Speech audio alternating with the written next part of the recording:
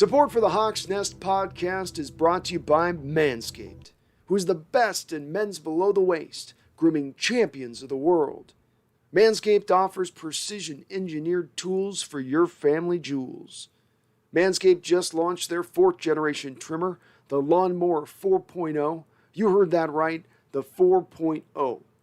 Join over 2 million men worldwide who trust Manscaped with this exclusive offer just for you. 20% off and free worldwide shipping with my code NEST, N-E-S-T, at manscaped.com.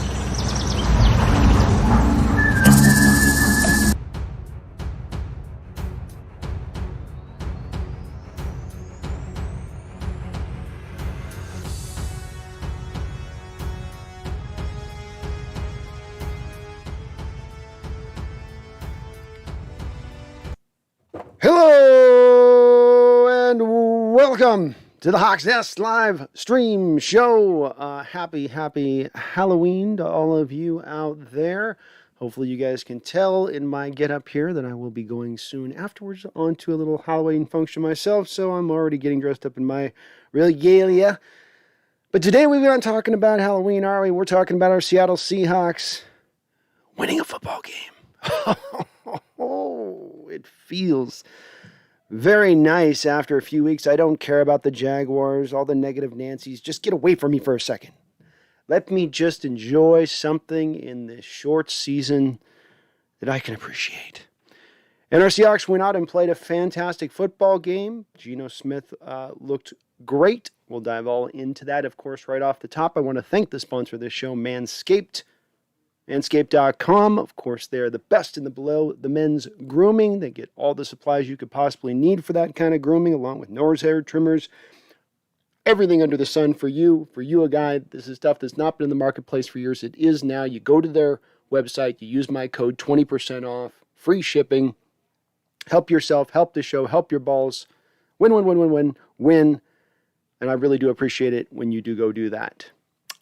But let's get on into this win. Shall we? Let's get into it. Just a very well-played game across the deck. There's a lot of different people that we're going to be able to appreciate.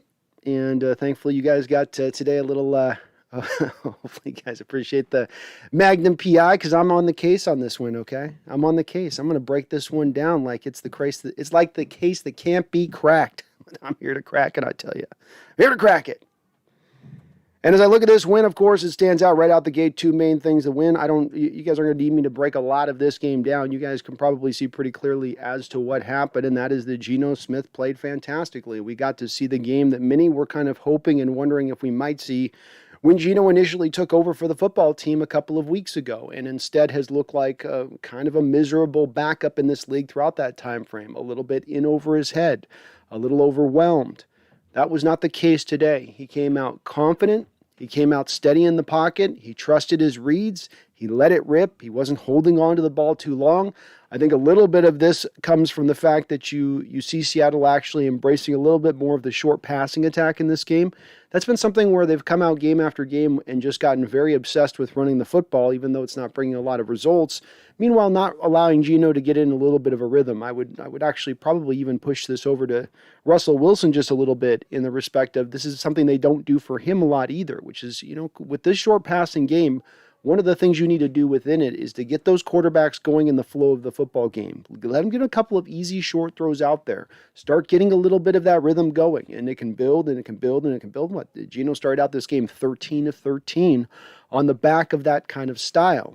They still tried to mix a little bit of the run in there, but you could see within the balance of that they were getting more from the passing game, far more from the passing game than they were the running game. And this passing game was not them doing the typical hole shot stuff that we see with the Seahawks offense time and time again, where they go deep down the football field, but instead, short, steady. How many 8-yard in-cutting routes did we see to Tyler Lockett today? Just the things we've not seen enough and often enough within this offense, which frankly I thought we'd see a little bit more of throughout the course of the season. But it was on wide display today. Geno was great. He threw some absolutely fantastic throws. The one throw to Lockett that didn't go for a touchdown early on, he just feathered that ball out there just perfectly into Lockett. He put a couple of throws where just really only his guy could get it in this football game. You got the fade route up to DK Metcalf, a guy that a lot of people would say can't high point a ball. I've always maintained he just needs to get more consistent at it. He's shown it to you at times in flashes of doing the play that he did on Shaquille Griffin, where he mossed him over the top of the goal line and then went in there. As well, DK beat Shaquille Griffin again down on the goal line on a little in and out route, which again, to those folks out there that have been lamenting a little bit of the loss of Shaquille Griffin, maybe you guys can understand a little bit more. Now, look, one game is not everything, and I know Shaquille's been okay for the Jaguars throughout this year, but in watching a little bit of that performance, maybe you can better understand just a little bit why in going out there and paying this guy $14.5 million per year, you're just not going to get those kind of returns on the football field for that amount of money you're paying for that guy. But DK was fantastic on those two plays. Really, again, helped him out down the goal line to be able to throw the ball down there because they couldn't really run as much here against Jacksonville. Again, continues to be a little concerning at how sometimes a little bit inept we are at running the football. Even when Alex Collins is getting his yards, he's usually getting it with a guy penetrating into the backfield and him having to break an initial tackle before he can then get up the field. I think that's one of the reasons he's had the most success out of any of the running backs we've seen out there. We've also got to point out to the other side of what drove this victory, and that was, of course, the defensive performance. They darn near had a shutout in this football game. They played fantastic football across the board. You first come out, and again, you fit to the formula of the type of what Coach Carroll wants to drive home when he wants to have his defense play any given team. It doesn't matter the opponent. This is the formula that is applied for every single opponent along the way. And that formula is first we stop the run, we force them into a one-dimensional attack, and then good things happen within that. And by good things, I mean a tipped ball that turns into an interception, maybe just a misthrown football that turns into an interception, as we saw in the Quandre Diggs play that he picked off down on the Seattle Seahawks side of the football field. And again, Jaguars could never really get much of the running game going. So you finish off this game with Trevor Lawrence at 51 attempts, and you look at their running game, which is stifled, helped that James Robinson went out, but this is a Jaguar running game that's been very good this year. There is again your formula of how Coach Carroll would like to apply his defense to a given offense. The question, though, does come into play here because you're going to hear a lot about this week and folks telling you that everything's been turned around with this defense, that it's all now back to front, that everything's back to good. And I think that we've got to caution that a little bit in the respect of, yes, we've seen 3 good weeks of performances out on the football field, but all 3 of these weeks have the same thing in common. You're not playing against a top-end offense at this point. You're not playing against the best of the best. You're not even playing against what I would consider maybe slightly above league average type offenses like the Tennessee Titans, like the Minnesota Vikings, who absolutely took our Seattle Seahawks out to the woodshed defensively. Until we get that kind of real performance laced in, and I know some people will go, but wait, the Rams game in the first half. Well, yes, but there's always the second half of that Ram game, and then we also have to build in a little bit of the fact that, to me, Stafford missed a couple of throws in that game that I'm not so sure he consistently misses if you play that game out 10 times in the same way. Maybe the finger would have been just as bad. They did do good in that first half. There's signs of life from this defense. Certainly great to see Darrell Taylor get back on the football field. You again felt his presence out there as a pass rusher, I thought. Dunlap showed up for not the first time. He has showed up as a run stopper this year. He showed up as a run stopper early in this game. But then as a pass rusher in this game, I thought he was starting to do better. He can't get a holding call for his life, but he was able at least a couple times to bat a few different balls down at the line of scrimmage and still drive some impact home as far as a pass rusher from that standpoint of things. We've also got to tip our hat to Bobby Wagner. 14 tackles in this game, 7 solo tackles. He was at one point a couple of games ago on pace for about 190 tackles on the season, which is just a phenomenal amount. I am just about putting the finishing touches on an article right now where I sort of posit where I think Bobby Wagner sits in the pathos of NFL history among middle linebackers and where his exact rank would be if you kind of wanted to quantitative it, put in the right spot. I don't know if a lot of people will agree with where I put him, but I definitely think he has cracked the top 10, and he is the one guy in that top 10 list of top middle linebackers of all time who is the guy who is still playing right now. So the arrow only gets to go up for Bobby, whether or not he's lost a step or two or whether or not he's prime Bobby anymore. Irrelevant. So the defense played great. Back end was absolutely awesome across the board. We had no weak links in the secondary today. Everybody was playing solidly. Sidney Jones was out there. I think he's out there in place of DJ Reed, who I'm guessing has a little bit of an injury he's probably dealing with. Trey Brown just looked great out there. Ugo Amadi, I thought, probably played his best game of the season. Even on the initial route he gets beat on to start this game off, where they run a little rub route concept and he gets caught behind. He recovers quickly. He's out there and makes the tackle almost instantaneously after the catch. He came up as a tackler. He was pretty solid in coverage overall. He got tested quite a bit in this football game, but I thought he really showed you what he can kind of do when it's all rolling. Jamal Adams flashing all over the football field. Again, didn't have any of those what people maybe want from him at times, being the interception or the forced fumble. But he just came out there and gave you 10 good, solid tackles. Him and Jordan Brooks are both two guys out there laying a lot of lumber, if you guys know what I mean in that respect. I mean, they are trying to knock some guys out when they're coming downhill on them, which is good to see for a defense that wants to, at least to some degree, impart its sense of physicality upon the offense when it can. But hard to pick anything apart in this game. I mean, hell, even Jason Myers made a field goal kick today. Dixon was money as ever. We'll see where you guys' thoughts are across the board, but it's kind of all positive today. Again, I think the one question I will be asked before I bend over here into the chat is, does this turn around the hopes of the season? Is this the indicator it all goes on? And it's really not. Everything still remains in the pocket in the place that it's been prior to this. This is a fantastic win, but as I came into this game, you guys talking about it, what did I say? I said this is better than a 10-point win. And a lot of people know the Jags. No, it's the Jags. We may not be the best of the best. We may not yet be the very good, but we're not the bad. We're not quite to that stage of things as far as where our team is at. And that's where people were kind of putting us, who were predicting a bit of a loss in this particular football game. So I expected the win.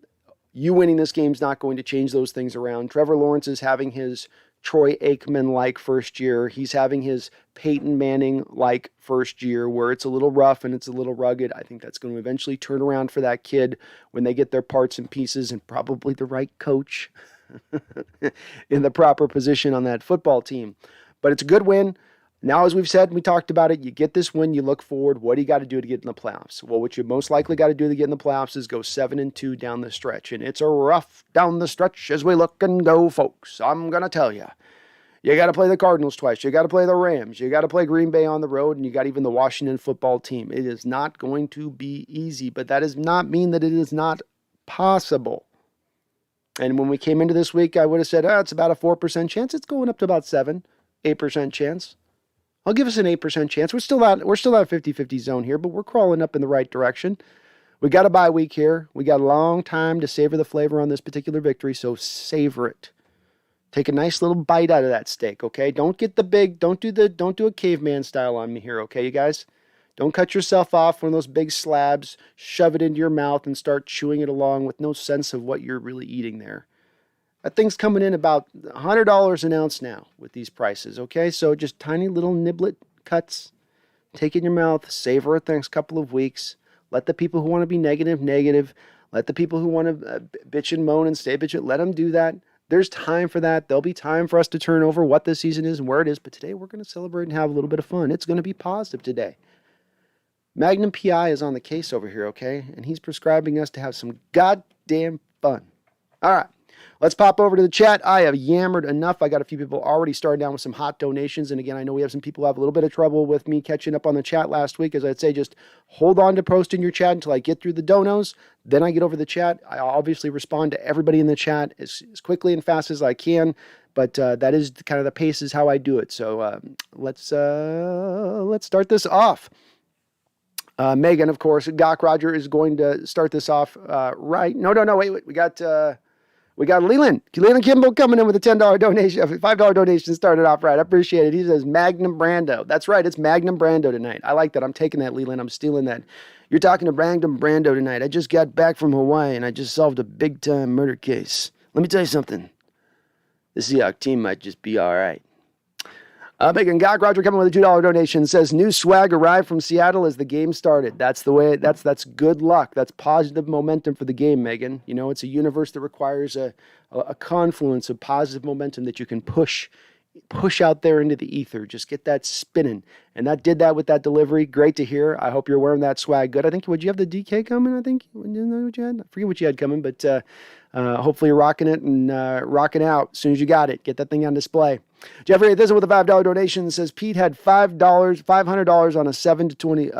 Pete had $500 on a 7 to 24 score. Why he looked pissed when we scored on the kickoff. He's doing a little bit of Pete Rose, Jeffrey. Did a little bit of retirement planning already there with a little bit of back-end betting.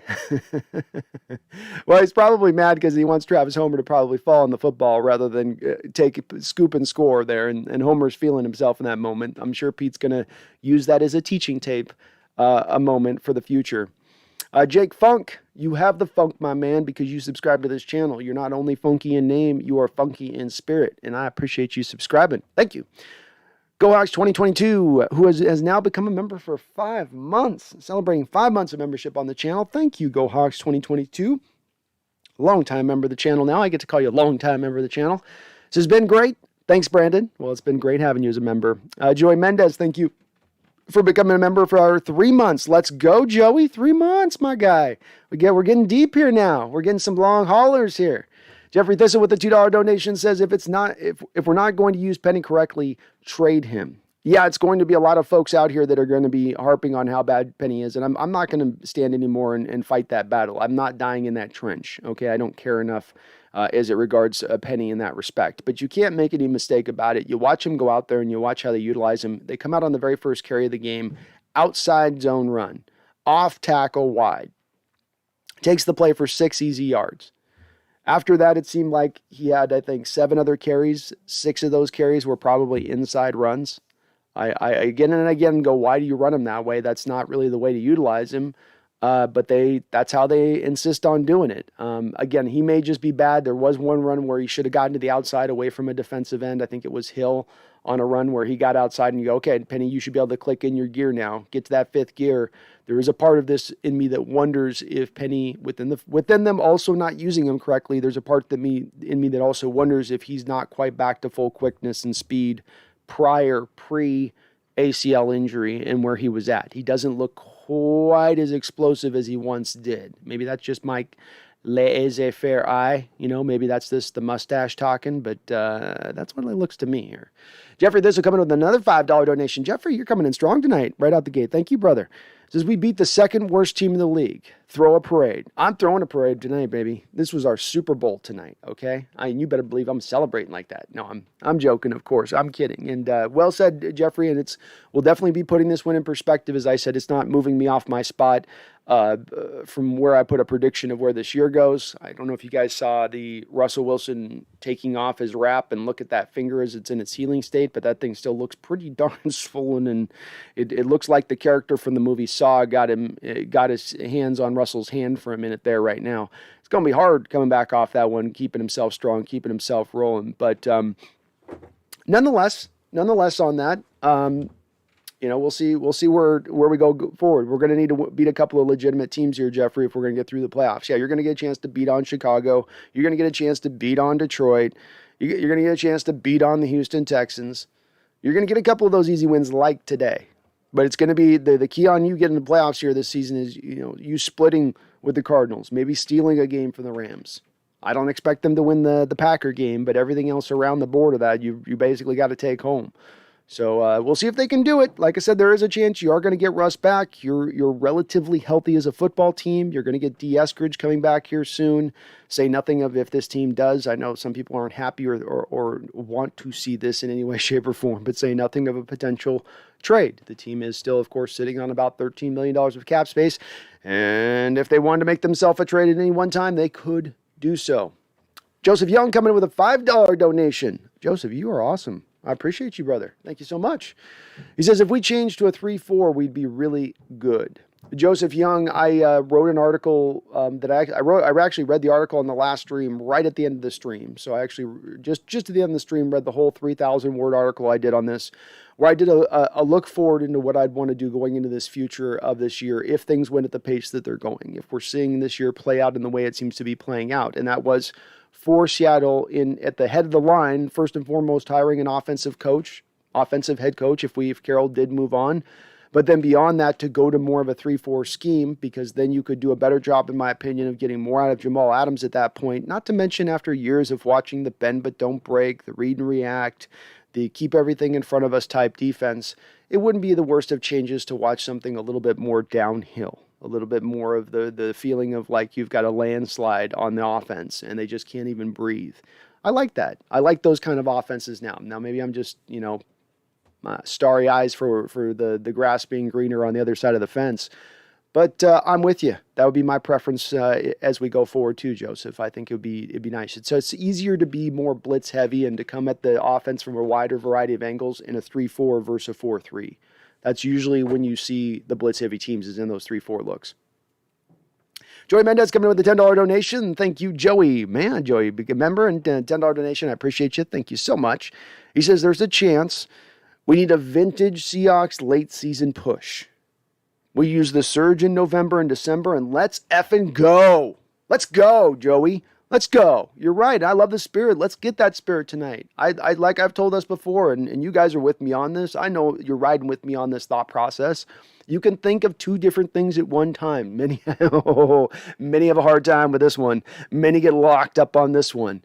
I can think in my one lane. I think my one lane. I don't ask me to think multiple things at once. We can think about the future and what looks like it could be going a different way, but at the same point in time, we can keep that candle in the windowsill, can't we?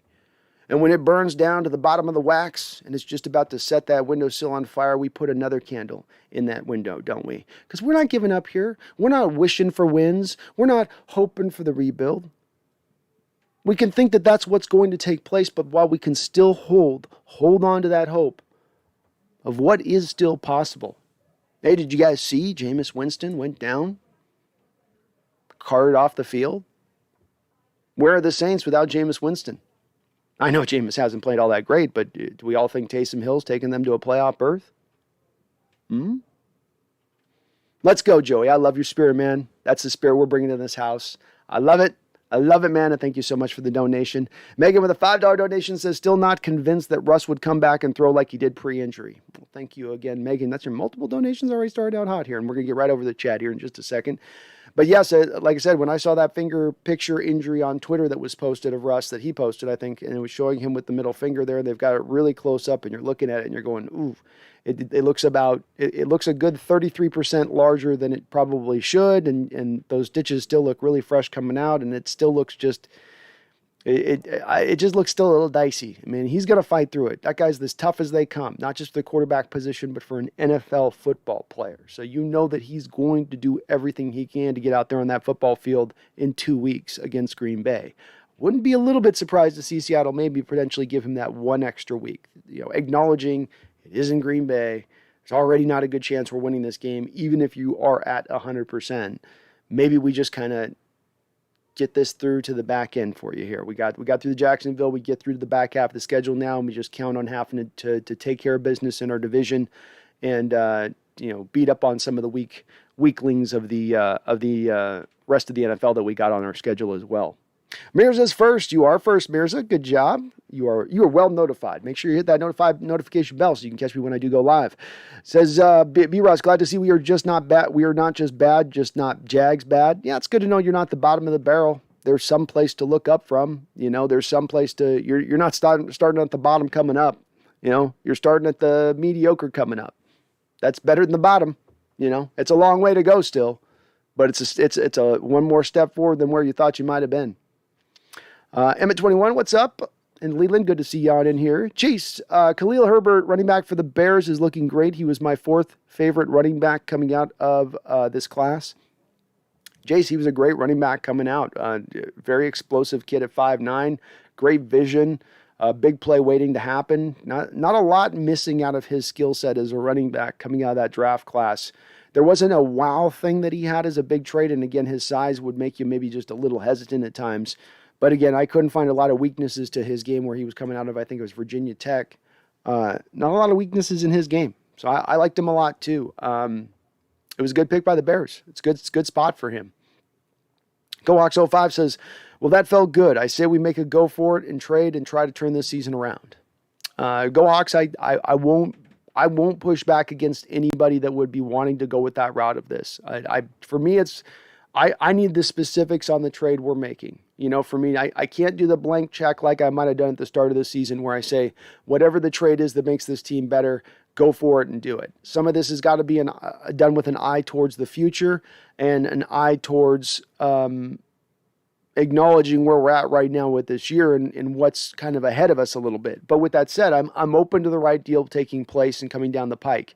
If you use 3/4 of this if you use all this $13 million of money up, it's really, to me, that's not that big of a deal. I'm not as adverse to giving up on the money this year and having that to roll into next year's cap. Fine, spend the money this year. It's more of just don't give up a ton of draft capital, especially if we're going to be starting really far behind the ball moving into the future here, if it is a rebuild. And we've got to rebuild everything. Rebuild the coach, rebuild off the quarterback, et cetera, et cetera.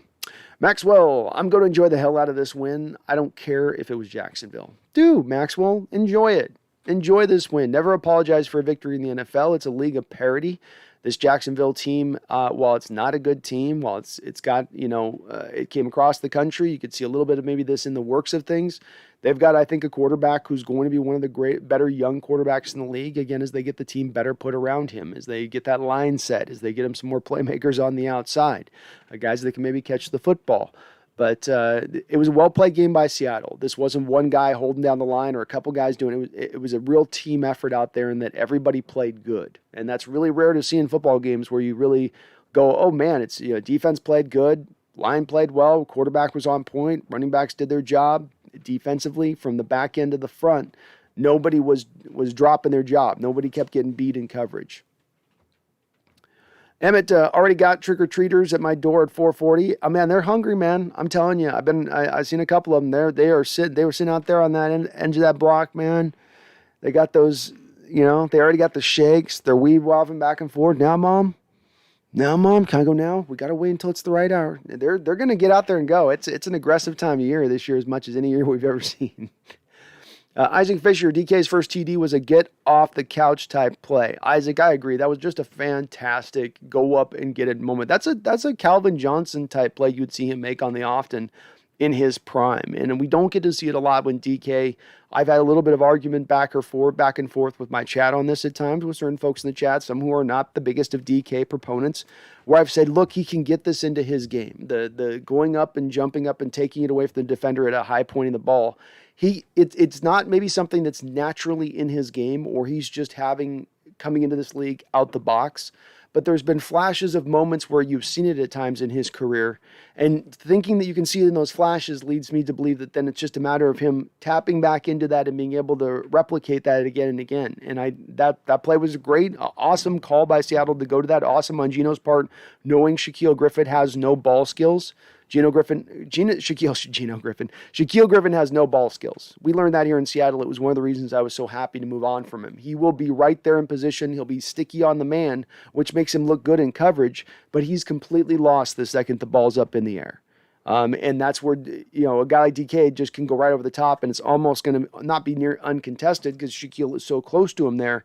But it becomes a play where, it makes it a little bit easier for DK to make that play, but it's still a fantastic play on his part, keeping his feet in bounds. Just another game for me where I come away with that with DK, where, look, he only gets six catches in this football game. He was only targeted 6 times, so he made all the catches he could on the targets that he was given. We only threw the ball 24 times in this game in total, and half of those throws were tied to Tyler Lockett. So he did with what he could. And when you look at DK through we're past the quarter part of the year now, moving almost to the halfway point of the year, to me, he's doing everything we could want him to do up until this point as a young player. I mean, you can want him to be a 2,000-yard guy, but he is an ascending football player in this league, an ascending wide receiver in this league. And one of the reasons why, as I've said, I'm okay. There's few guys right now on this roster I want to spend any money on going forward. He's one of those guys I'm going to give the contract to. He's one of the guys who I've got to place on my football team going forward. And there is some disagreement with me on the chat on that, but I hold that line.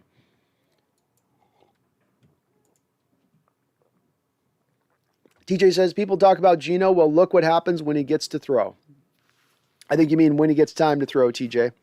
Some of it was that. I think some of it though too was them. To my eyes on this, TJ, was that they were embracing throwing the short passing attack today, and that's been something that's just not been instituted enough in our offensive passing attack, especially early in football games. And they really brought it in this game, I thought, really well. Geno still threw a couple balls down the field, but it was just mainly that short stuff that they kept hammering. And that's all built on just getting the quarterback to his back foot and getting the ball out of his hands. No thinking. It's the offensive line's best friend because they don't have to hold their block for quite so long as those long developing pass plays. But it was good. Good pass protection today, too.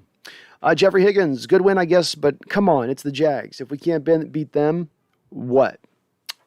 Well said, Jeffrey. And I don't think as far as anybody's going to tell you today that this is something that turns around the fate of tomorrow for our Seahawks. I mean, that's a little bit written already to what it's going to be. But people are, I think you got to let people have their enjoyment of this win at the same time. This has been a really tough year. We've been handed as many bitter pills to swallow as you possibly could. We've been handed more bitter pills than a geriatric in a hospice. And it's been one after the other. Looks like Coach Carroll's era is coming down here. Take this horse pill. Oh God! Look, Russell Wilson injured for the first time in his career. Here, take this one down. Oh no, I don't want to have any more. Defense is historically bad. Once again, here you go. Oh, I can stop. No more. Oh, and then finally we get a game where we get to take a team out to the woodshed. So I'm okay with enjoying it. Jeffrey, I don't think anybody's going to look at this game and make them view the season any differently versus what it was coming into it. Maxwell Stern says DK is a monster. He is a monster from the deep that we have unleashed upon the NFL.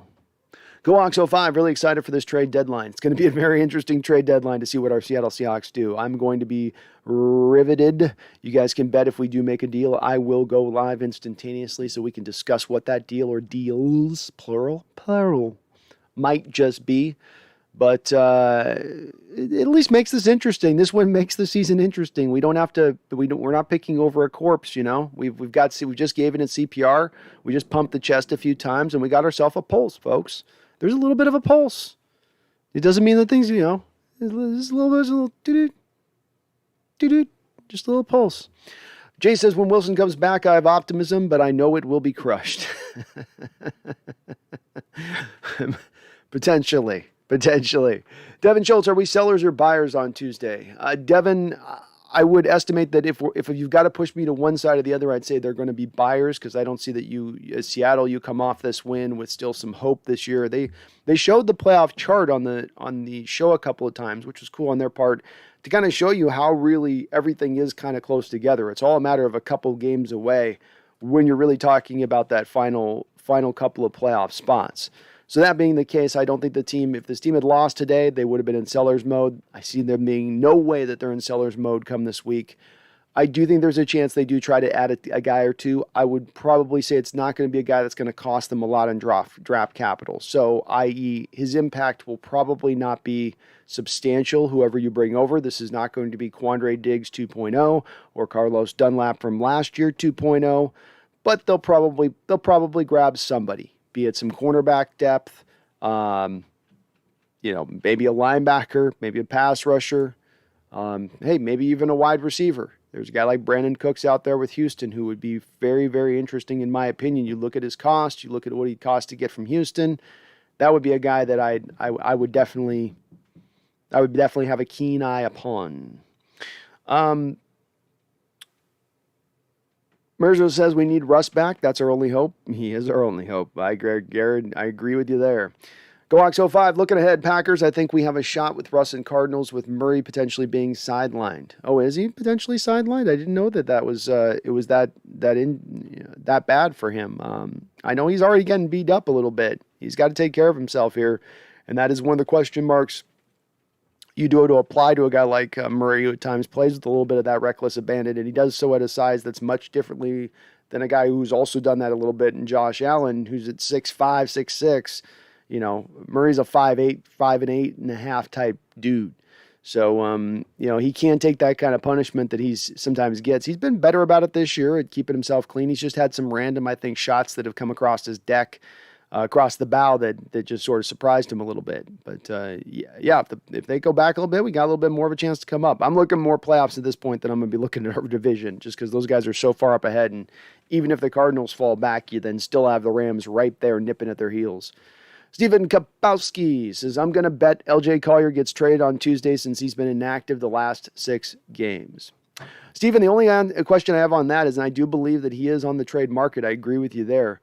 Who gives up anything for LJ Collier? Like, what has LJ Collier showed on the football field in 3 years to give anybody the understanding that he's worth even a 7th-round pick to trade for him? I don't know that there's a team out there that would be that interested in him. You would have had to have really loved your scouting report for him coming out of college at this point to make that kind of deal. Seattle's offering him, but I would be, much like with Rashad Penny, I just don't think on these 2 players right now that there's any value in them league-wide.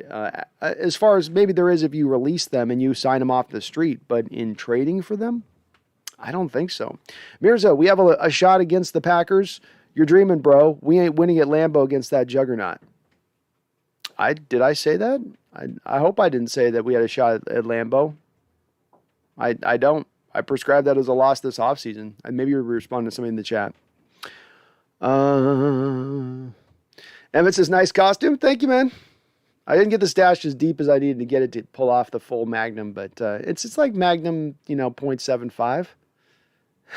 Go on, Magnum Brandon. That's right. Insert colorful metaphor. What's up, 12s? We played a more dysfunctional team than us and won. Hooray. Hooray indeed. Chris Smith, Magnum PI or Holmgren? How about a little bit of both, Chris? A little bit of both. And shout out to Mike Holmgren, inducted into the Ring of Honor. A well-deserved place. We'll talk probably a little bit more about it as the stream goes along, but one of the things that I've long contended for folks that do push towards Pete Carroll being the starter of the winning culture here in Seattle, or the originator of that, I often say that it's really not the case. That Carroll came in and built this grand building upon somewhat of the groundwork that was laid with Holmgren, and what Holmgren did was come in here and took a city that didn't know how to win, didn't even know what winning looked like, in a lot of ways was more similar to Cincinnati than any other team in the league, or Detroit, and took that team and very quickly turned them into a winner, and did so with a very steady hand. As far as, just like with Carroll, he was a guy at the top coming in the door who had a lot of big personnel decisions that he made that were the personnel decisions that ended up helping them get their best success, be it Hutchinson, Alexander, signing Robbie Tobeck, drafting Darrell Jackson. You kind of can go down the line on a lot of different moves he made. And he did a great job with it here to kind of institute that. What do you have, 4 or 5 division titles here in his time? I think 9 years he was here, or 10 years. And while, you had a little bit of a dip there right at the end with him in his final year, and then more the next year. Once Carroll got back in here into that 7-9 season that he had in his first year, you got back and did win a division. So, props to Mike Holmgren. Well earned. He deserves to be in this Ring of Honor. He absolutely does. I would say both him and Chuck Knox both deserve. If there's 2 coaches who deserve, I think Knox is in there, I believe. But those would be the 2, along with, of course, Carroll someday, who will absolutely deserve to be in there as well. Green Kid, nice and healthy for Green Bay in 2 weeks. Yep, we'll be good to go for Green Bay in a couple weeks. It'll be an interesting game. I do think Green Bay's offense is really going to have its way with this defense, and Rodgers is going to watch a lot of this early season tape, and he's going to write a lot of those notes down in what the Vikings did and what the Titans did. But if we want those people out there there will be those people who say that they feel like the defense is starting to turn the corner. Those people are going to be given a lot more ammunition to their point. If you go into Green Bay and you hold Green Bay even under 25 points, I mean, you would definitely, even at that point, go, wow, maybe they are kind of starting to put the pieces together here, starting to kind of come together maybe a little bit. Megan Gock Roger with another $5 donation. Megan, you're coming solid tonight again, but you're always coming strong and solid. One of the big donators to this channel. Much appreciated, Megan. She says, Carroll said himself that Holmgren laid the foundation for him to be a winning coach. I did not know that, Megan. I was just saying that on my own. So I was not aware Carroll even had said that. So I was pulling that out of my own behind. But it just feels that way as you live through it. You know, as you've been through, I'm into my, let's see, 1, 2, 3, 4 decades of watching football now. So you get different eras and get different times. And when we signed Mike Holmgren, we were able to get him from the Green Bay Packers, a Green Bay team that he took to back-to-back Super Bowls there as a coach, a guy that went to Green Bay much like he was coming to Seattle. He went to Green Bay at this time, and this is forgotten about now because Green Bay's been so good for so long. But he created the foundations for 2 organizations in that respect. One reason that he does belong in the Hall of Fame. The groundwork he laid with Green Bay is what has allowed them to continue as the winning organization they've been even upwards through today, even long after he's gone past. And the same thing is true here in Seattle. But that was what you saw as a fan, as a longtime suffering Seattle fan, when Holmgren came in, as you saw a guy who took this team that wasn't a preeminent winning team. He didn't get it over to take over a blue blood organization like the Pittsburgh Steelers or the Dallas Cowboys. He was taking the Green Bay Packers, who, though they're a blue blood organization, hadn't really won at that point in 25 years, since the days of Bart Starr and Ray Nitschke.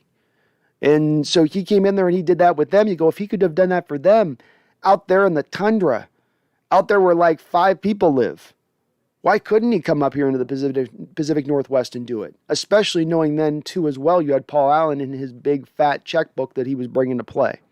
And sure enough, that's what they were able to accomplish with it. But great job by Mike Holmgren, again, the Ring of Honor, and he absolutely should be a Hall of Fame coach at some point or time. It's kind of silly that he has not yet gotten in as a Hall of Fame coach. He deserves it. Elliot Clark with a $10 donation. Elliot, thank you, sir. I appreciate it very much. It says, DK Metcalf lays down serious business when he's focused. We're going to need to free up some cap space from him when we do need to re-sign him. I don't know that we're going to need to free up a lot of cap space to do it at the current pace of what I would expect it to go down at, Elliot. And thank you for the $10 donation. Part of what I was doing in that article that I wrote was looking a little bit at the future of the Seattle Seahawks draft capital as it pertains to not only this offseason, but then the offseason after that. And the way I see it is some of this is going to be based a little bit around whether or not you keep Bobby, whether or not you keep Russell, kind of a lot of those moving parts. But even if you decided to essentially keep Russell, I'm doing a little bit of math in my head here, it'd be 146, and you wanted to keep Bobby or not restructure Bobby, which I'd expect they would do, you're still going to have probably somewhere in the neighborhood of $30 million to go out there and spend on DK. You have other free agents at that point. You'll have your Gerald Everett, your Ethan Posick, Brandon Shell, some defensive linemen, of course, are going to be freed up at that point. So you're not going to have a ton of money if you kept Bobby and Russ, but there is still plenty of money to go out there and make the deal for DK. And by my math and my numbers on this, even if you were to set a groundbreaking kind of contract to DK at like $28 million per year, you could still lower down the first year cap hit of that deal in 2022 at something like about $13.5 or $14 million. So he's going to cost a lot. It will be pricey, but when you do look forward at the contract situation or the cap situation for our Seattle Seahawks over the next couple of years, and some of this depends on Russell Wilson, some of this depends on Bobby Wagner, of course, 2 of your bigger parts you're paying, you're not in the worst of positions to be able to pay the kid. But he's going to earn himself money here. He's played in every single football game that he could in his first 3 seasons. He's been consistent, and to my eyes, I mean, I don't know what he's on pace for right now at this point, but he's going to be darn near on pace to just barely maybe eclipse what he did last year. I'm again a guy that I've got in my long-term future plans, and you're going to have a hard time talking me out of it. Maxwell, we just beat the best team in the league, right? Yeah, or the second or third best, I'd say. You know, they're probably not the best, like far and away the Jaguars are the best, but like a second, third place team, you know, like that. They're like that, just barely behind number 1. You know, it's like Buffalo Bills, Jacksonville Jaguars. You know what I mean? Mirza Magnum. Did you rent a red Ferrari too, Brandon? Well, I was going to try to maybe get a holster, but then that seemed a little bit much. Renting the red Ferrari was definitely seemingly over the top. How about this? I'll tell you I rented it, but it's just out there in the garage. I can't show you guys because the camera's stuck here. But you just have to take my word for it. it's in the back. I'm going to take it out for some drag racing, and also to solve a few cases here after the live stream. Insert colorful metaphor. That says, "What up, Magnum PI? What's up? How's it going?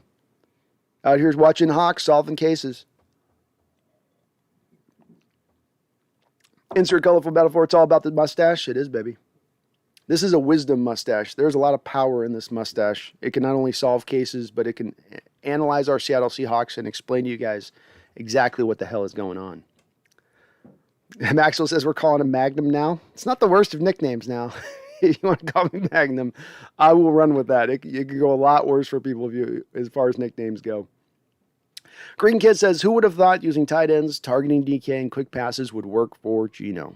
Yeah, it's a little infuriating, isn't it, Green Kid, when you see a strategy that like you and I'm sure a lot here in the chat, along with myself, have been sort of asking. I sort of feel like almost since game one, I've been asking the Seahawks to institute this a little bit, which is if you're going to put a short passing attack into play as a team, you want to usually do so on the back of starting out with a few throws. Even if you're a team that wants to run a lot, even if you're a team dealing with a backup quarterback, it's just the nature of, it's hard to have a quarterback come out there through the first two drives and maybe he has one or two passes, and one of those passes he had to throw 15, 20 yards down the field, as opposed to a quarterback that comes out the gate and he's got 5 of 6, 7 of 9, and he's throwing just tight little out routes, curl routes, stuff that should reasonably be open, especially against a heavy zone defense like you were facing today. And that's where we should see more of this going forward, in my opinion. They should, especially if Russell is this is, of course, built upon Russell's health a little bit, but if Russell is able to come back and feel relatively well throwing the ball, then they should do more of it when he comes back as well. I think he would fit to it, but it does require you to commit to it. You can't just get fretted off. If you have one possession where you have a couple of incomplete passes and you go, boy, we didn't even run the ball, and we had a couple of these balls fall off the fingertips on 4-year ball, and what did we even get there with that? You got to, this stuff takes some commitment to it. You can't just turn it on and off like a light switch and hope for it to be super explosive for you. It just doesn't quite work that way, in my opinion. But I love that they did it today. This was a little bit like what we saw in the Colts game, a little bit of this is your blueprint method as an offense to be successful in this scheme. It's not attacking deep down the field. There'll be a couple of those shots throughout the game. It's taking the short stuff, especially against the zone-based teams that are going to give it to you.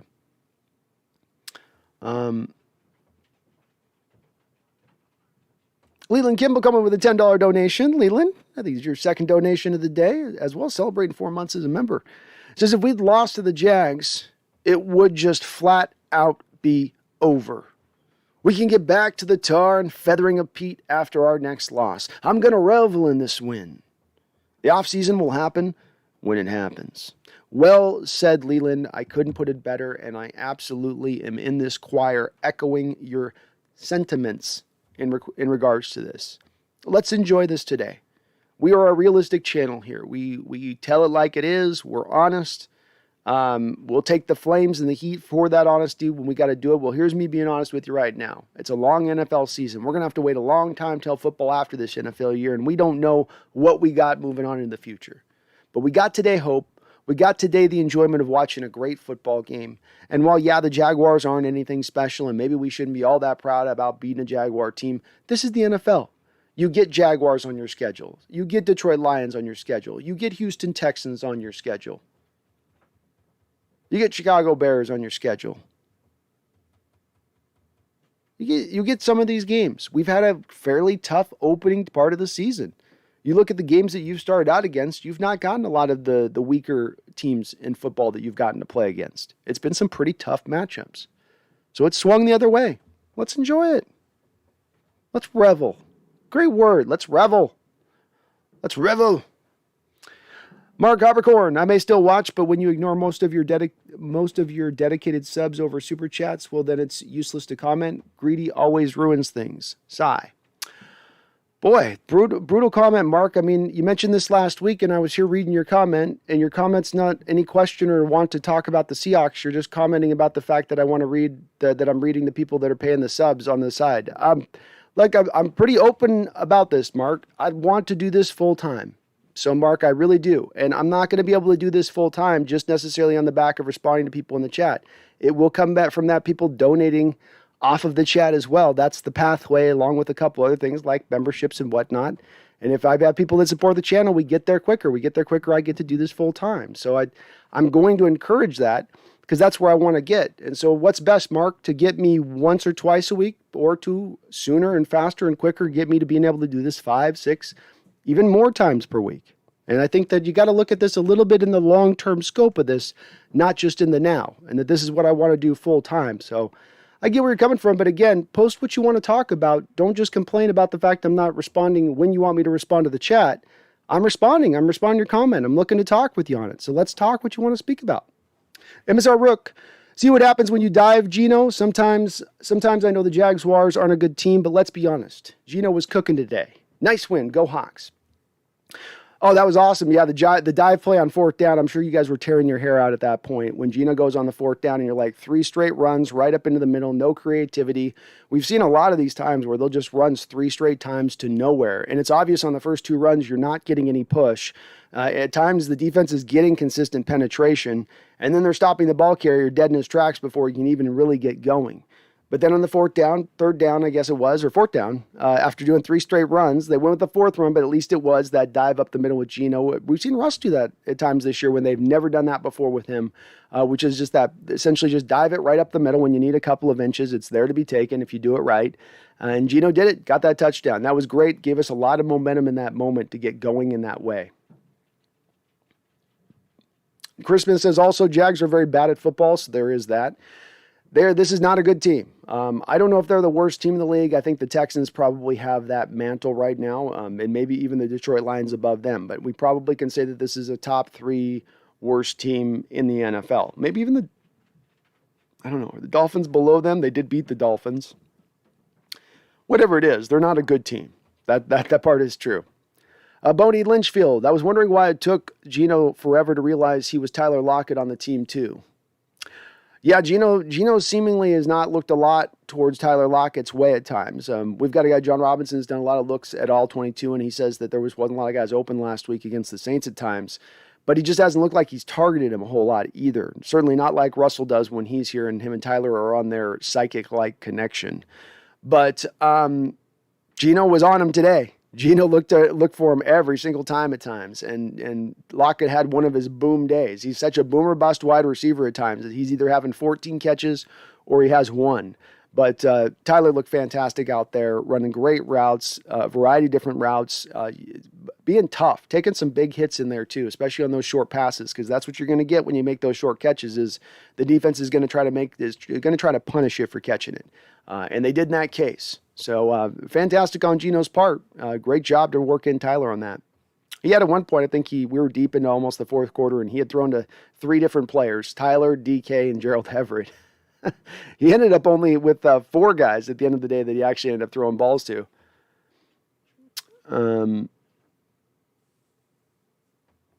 Bodine, I was wondering why it took Gino forever to realize he has Tyler Lockett on the team toes.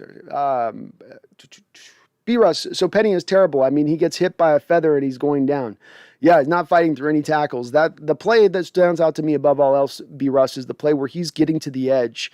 And you've got Josh Allen, who's a very good, that's the best Jacksonville player, one of the best players on the football field today. But that run in that space, when you're getting the thing this is your bread and butter, Penny. This is you getting to the edge. This is you using your speed now, and to not get away and turn on the jets there and just be able to run by him like we've seen him do at times in the past when he's had a defensive end like that out on him in space. That was kind of eye-opening for me a little bit. Jay Einstein says, why can't our offensive line play like this every week? Because you're playing against a much different, talented defensive line than you normally have been playing against. The Los Angeles Rams, the Steelers, the Saints, these are 3 of the top 8 probably front sevens in football. 3 of the top 10 front sevens in football. Or at least better defenses in football. Let's put it that way, if not front sevens. Now this game you went against a bottom 5 front 7, so it's a bit of a difference in competition level of what you're going up against and a wide difference of what you've been going against prior. The offensive line kind of is what it is, which is that this is a marginal group. This is a group that maybe is at its best day average, and that they're not changing anytime soon. And I don't know if there's really a trade out there you can make to improve this group outside of going after a guy like maybe Jason Kelsey at this point, but that's such a long shot. I can't see it happening. David Kimber says, when I benched Lockett because Geno wasn't passing to him. Oh, no. Poor fantasy guys. I can't blame you either because that's being a smart fantasy play. You go, obviously, Geno doesn't have he can't do the off-script stuff with Tyler that Russell does. He's not looking his way. They're barely throwing the football. Let me get a different receiver out there. And, of course, then this week, Geno just basically is peppering him the football for 3 quarters. Ryan Eddy says, first time on chat, still a chance this year. Do you think Pete let Waldron cook? You were awesome. Ryan Eddy, you were awesome. Thank you for jumping in the chat. I appreciate you on that. There's still a chance. You know, I like what I like to say, and I harp on this a little bit, Ryan, because there are people that get very emotional on these kind of subjects. But there's things you can look at this year through a couple of different lenses. You can look at it through the lens of likelihood, where it started to start out this bad and get back in the playoffs and then make any kind of hay in the playoffs and then hope to ever even get to a conference championship, much less a Super Bowl. But at the same point in time, there is the chance there. Like I was saying, you're going to have wins against the Detroit Lions, the Chicago Bears, the Houston Texans. That's 6 wins right there. 10 wins get you into the playoffs. So you got to get 4 more wins from the remaining games outside of those teams. Is that possible? Yeah, it's possible. Absolutely. Do I think Pete let Waldron cook? My wonder is maybe if Pete let Waldron move a little bit away more from the running game if it wasn't showing success early on, rather than trying to stick with the running game throughout the whole game, even when it wasn't working like we kind of have been up until this point. It seemed like they were more embracing throwing the football a little more often this game. They went with a couple more times of running up tempo when they've done none of that in recent games prior. And I think that is a little bit of Carroll maybe unleashing just a tiny bit, letting the reins off just a little bit for Coach Waldron to really be able to run and implement his offense appropriately. Megan says, I've never been happier to be wrong about this team as I was today. That's awesome. Mirza, in a nutshell, we watched a pro team play a college team. Kind of. I mean, they're a pro team. Jaguars are a pro team, I think. They're just one of the worst in the league, you know? Happy Lamb says, congrats for the mustache. Thank you, Happy. I'm rocking it proud today. Voodoo Magic, are you Magnum PI? Pass interference? That's right. I'm overturning all the pass interference calls out there. That's right. I'm Magnum PI. That's very good, Voodoo. I see what you did there. That was nice. JDM says, hey, Brandon, Geno looked like the Geno goat meme. I'm hopeful Carroll allows for this kind of offensive attack for the remaining time here. What are the chances that Russell sits for the Green Bay game? I think there's a good chance that Russell sits for the Green Bay game. And the reasoning on that is that an extra week of healing with a finger injury like this has just got to only help. You're going to go into a cold Green Bay environment probably at that point, which maybe isn't going to be great for the finger and where it's at as far as healing, stiffness, all that type of stuff. You're already looking at this Green Bay game prior to the start of this year, and you're thinking, we're probably not going to go into Green Bay and win this game. That's with a healthy Russell, just by the nature of being Green Bay and being winter and being what you've looked at the success of our Seahawks teams under Carroll going into Green Bay. Just put all that together, it doesn't look good. So there's a good chance just based on that factor alone, if they looked at it intelligently, that they would go, okay, let's just let him, let's call this a day on this one. We'll move it forward to the next game. We'll have our epic end of the year run at that point. But Geno did look great today, man. I did not know Geno had that in him. I frankly didn't. I thought Geno had a relatively decent amount of football in him that he could show you better than what he's shown us prior in the last couple games, but I didn't know he was going to start out third. Like, no NFL quarterback this year has started out, I think it was 13 for 13. No quarterback started out like that this year. So I didn't think he had that in him. Megan says, DK versus Griffin was interesting to watch given that he was a Seahawk. It was. It's fun to watch that matchup, Megan, because you know how many days they go at it against each other in practice. And they both know each other's little tricks of the trade. They both know what one wants to lean to. They know how to take away what the other wants to do. I think Seattle used a bit of that to their advantage more than Griffin used it to his advantage. DK on going up and high pointing that ball, using Shaq's lack of ball skills to his advantage. And then on the in-cutting out route, getting Shaq to flip his hips open and change direction. They know that that's where you can kind of get him a little bit. He wants to go forward and back in kind of one direction, so to speak, to be at his best. So I thought that was a great job on their part with that as well. But DK got the better of him. B-Russ says, damn, DK Moss shacked pretty bad on that first touchdown by him. He did indeed. He went right up over the top. He climbed that ladder. And not one of those not one of those stool ladders. I'm talking about one of those extended ladders. Jordan Chivas, sorry. Mirza, if Russ comes back sharp and ready, we have a chance to run the table. Offensive line has to keep him clean. He ain't Superman. Very well said. Very well said. I think the little bit of in this, though, Mirza, is a little bit of what I've kind of talked about to start this show out, which is that if you commit to throwing the short pass, commit to just getting the ball out of the quarterback's hand on that back step, fifth step drop, three-step drop, that's what's going to help that offensive line out quite a bit. It's the 7-step drops. It's holding on to the ball, waiting for the secondary stuff to happen. This is where the pass rush will get to you, whether it's Jacksonville, Pittsburgh, or the Saints. That's the part where they've got to own it a little bit, and it's going to take the dedication to running the new offense to do it, not slipping back into the old. And that's going to be kind of the key for that type of success moving forward. B-Russ says, I really think Penny should not be getting snaps at this point. Even when he runs outside, he has shown he can't beat anybody to the sideline. Dallas got as much yards in 1 carry as Penny's 7. I can't argue with that, B-Russ. I can't argue with it. I backed him for a long time, but I can't do that anymore. I understand where people are coming from on their cynicism as it pertains to Rashad Penny. Jay Porter, Penny had 7 carries and averaged 1 yard a carry. Averaged 1.5 last week. He shouldn't get another touch. I'd rather see DJ and Homer get those touches. Both of those guys have been more productive in the limited carries that they've had than what Penny's been given this year. And some of that I think is you're misusing in the way you use Penny. But then again, I will not push back against those folks who say, I'm done with Penny. I'm done with the Rashad Penny experience. I've seen enough. I can't argue with those folks on that. And that if I'm leaning towards giving more pennies, if I'm leaning towards giving more carries, I give it to the other guys. Jeffrey Thistle says the Saints beat Brady. They did beat Brady today, but the key with them is if they lost their quarterback for the year, that's going to change their outlook going forward, no doubt about it.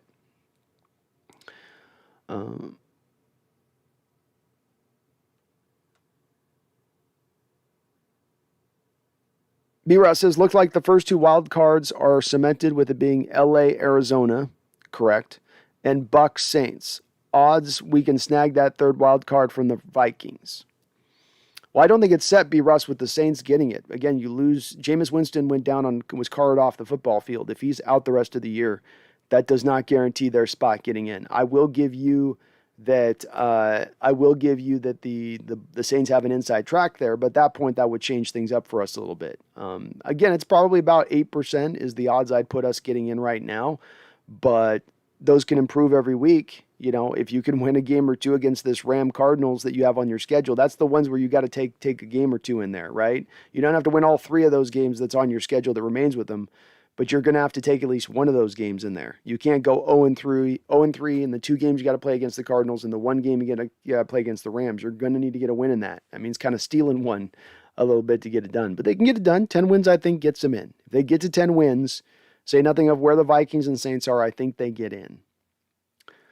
Ethan Tech World, I can go to bed with a smile. Very well, you should. You should be smiling today. It was a good win.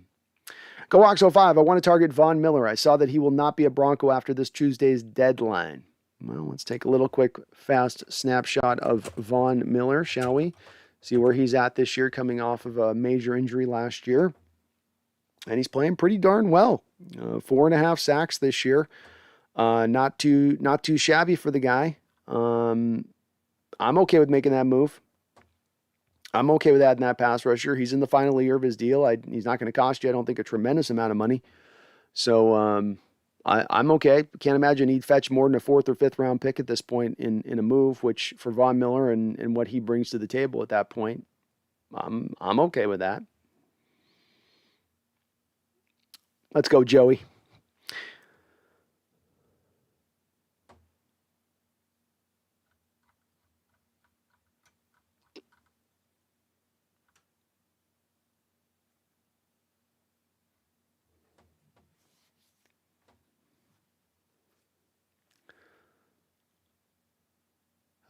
Nick Z. Red. That drive, we returned it to their territory and ran 3 straight plays and took a delay to set up a 4th and 6. Still don't quite sit right with me. Was that the Jaguars that happened to, or Seahawks that happened to? I know there was a 3-play. We did the 3 straight runs, but then wasn't that the Geno sneak? I thought that happened to the Jags. I don't like the 3 straight runs in a row, no matter what Nixie read. I don't like that offensively. We've done it. We did it twice last week to open the game and then later on in the game, and it's not working whenever we do it. It's not getting you a first down. You're not going, okay, we have 1st and 10. We're going to run 3 straight times and we're getting a first down. Damn it! It doesn't work. You never get it. You never get it. You don't have a good enough running offense to get that done. You don't have a running offense where you can have a defense and it goes, we know they're running the ball 100% here. And then that you're just good enough to blow guys off the ball and open up holes for your running back to get the yards at that point. You just don't, it's the reality of it. We just don't have that kind of line to get that done. And it's infuriating, especially when you have days like today where you're throwing the ball so proficiently, so efficiently, and so productively. Maverick Consulting Group. I'll take the dub, even though it was the Jags. Hey, take the dub, Maverick Consulting Group. I'm with you on this, man. Take it. You know what I mean? We're going to just take it and enjoy it. That's what we got to do with this. It's hard to get wins in the NFL, man. It is. It's going to be hard to get wins in this year's NFL. So let's just savor that flavor.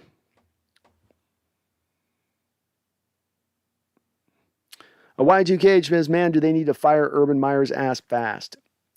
He's probably not going to last past this year, I would say, at this point, Y2K. If that's where we're looking at where his trajectory is going, I think it's been a pretty bumpy road to begin things for Mr. Meyer. Go Hawks 2022, drafting. Do other teams miss on picks like Carroll does? Seems he misses a ton. I understand a lot of players do not make it. Someday I'll try to do a little more of an overview look at other teams that we can compare the Seattle Seahawks to. I'm probably not going to do like full-on 32 teams across the board where we look at what they've done for the last 4 or 5 years. But let's say we put a couple comparisons up against other teams. We'll look at teams within our own division, maybe a Rams team, a Saints team maybe. Again, just kind of a couple different teams we look at, see what they've done drafting-wise over the last few years, and then reference it against the Seahawks. My given instinct on it is that the Seahawks have been worse. My theory on why the Seattle Seahawks are worse has to do with a little bit of that control that Carroll emits over this organization at every turn, and that sometimes it's not trusting the scouts and trusting other people in positions to get those players. And again, I'm basing this on my gut, admittedly. I don't have a lot to back this up, but he is the guy that's got the final say at a lot of times. And I think he has a tendency in moments to fall in love with certain players, even if maybe some of those personnel guys would be like, Pete, I know you like this guy, but there's this other guy here, I don't know. We don't have enough inside information at the end of the day to make a real key assertion, a key understanding, I should say, as to what is causing this. But that's where I go to in my mind on it, is because it's been your drafting gets so up and down at times, and it seems so sometimes schizophrenic in the directions it goes, and we'll collect more picks. No, we'll trade up multiple picks for this guy. No, we'll collect more picks. No, we want this guy, and how you go about it. But hard to say exactly. Maverick Consulting Group, Geno has to stop taking those sacks for huge losses, FF. Well, he did today. I thought he did a pretty good job today of not taking as much today. He came in this game, in 2 games, he had been sacked 10 times. In this game, he took 3 sacks. Now, to your point, he gave up 35 yards on those 3 sacks that he got taken on. So that's quite still a bit. But did a better job today, Maverick, I thought, of getting the ball out of his hands, which is what we want to see from him. Just get the ball out of your hands.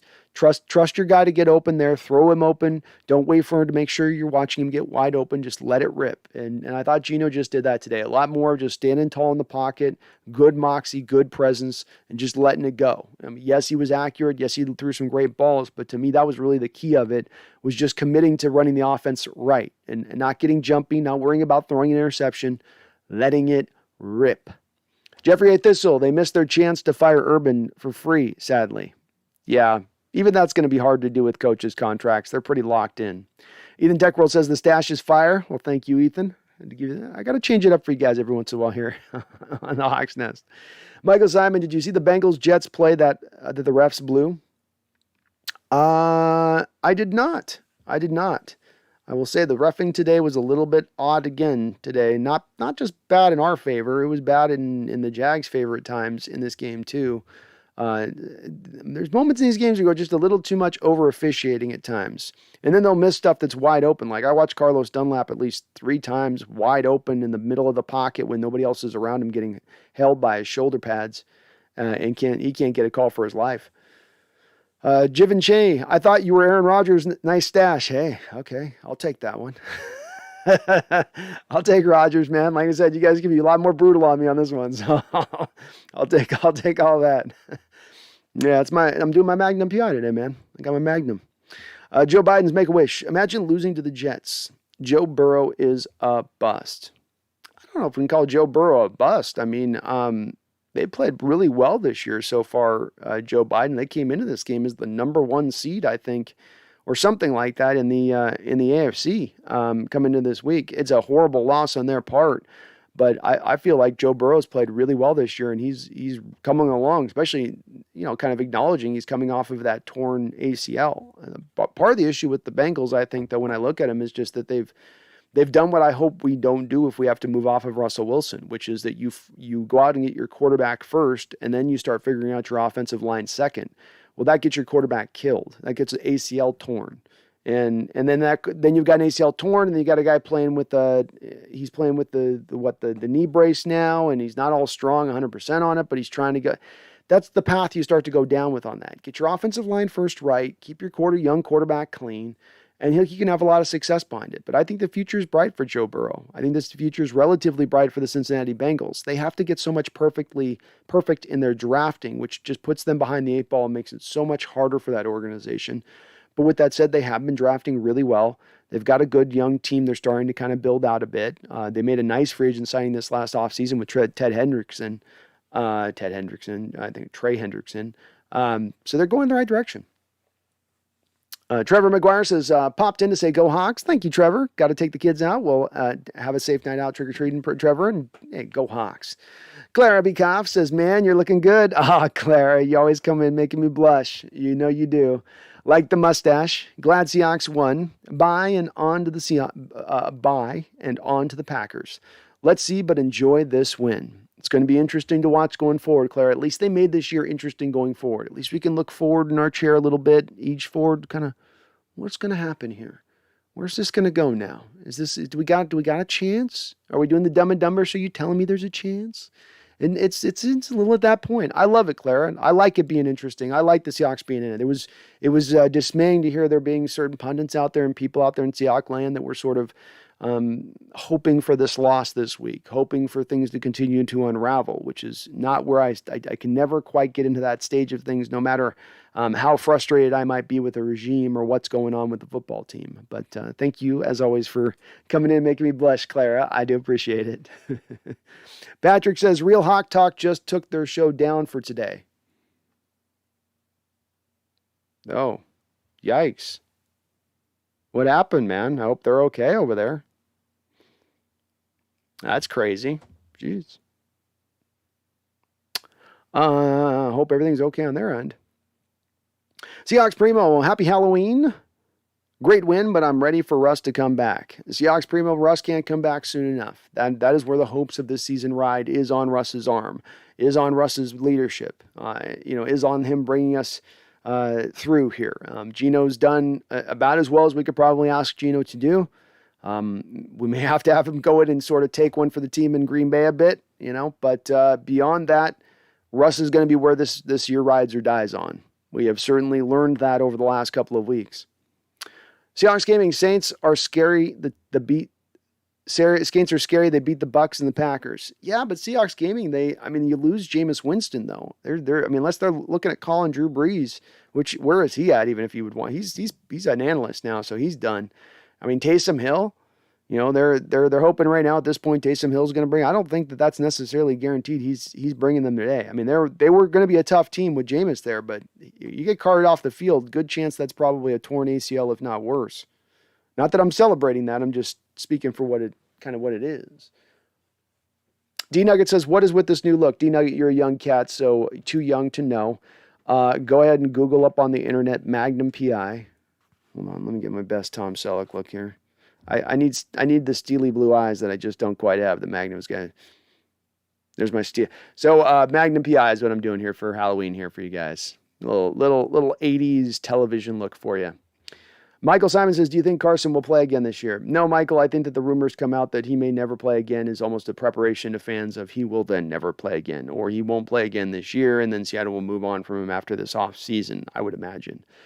So my guess on this is probably not, but I don't have any insider information other than just, again, a general gut instinct on how this stuff kind of plays out when you hear the rumors of this. It starts out as, like a couple weeks ago, it starts out as a story of, well, he's got this neck condition, and they've known about it for a long time, and he's just been having to deal with it. And then it becomes, well, they're not really sure if he's going to even be able to play again this year. It's this thing that starts to turn in that direction. So I'm reading that, but yeah. Seahawks Gaming says, Darrell Taylor is scary good. Reminds me of Von Miller. There's a lot of Von Miller in Darrell Taylor's game. They have very similar trait sets in what they do. Von Miller's going to be Von Miller's prime, young player Von Miller, a little more quick off the snap, just a titch more, just a little more bendy. And those are things that Darrell Taylor does fantastically. But that was just what a freaky talent Von Miller was. But he's got a lot of the elements to his game of what Von Miller had. I thought he looked great today as a pass rusher. He wasn't able to quite seal the deal at times there on Lawrence. Lawrence would do a good job of stepping up in the pocket, just with the subtle moves in that pocket. Part of the reason why I do like Lawrence, despite the fact he has a kind of a tough day today. But Darrell Taylor is going to be our best pass rusher moving forward. Another one of those guys like DK Metcalf that you can look in on a team that may not have a lot of building blocks moving into the future. These are one of those guys who truly are going to be that. And I think Darrell Taylor's got a chance to be one of the better pass rushers that the Seattle Seahawks have had in their history, frankly. Being this good, this young, only a couple games into his career. For me, that leads me to believe that there's a sky to the limit here. Not a ceiling, but a sky to the limit to a degree. Trevor McGuire, I think we can only lose 7 at most, so we're going to have to win against the Cards, Rams, and Packers. Well, let's diagram this out just a little bit, or let's look at this from the standpoint of what we're going to need to essentially do. You've got to be. So you got the Packers. Let's say in the next week or so, if we're just being real with this, we lose to the Packers. That's 3-6. If you can, let's say, and let's acknowledge within this, between the 2 Cardinal games and the Rams game, we're going to get 1 win out of those games. Okay, so let's say that the next week against the Cardinals, that's a win at home. Let's just call it that for the sake of my argument here for the moment. Okay, so you're 4-6 at that point. You're at Washington. Let's say you beat Washington. That's 5-6. You're at home against the 49ers. That's 6-6. You're at the Texans then. That's 7-6. You're at the Rams. Let's call that a loss. So then you're at 7-7. Then you're at home against the Bears. That's a win, 8-7. You're at home against the Lions. That's a win, 9-7. And then you're at the Cardinals. So I guess I lied in that we've got to get 2 wins against those teams. So you've got to get that final win of the season with Arizona coming into town. Here's the thing I was predicting last week as a possibility for this that may be in consideration of this. If you get that win at home against Cardinals early, to then have to go on the road and beat the Cardinals at the end of the year. The consideration of this has got to be this. If the Cardinals have locked up the division, if they've locked up home field advantage, or if their playoff seeding has been set already, meaning that they're locked in as the number 2 seed or locked in as the number 3 seed, they're going to rest guys that final game of the year. They're not going to have anything to necessarily potentially have to play for in that particular game. I don't know if it's going to go that way, but I'm just saying again, I'm just giving you guys the possibility of hope. So there is a 10 wins there. It is going to mean you're going to have to win against good teams. You're going to have to be not just sub-average teams or bad teams, but you're going to need a couple of wins against good teams. Randall McDaniel coming in with $50, Randall. Dear God, my man, you're too kind. Obviously, though, I think our all-time biggest donator to the chat by far on that. Randall, you're amazing, my man. You are 100%. Thank you so much, my guy. I hope you're feeling great tonight. Got to hit you up offline, but meaning to touch base with you. Season is not over, says Randall. Season is not over, Seahawks fans. Go Hawks. Randall will be back soon. Taking my boy to get candy. Hashtag Go Hawks. Well, go Hawks, Randall. Get your boy a fat stack of candy in that bag. Come on back in here and let's talk some Hawks when you're done. And thank you so much, my guy, for the $50 donation. Again, you folks who donate on this channel, it's pushing me in the direction of being able to do this full time. And we're getting closer and closer, and we're getting inch by inch by inch. We're getting there with every live stream we do on this. So thank you so much for that, Randall. You are always awesome and always amazing. I hope you're doing great tonight. And I do appreciate that. I really, really do. But you know that. You know that, man. Micah YT says the fact that Bobby has 93 tackles in 8 weeks. Yeah, the guy's on pace for 200 tackles this year. I think it is by far the most in his career for what he's on pace to do. Should have had a sack in this game if not for we didn't get to see a replay of it, but I can only imagine it was a BS call on Ugo Amadi, or he would have stacked another sack onto his mark as well. He's going to be another All-Pro. He's going to get another Pro Bowler. He's continuing to vault up the all-time book as far as middle linebackers go. And it's awesome to see from Bobby's standpoint, him being this great. One of the definitive things about Bobby is every middle linebacker's got their certain thing that they do in the greatness of history that is the thing that you associate with him. Butkus being his nasty toughness. Ray Lewis maybe is just leadership and edge. A guy like Jack Lambert's the coverage ability and the intimidator he was. With Bobby, it's maybe the consistent longevity of greatness. Not great for 4 or 5 years, but truly will be able to stack up 10 years of greatness on his resume, which is so unique, even when you put it up against the other greats that are out there. Ethan Techworld, Jack Griffin with that $14 million, am I right? That's what I'm saying, Ethan. I'm glad we didn't spend that money. I'm glad we didn't spend that. Ethan says you were spot on how you thought Geno would perform. A lot more like that drive against the Rams.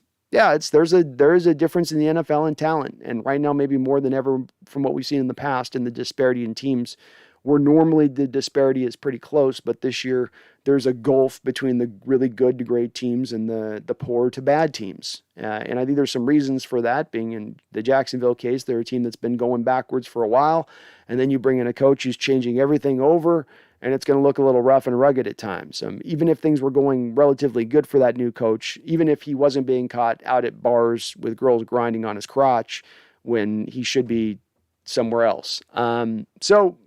Yeah, I think you did get to see a little bit of Geno in more of a comfortable environment, but appreciate that, man. Appreciate you noticing it. AI says, remember that 3 of our losses are only 3 points. Games we won last year. Very true, AI. A couple of those games, you get a couple of drives at the end of the game, you have a different way it goes. And those were games that, especially with Russell Wilson, I'd even say beyond last year, with Russell Wilson, those are games that you tend to win. You give him a chance at the end of the game to drive up the field. That's a chance that we'll normally take. Mark says, I may still watch, but when you ignore most of your dedicated subs over super chats, well, then it's useless to comment. Greedy always ruins things. So Mark, I've read this comment you've posted twice. So if I'm not reading comments, I'm reading your comment twice where you're complaining about the fact I'm not responding to comments, but that's exactly what I'm doing. I don't know what else you want me to do, man. I don't know what you want me to do, Mark. I'm responding here, man. Post what you'd like to talk about. David Kimber, for the Hawk Blogger fans, Nathan just tweeted to me, sadly, no pod tonight. Oh, that sucks. He said they were busy with Halloween. It happens. Life happens. Stuff can happen, guys. That's the way it goes. I'm sure they'll do another one tomorrow night. G-Nugget says, Brandon looks like 80s Magnum PI. That's it. That's what I'm going for. Yeah, I got a Halloween party after the stream, so just getting ready for that. Big Country, good game for the Hawks. Still a little skeptical, but I see improvements. Me too, Big Country. I'm saying that's a good way of putting it, and I think I'm in about the same place. I'd say. Trevor McGuire, Saints push for Russ. F that. We should be pushing for Sean Payton. I like where your head's at. And the more I've had time to think about this, if we are thinking about consideration of places Russ goes, I really don't think that there's a chance that he goes to the New Orleans Saints. What they've done, and a lot of people are holding them up as this team that is an indication that the salary cap is not a real thing because they went into last offseason like about $105 million over the salary cap. And they were able to get under the cap and still do some signings and not lose a ton of guys, not have to rebuild everything from the ground up, which is true to a degree. But they also pushed about half of those losses off into this next offseason. So they're feeling the pain some this offseason, in this year, and then they're doing half of it in the next offseason. You can look, they did a lot of the voidable contracts like we did, but they took that dollar amount to the umpteenth degree. My point on this is that Russell's really going to be looking at a team that's going to be having to do a lot of kind of unloading into the future to massage those losses in, to massage those hits in just a little bit. And I don't know that that's going to present to him the prime opportunity that he's going to be looking for as a team to go to. I just don't see that. But if Carroll were to move on, I would love to have Sean Payton as the head coach of the Seattle Seahawks. That would be a fantastic option. That'd be a dream option, one that I don't think is even really a possibility. But if it was, then I'd be on it. V-Tiger with $5 donation. V-Tiger, thank you, sir. I appreciate you. Also a member of the channel, and it is very much appreciated. You're very kind. Nothing to say on that, V-Tiger. Just dropping some donos in. I appreciate you on that. James Tomlinson with the $5 donation, one of my patrons. Thank you, James. You are also awesome, my kind sir. He says, considering the Jacksonville wide receiver talent, what is your assessment of Trey Brown and the Seahawks cornerbacks? Go Hawks. Well, go Hawks, James. Go Hawks indeed. And I would say that Trey Brown has played really good corner for us since coming in. Has he been an upper level corner? No. But is he giving you good, consistent play? Has he played within the scheme, come up and then made tackles when teams try to attack in the short passing game? Yeah, he has. He's been sticky and tight in coverage. He's not getting called for any fouls or penalties as far as the holding goes. This is telling because coming out of college, he was very, very handsy. And the thing that you thought he was going to have to make the tough transition within was in keeping his hands off the receiver, because college football, they'll let those cornerbacks get away with a little bit more of the aggressiveness out on the outside than they do in the pros. He seamlessly has made that transition. He has. And I can't think of many times of him getting beat. And when he's beat, he always seems to be right there to take the receiver down to the ground every time. Not to mention, again, above all else, as a cornerback in the scheme, as we saw with Trey Flowers early on this year, above all else, you've got to keep things clean over the top first and foremost. You cannot give up the deep ball. And that's what he's done first and foremost, is not get beat deep, and then also do really well in the short and intermediate game. I'm very excited by this kid and what he's showing. It seems like he's only going to grow from here. Looks like a good pick. I scouted him pretty in-depth coming out of college with Oklahoma. Liked what I saw there. I'm not shocked that he's playing pretty well and hitting the ground running here with our Seahawks. But love what I see out of him. He tackles, he covers, he stays within the scheme's tenets. All these things get me hyped for him. Clara says, also for the Cardinals, Hopkins is injured and Tyler was limping off the field on Thursday. Oof, yikes. That's going to be tough, man. I mean, Tyler's already taken Clara. He took one up near the head a couple weeks ago on a play where a guy just about clotheslined him. It's tough with him. He's so small sometimes you tackle him, you're just catching him right up around the neck. But he was already getting kind of beat up from that game. I wonder if he starts to wear down a little bit. We saw it a little bit when we played them last year around mid-season, that it seemed like he was starting to kind of wear down a bit, physically speaking. And yeah, Hopkins has that hamstring injury. And the thing about the hamstring, Claire, is the only thing that you can do with it is rest it. And when you're resting, you can't train. You just have to stay off of it and let it heal. And it can sometimes take a variety of time to heal up and get right, you know? So, even Tech World Dell Taylor showing off that bend. At times he looked like he was about to hit the ground. Oh, he's phenomenal bend. Upper level bend in this league. Top like 3% of bend in the NFL, and his ability to corner that in the way he is. And it's only a matter of time that you're going to see the fruits of that. He's still learning to fully finish coming around that bend and how to sort of, instead of rounding it off, be able to cut his track straighter to the quarterback as he's coming around. But that's going to come. That's going to come 100%. We got a couple donations here. Megan Roger with another donation. You got like 50 in the pipe today, Megan. Thank you so much. Says, I'm being quiet today as I don't want to offend anyone, but I also feel like I'm always behind as I have only been a fan since 2010 and Emma Aussie, so don't understand a lot of the game, hence the questions. I don't mind the questions, Megan. Donate, ask questions even when you're not donating. I'll answer all the way down the line. You know, this is the benefit. I don't even know why Mark's mad or upset. I go 6 hours, folks. We go 7 hours. I finish up everybody in the chat. I make sure that I get to every comment. So even if I don't get your comment initially, I get to it, and people aren't donating 24/7 through a whole show. So, by no means, I don't mind answering. That's what I'm here to do. This is what I like doing in my show. So it's not at all, Megan. Thank you for the donation. And yeah, I want to catch you up. The more questions you ask, the faster we ramp that period up. So let's do it. Elliot Clark with a $10 donation. Another donation. Thank you, Elliot. You guys are so kind. I really do appreciate it. Says, I got to go, so I can't stay long today, but I feel like there was less Pete in the offensive play calling today. Is that correct? I would absolutely say so. Perhaps his humble comment about rust checked his control. I'd love to believe that, Elliot. I don't have any certainty of that, but I'd love that to be a thing. I'd love for him at this point. I had pointed a lot to that comment last week as being some of the most important stuff coming out of last week's game beyond even the result of the football game.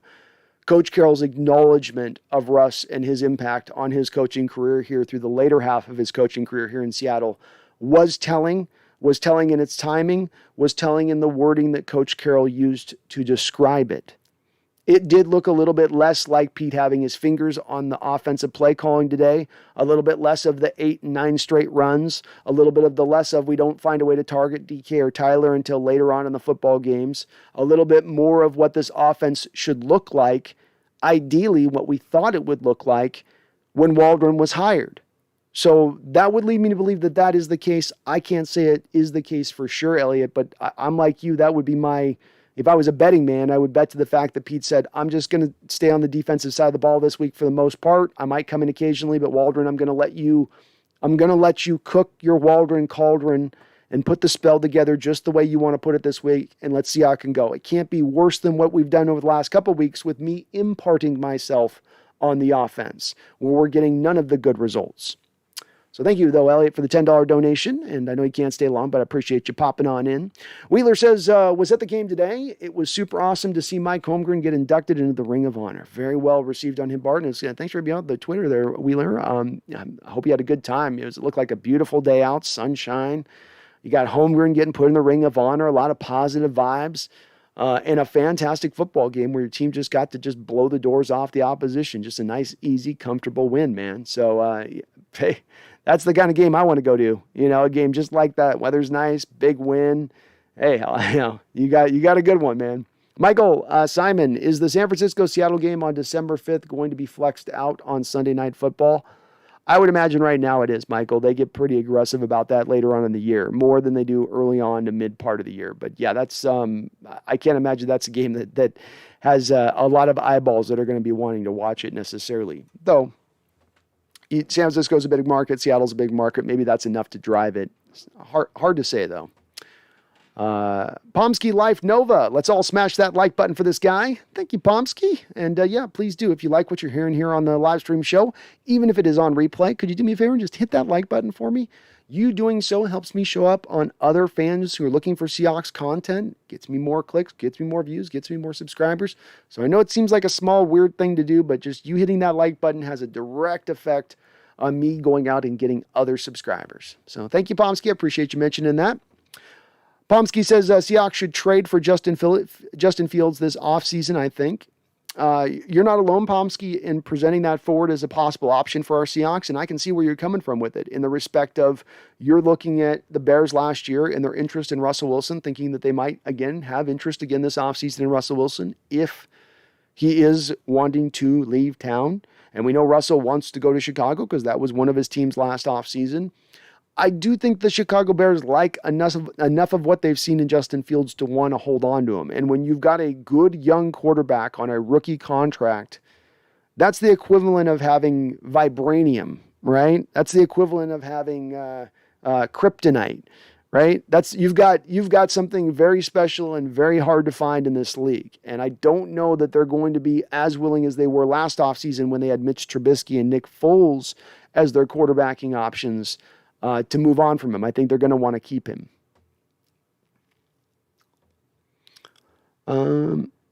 Windsurfer says, very disappointed in Jamal Adams.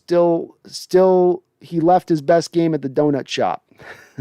Well, he had 10 tackles in this game. I thought he was relatively good out there today. Again, I know there's some folks looking for more splashy plays from him, and he's not necessarily providing that. Still doesn't have a sack this year, but I thought he was pretty active in this football game.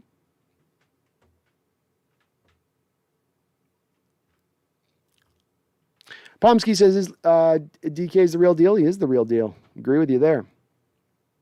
Windsurfer says Tom Selleck. You got it, man. I'm rocking the Tom Selleck tonight, man. I'm doing it. Pomsky says Russell Wilson for Justin Fields is a deal I would love to see next year. If Chicago's in favor of doing it and Russell wants to leave town and he says, I want out of here, and our hand is forced and we must move on because Russell's dictating that. Getting Justin Fields would not be the worst kind of trades as a return. You still have a lot at that point, upwards of 3 years of club control on his rookie deal, if not more, which is good. You can build around that. But again, I don't know if they're going to be willing to. I don't know. Pomsky says, buy Allen Robinson from the Bears. I'm probably not going to get on Allen Robinson at this point. He's going to start getting kind of old for me to be giving him the kind of contract he's going to want to be paid soon. He's going to be wanting to make DK like money this offseason, and I don't want to pay him that. I want him paying DK. Joe Biden, we should just draft Bryce Young next year's draft. Dude's a beast with a rocket arm. If Russell does move on, my number one push is to go in the direction Joe Biden's Make-A-Wish of waiting to 2023 to make that pick of a first quarterback. I think the draft class for quarterbacks is going to be much better in 23 than it's going to be in 22. 22's got a deep stack of guys, but the quality just isn't there with them. Pomsky says Texans might be shopping a couple guys. I'm surprised no one has gone after Cam Newton. If you bring Cam Newton in, you got to have him run the read option. You have to basically throw out your entire offense, have him run the read option, one read look. That's a lot of change that you have to undertake to bring Cam in for a guy that's not as dynamic as he once was as a runner. So the returns for doing that are kind of limited. Texans have some guys that are very interesting out there. They've got a pass rusher who some people have thought Seattle should maybe take a look at. I think Jacob Martin is still there, a guy that we once had here who could be maybe interesting for Seattle to look at. Brandon Cooks is the guy that gets me probably most excited of anybody on that roster as far as a guy for Seattle to look at. That'd be the one that I'd love to grab. He's not going to cost a whole lot through the rest of this year. Can't imagine he'd cost a lot as far as draft capital to bring him in. Not maybe a 4th, 5th rounder at most. I'd be okay for that. He already knows how to run the Waldron offense. He was with the Rams before, so he can do all the fly sweep stuff you need to have done, all that. I'd love it.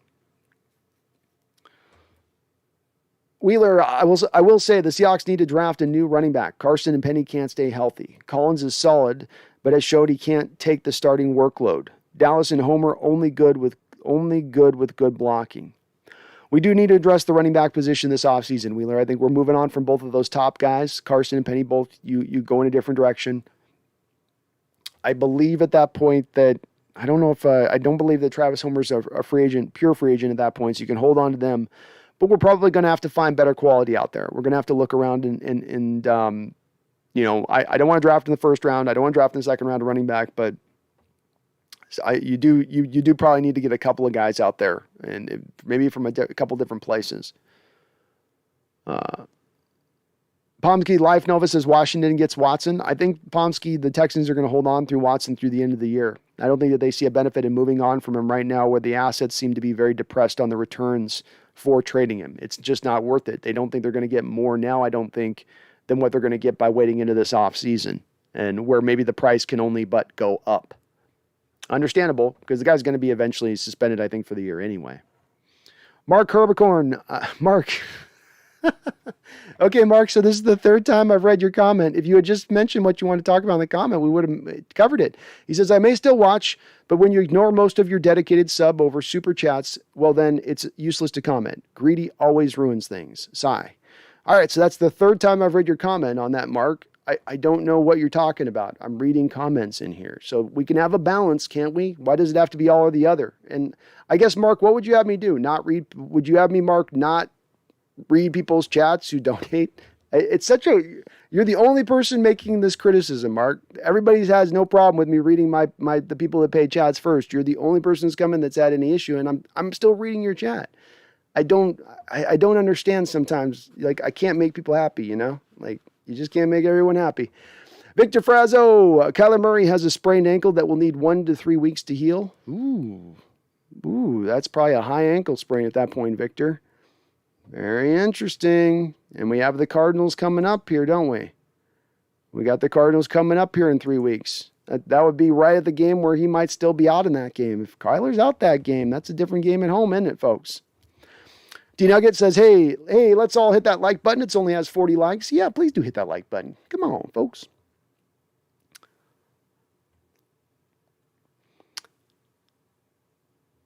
Pomsky Life Nova, I have to admit, I hit the thumbs down for the 70 stash, but have since revised to a thumbs up. Well, I'm glad my stash was not overcoming your thumbs down. But I'm doing I'm doing Tom Selleck, Pomsky. This is Magnum PI. It's Halloween. So I'm just doing the character here right now. Pomsky says Panthers might be trade partners for Deshaun Watson. Well, even if they do, he's not playing this year. He'll go on the commissioner's list one way or another. GoHawks 2022 says, surprisingly, Seahawks have been getting calls on Collier. They should move him for whatever they can get at this point. If you can get a 7th round pick, my God, move that man. Move him. Move him now. There's no, you're getting nothing for him beyond this point. So just offload. Devin Schultz, we should take a look at Marlon Mack at the deadline and maybe even Cleveland Farrell. Farrell's an interesting guy. Hasn't done a whole lot since being kind of overdrafted by the Raiders as a top 5 pick a couple years ago. Marlon Mack's, I'm on board with that. Looks like we're going to need some running back help here. I don't want to count on Carson going forward, and we know we've got basically nothing in Penny. That leaves you with Collins, and as somebody said before, Homer and Dallas are really only going to get what yardage can be blocked up in front of them, and right now we don't have the best of blocking up in front of them.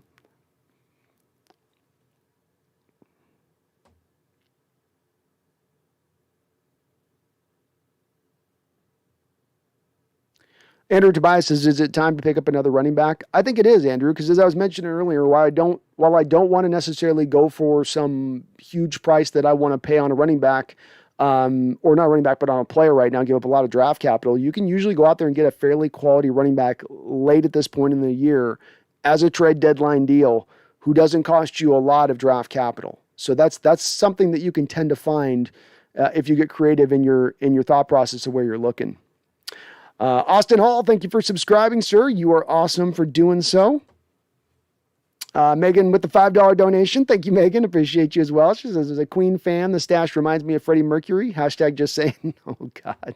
Yeah, I need to probably grow it a little thicker here to get more to the Tom Selleck aspect of it. It's probably a little too well trimmed. Freddie Mercury. Oh, dear God. Joe Biden's makeaway is just a friendly reminder the Seahawks could have traded for Khalil Mack, but Pete Carroll didn't think he was good enough to trade for. Jeez, I didn't know that. You would have also had to have paid him a pretty penny at that time, which if I want to, and I'm trying to recall this because it was a couple of years ago, Joe Biden's Make-A-Wish, but I think the price it would have costed to do so at that point would have been, you didn't have the cap space to get it done. I think you were too pushed up against the cap. You're talking about paying him at that time $20 million a year. Pomsky says a 3rd pick for Robinson. I think he's a free agent after this year, Pomsky. He's on a franchise tag deal this year, I believe. Trevor McGuire, if Russ is back, we have a shot in Lambeau. I'm not saying we should win, but no shot is a stretch. Hey, we got a shot with Russ. Any game Russ is under quarterback, you got a shot. Am I going to predict a win with Russell coming back? No. But you do have a chance. You're right. Ryan Cullum, heck yeah, I love this mustache. And look, just saw Steve Hutchinson blow the Vikings horn for Sunday Night Football. He should have raised our flag. He should. Did he not raise the flag this year? I thought he had raised the flag at one point this season. I didn't, maybe they didn't yet. They will have him do it at some point, Ryan, because he just went into the Hall of Fame. So maybe they just had the Ring of Honor stuff with Carroll and Hasselbeck, so they just didn't have him do it quite yet. But he'll do it at some point for us on that. Pomsky Life says Mac is hurt and without the D looks broke. He is hurt. Yeah, I've heard that. Pomsky says Robert Quinn might get traded as a dark horse. I'd be all over Robert Quinn. If Robert Quinn's out on the trade market, I would be taking a keen look at him. That'd be a guy that he would help your pass rush out. He works really well in a 4-3, much better than in any kind of 3-4 scheme. He is a 4-3 guy. That guy'd be interesting. Jay Porter, I love those early 2000 Seahawks teams. We've been spoiled as a franchise over the last 20 years. We have. We've gotten to watch well-run organization, well-coached organization, good to great football players over that time frame. I always hate when people try to throw entitlement at other Seahawks fans, especially when those Seahawks fans are being a little bit critical of the team.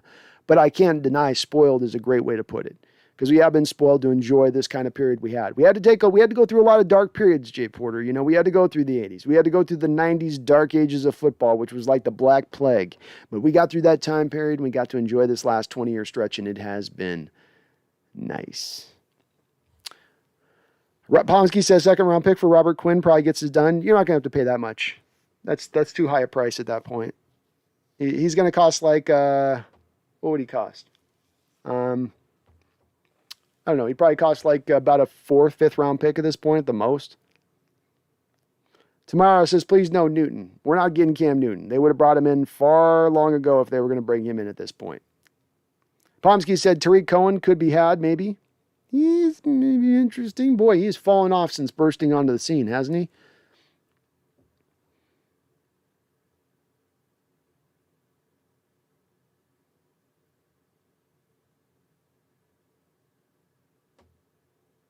Megan says Newton is not the answer. I have no idea who is the answer. I just know Newton isn't it. No, Newton's not it. And for a variety of reasons why he's not it.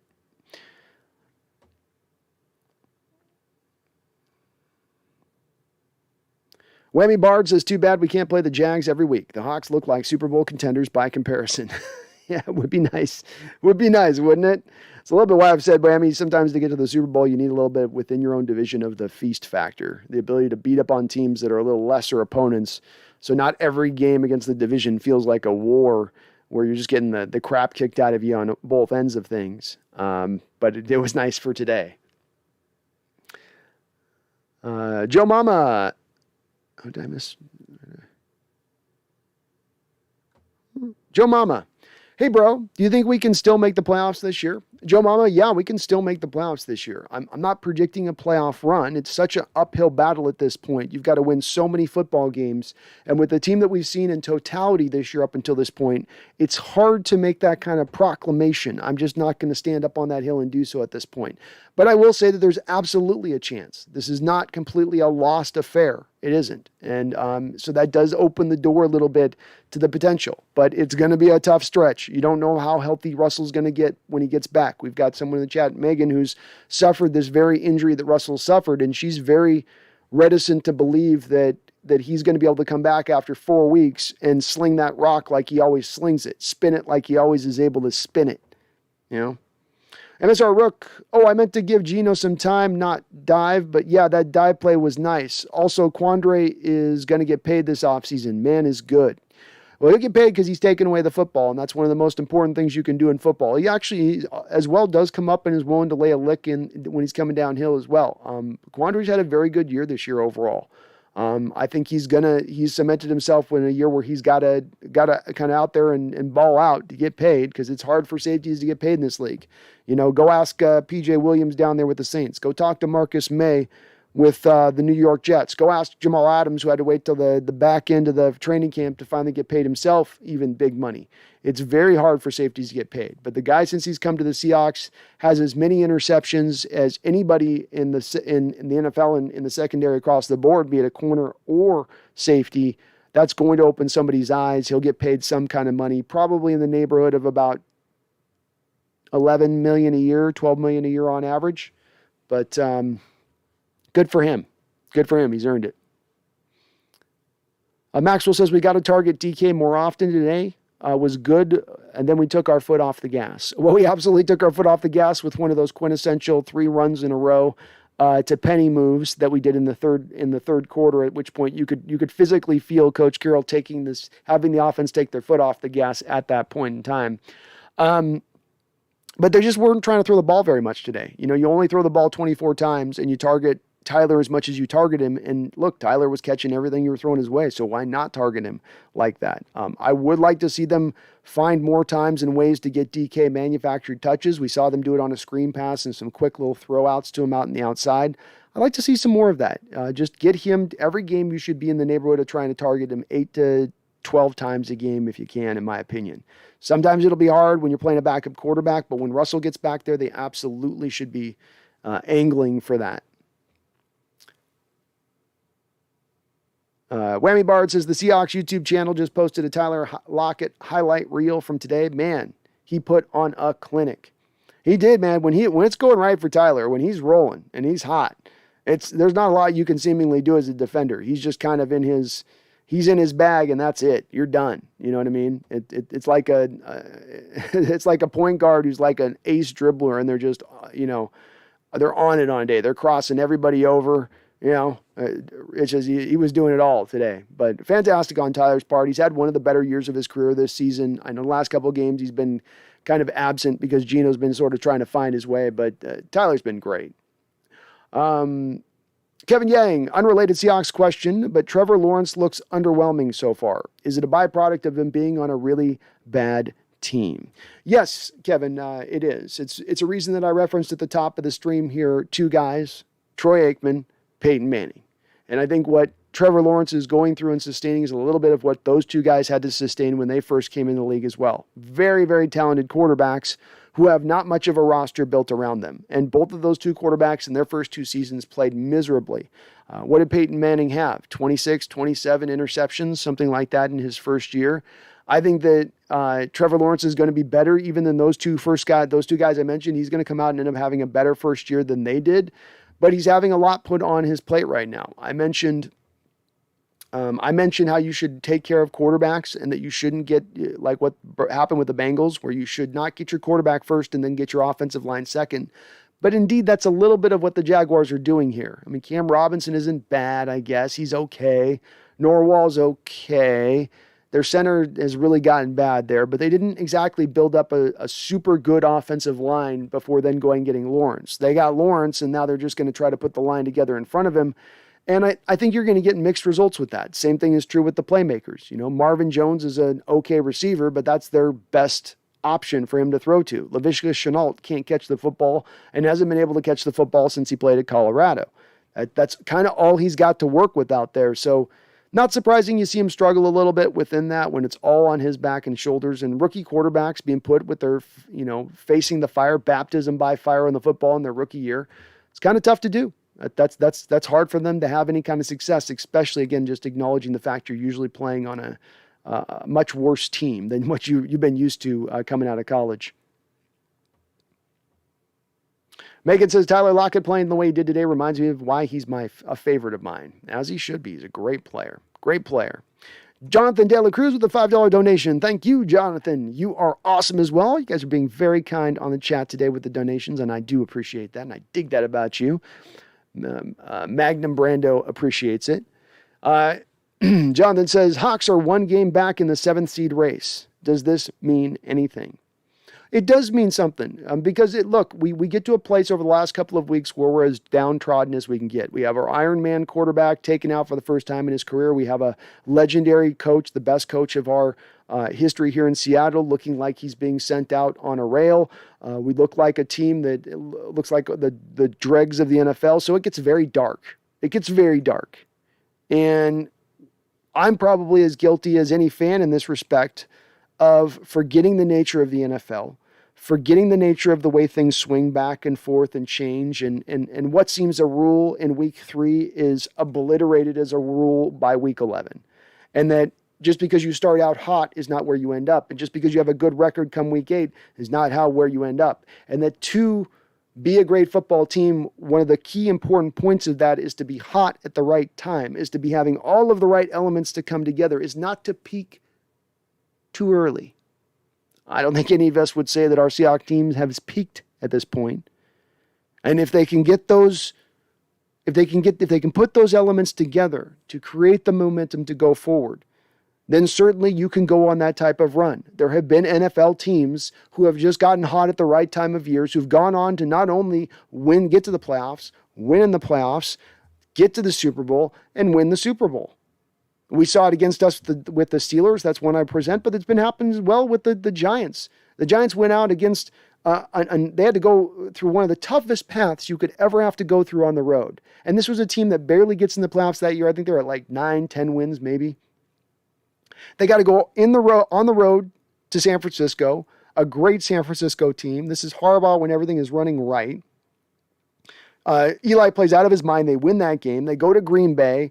have a Hail Mary in the first half, play out of their mind in Green Bay in a cold environment, beat Green Bay, eventually get themselves into the Super Bowl against the undefeated Patriot team and win that game.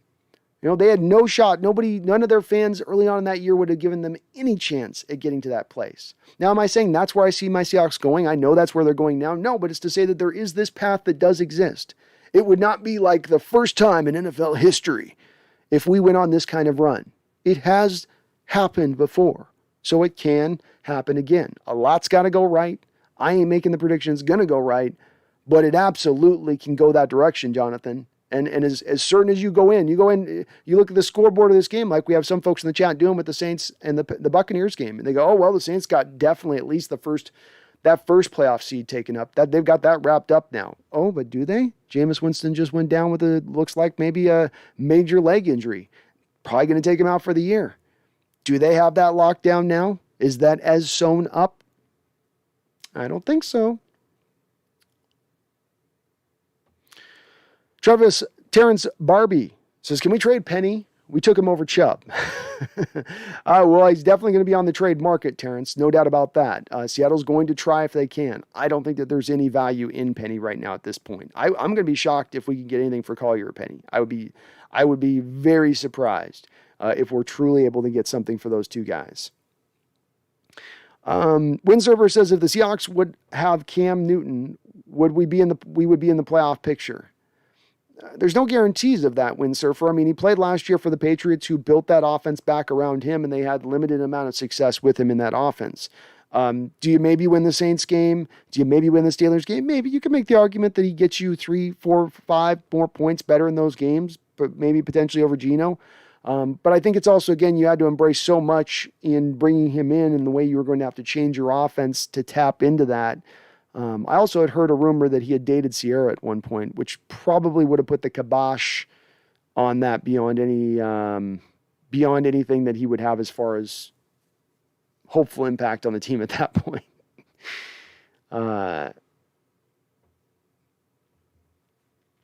Chase Olivius is 14 for 14. Oh, they started out 14 for 14. Sorry, Chase. Thanks for correcting me on that. So Geno starts out 14 for 14. What a start to a day, huh? And there was that, you knew he was feeling it on the DK pass, because he's perfect at that point, and he just hits that back foot and just lets it rip. And you're like, oh yeah, he's feeling it right now. The Berg Show says, I don't think Russ will be ready. I heard that mallet finger can take years to heal. Might as well stick with the hot hand. Geno. If Russ can get on the field, he's going to be on the field, Bergs. I don't think that they're going to hold him back on that. We do have somebody in the chat here, Megan Gock-Roger, who has herself suffered this finger injury, and she's talked about the fact that it took her a long time to get that feeling back into it. To your point on that, I think that's a big question mark to where will Russ's finger really be. He might get out there and grit his teeth through it, but where truly is his finger going to be at as far as his ability to grip it and rip it? Jill Shumway. How you doing, Jill? Hopefully Russ has magic healing. Hopefully he can still put that touch on the deep balls, assuming that finger has good flexibility. I hope so, Jill, because that is such a big part of his game. And throwing the football, you need all of your touch and fingers on that football. I remember hearing one quarterback back in the day who would let because the last fingers to leave the ball are going to be these front two fingers right here. And so they'd leave their nails even a little bit longer on their hand just to get a little extra clip of spin as they threw it away. And you know how much those fingers are going to factor into that. But look, Jill, he's got massages, he's got hyperbaric chambers. They're probably throwing every medical ingenuity that has come along in years on this stuff. It's getting thrown at it right now, no doubt about it. So he's having top of the line medical treatment to try to get this thing somewhat to a workable place. And he seems to be ahead of things as far as his mobility and flexion goes. MSR Rook says, Saints probably pick up Cam Newton now. And did you see Gilmore got a pick today for the Panthers to seal it? I know he didn't want to come over here, but man, he is good. Well, he would have maybe have come over here, MSR Rook, if you're willing to pay him a contract extension. That was supposedly the key with it, is the Panthers were able to get him over there because it was going back to his hometown. He would remain on his the last year of his deal right now, play that out as it was, try it out in Carolina, see how it would go. You weren't going to get that same deal if you traded New England to you. You were going to have to pay him on a contract extension, and Seattle wasn't reportedly willing to do that. But I loved Gilmore. I was open to wanting to get him. I thought he could have helped our team out. I didn't think the cost was going to be large, which it wasn't, to go trade for him. But again, I don't know, to your point, again, to your point on this, I don't know that he really wanted to really truly come here. Mike P says, Penny just has no running fire. He folds like a cheap suit. What do you see? I see a guy that does not have as much speed or quickness as he once did, Mike. He was never going to be the type of runner that fought through tackles. That's not the brand of style he is. He's in that more of the Sean Alexander mold of running back, and that does infuriate a lot of people, Mike, no doubt about it. But I accept it a little bit because I understand that running backs kind of come in all shapes and sizes and stylings, and there's a wide array of stylings that they can come into with this. Prior to this, before his ACL injury, he was averaging near 5 yards a carry. Seattle wasn't utilizing him right, wasn't working him on outside runs. It does look like they're doing a little more outside runs, though they do get caught up with still jamming him up into the middle of the offensive line constantly. But with that said, Mike, he just does not look as quick or fast as he did prior to the injury, and that can happen on ACLs. Sometimes you don't come back 100% of what you were before. That is the reality sometimes of what we're looking at with these type of injuries, and it seems like that to me. He's not the hardest runner, but again, Mike, he's never been the hardest runner, but he's always usually had that quickness or speed. That's the element missing. That's a little bit more of a surprising spot at this point. Maxwell says Week 18 could be a must-win game for us to get to the playoffs versus the Cardinals at Arizona, Maxwell. And yes, that probably is going to turn out to be a must-win game. It also could be a game where Arizona's locked into their playoff seeding, Maxwell, where they're playing backups, their backup quarterback, backups across the board because they're trying to use it as a de facto bye before the start of the playoffs. I'm going to get a little bit more coffee, folks. I will be right back.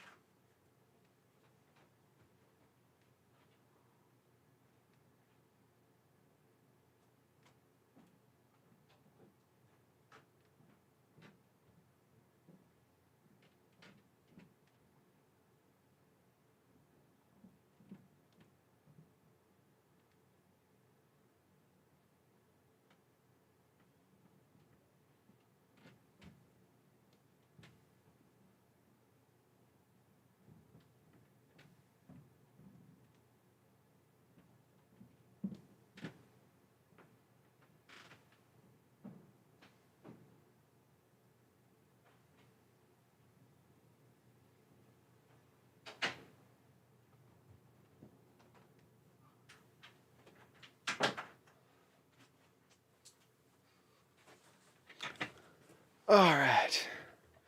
We're back, folks. The Berg Show says Jack should fire Urban Meyer now. He's an awful coach. I don't know if they gain a lot by firing him now versus the end of the year, but I don't think he lasts beyond the year, Berg Show. I think that's certainly he's going to be a 1 year off on this one. No doubt about that.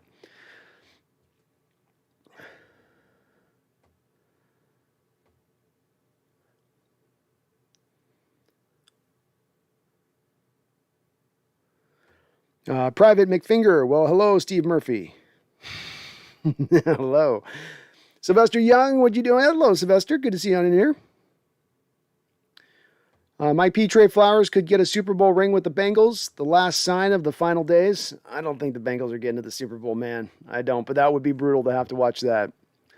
Maxwell Brady should have deflated the ball. Berg Show, can you believe that Jerry DiPoto was so much of a coward to not even give Kyle Seeger the respect to call him? He let his assistant let him know his option won't be picked up via email. Yeah, I never understand how people get so on those moves where organizations at times get cold-blooded and don't just reach out and appreciate a player or appreciate a situation, and it gets weird, and they make it weird when they don't have to. Yeah, if a guy's been with you that many years, if you can make an argument that you've had the best third baseman in your club's history just come through, maybe it's just worth a phone call really quick. It takes you 5 minutes, It's not going to be a long call. It'll be an awkward call. It's not like Seager's going to want it to last for a long period of time, but why do the cold-blooded thing for that? Kind of odd.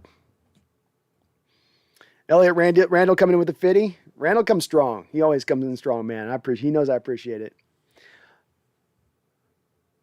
Randall says 22 points per game by the D over the last 4 games. Hey, they've looked better. They've looked better, Randall. I mean, it's definitely come against lesser talented offenses for the most part. I mean, a little bit of that was Matt Stafford with his finger kind of just getting injured in that game too.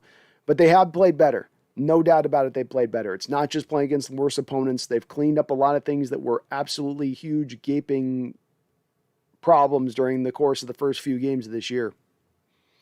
Elliot Clark says, if Russ is back next game, we are beating the Packers. Elliot, I love your confidence, my guy. I love it. Love it. Elliot says, the Cowboys-Viking game stinks without Dak playing. Well, it'll be interesting on that. You know, we've got a resident Cowboys, our number one fan that comes in here, a Cowboy fan, and he's really out on Dak. And I kind of never quite understand that, where it's, man, Dak is a good quarterback to what I see from him. He's not a top 5 quarterback, but a really good quarterback in my opinion, and especially coming back off that injury this year. I think he's played pretty solid football. I love your confidence, Elliot. I do. Obi-Wan, if Brooks rounds out, the 2020 draft starts to look really good. Taylor, Lewis, Dallas, Robinson, and Swain would be the first good draft in a while. Obi-Wan, very well said. And yeah, the draft is starting to work out a little bit better. The drafts have gone in a little bit of a better direction, I would say, overall, too. I know Eskridge hasn't played this year much so far, but I think Trey Brown's looked pretty good for you. I think Stone Forsythe, at the very least, will be a very good swing tackle moving into the future, at least as a backup guy, which when you only have a couple picks, you got to make hay while the sun is shining. And I think they did that this year, too, in this particular draft. So, yeah, maybe they're starting to turn a little bit of a corner with that, too. We're getting out of those 2016, 17, 18, and 19-ish drafts.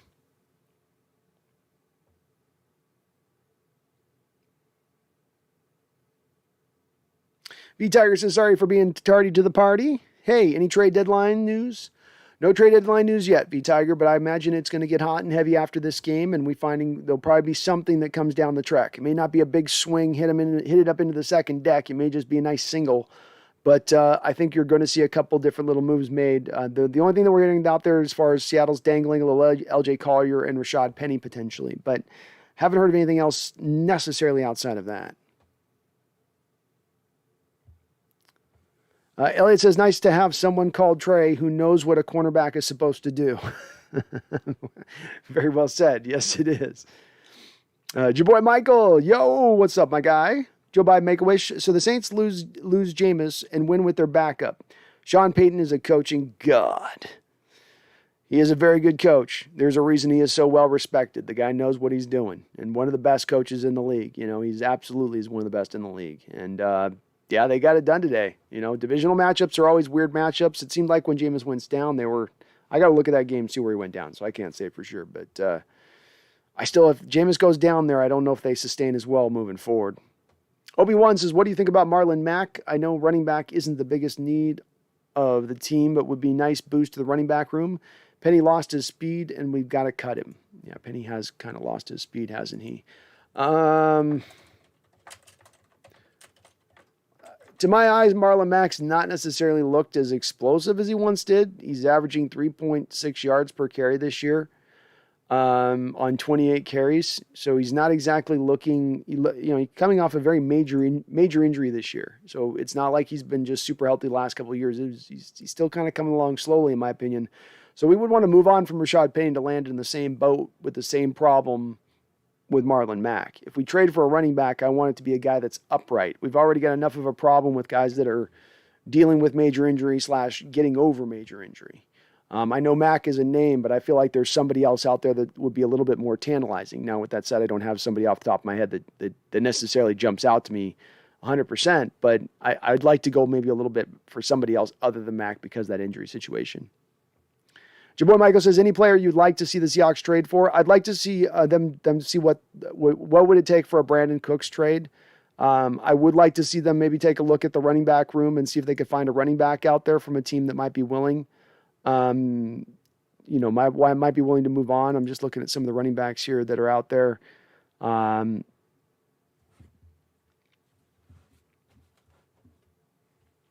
I would kick the tires out there on a couple of guys. I would see if there's just maybe somebody out there, be it maybe a Tariq Cohen.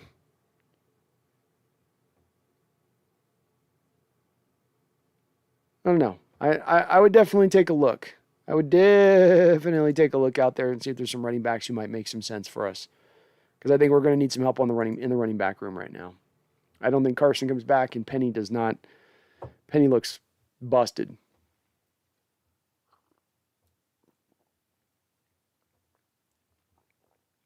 Rosalind Smith says, did you see what Evan Hill posted on Twitter? He's dressed up as Pete Carroll for Halloween and had a sign saying, run, run, run, run, run the ball. Russell Wilson, please save my ass. That's a very good costume. That's a solid costume choice. Solid costume decision, no doubt about it. Austin Hall, your analysis is so much more informed than Brendan Nelson's. Thank you for your content and putting effort into it. Well, thank you, Austin. I try to do as much as I can to be as informed as I can for you guys, so I'm not talking out my behind. I do like Brendan's stuff as well. Of course, we work together often on this stuff, and I think he's got a great channel over there. But it's different perspectives all around, you know. But thank you. Very kind of you to say. Very kind of you to say. Jason McEward, a great game by the defense, regardless who we played. Anyone can win in the NFL. Offense also handled business. Finally played all 48 minutes strong. Let's build on this. Green Bay, you're next. Well said, Jason, and that's basically been where I've stood on this game too. It was such a well-played game all the way around. Offense, defense, special teams, completing the circle of toughness, doing everything you would want to have done in a game where nobody was not coming to play today. I felt like the team showed great effort and energy. They played with a good amount of fire out there, consistent throughout the game in all phases of the game. Hard to pick anything apart on this defense. And again, to your point on that, look, Jags are where they are, but this is the NFL, and there are some bad teams, but the parity in the NFL and the parity in the sport is such that it's not like basketball, it's not like baseball, it's not like other sports. Even the worst of the worst teams are fairly close to the top of the top, and on any given Sunday, it's a term and a cliche for a reason. On any given Sunday, anything can happen. So they took care of business, like you said, and it was good to see, Jason. Joe Biden's make-a-wish. Brendan Nelson hate is unreal. I don't have any hate for Brendan Nelson. I think Brendan does a great job. And again, we've worked really well together, I think. So I like what he does, and I like that he's covering this stuff. You know, the thing that Brendan does is he covers this stuff on a daily basis, and that's hard work to do. It's hard work to cover everything that's not always just a major move. You know, I get to come in and sometimes cherry pick on major moves and do that as breaking stuff, but you know, he's in there every day, grinding and doing it, and it's I can attest to it. It's hard. It's hard. God damn work. Aiden Simmons, what do you think will be the next three members into the ring? Any Legion of Boom members? The next three, who do you think the next three members are? The next three members into the Ring of Honor. What a great question. I'm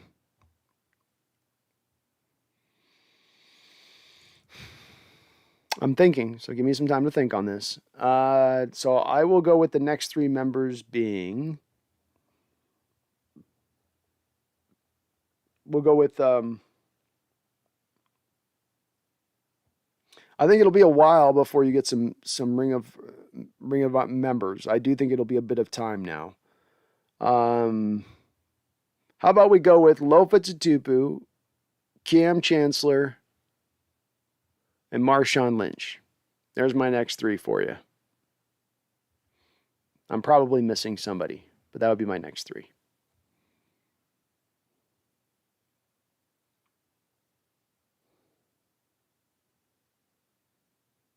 Austin Hall, but as part owner of the Seahawks, I have the right to critique content creators bashing my franchise. Oh, absolutely, Austin. You know me on this channel, Austin. I want everybody's opinion from all walks and all different states, and we don't all do groupthink here. So I appreciate where you're coming from on it. You know what I mean? And we all got our different flavors and what we like and don't like and what we appreciate. You know. Emmett Brown says, "Please God, don't be buyers hawks. Why let Peter burn more of our future assets for a weak attempt at going for it? Come on, y'all." And I'm not in favor of any big moves on this, Emmett. If it's some minimal draft capital costs, so be it. If you sit and stand pat, so be it. If you ride with what you got, so be it. You know, I'm not an all-in buy or all-in sell either way at this point. Jeffrey Nickel.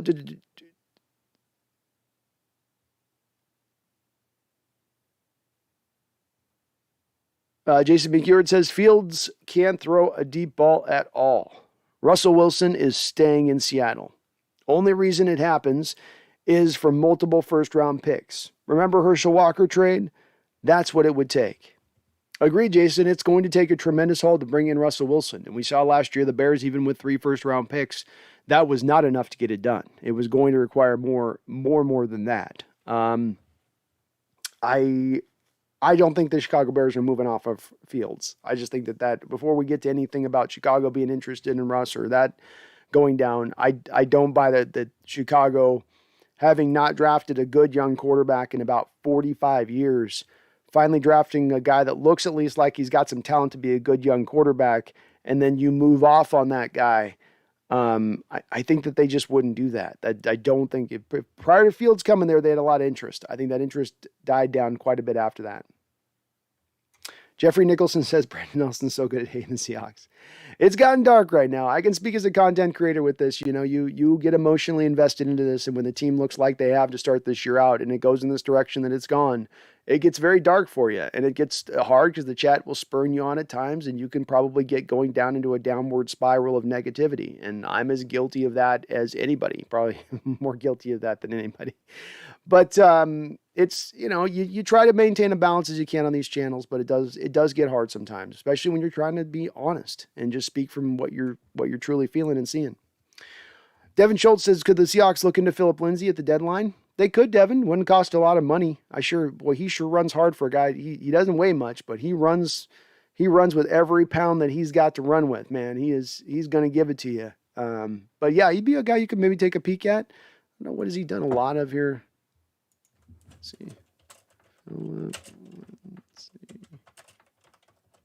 see what he's been doing lately. 5'8". He's just a little guy. 5'8", 190. In his bra. So he's got 8 games with the Texans this year. He's only averaging 2.6 yards per carry. I mean, it's the Texans, but oof. Has running the football gotten harder this year in football or what? Goodness. He sure isn't doing a whole lot right now, Devin. You could get him, but I don't know what you're getting. You're not getting a lot for him. Emmett Brown says, for all the Hawk fans who hate what Russ can't do, you'll really have a ball with Justin Fields. That dude has major issues with reading coverage and accuracy. Plus, he's been dinged up already. Yeah, I'm not looking at Justin.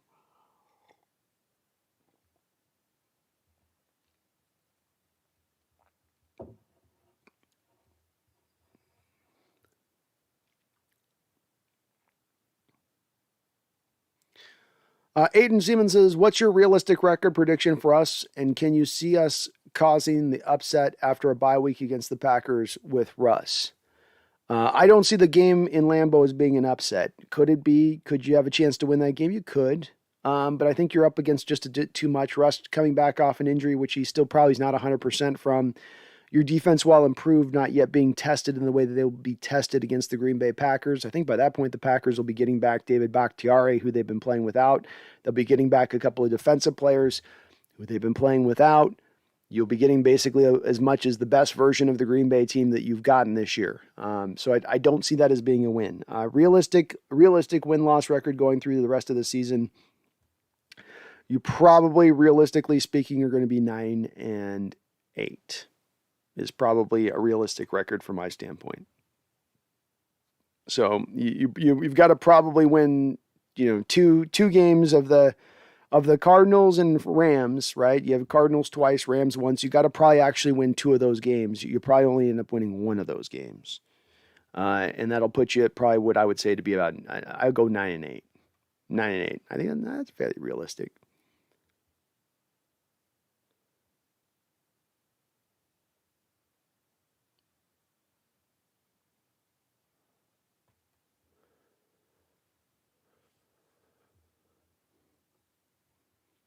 MSR Rook, Texans don't want to trade Brandon Cooks. Apparently they want to build around him. And for the draft, if Pete stays, a good cover 3 corner in the draft is Sevyn Banks from Ohio State. I think I've watched a little bit of him. And Ohio State plays a lot of the same coverage stuff that we play with the off coverage on their corners.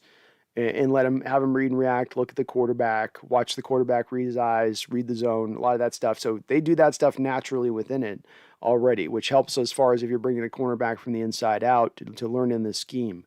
I haven't watched a lot of Sevyn Banks, but MSR Rook, I am currently adding him to my line. I was watching a little bit of Falele for Minnesota the other night, but let me add this guy, Seven Banks. So I'll look him up a little bit. But that Falele guy's an interesting dude. He's 6'9". Boy, he is a big old hog out there. That guy is huge. And I don't think he's going to necessarily get in the first round because he doesn't quite move really well.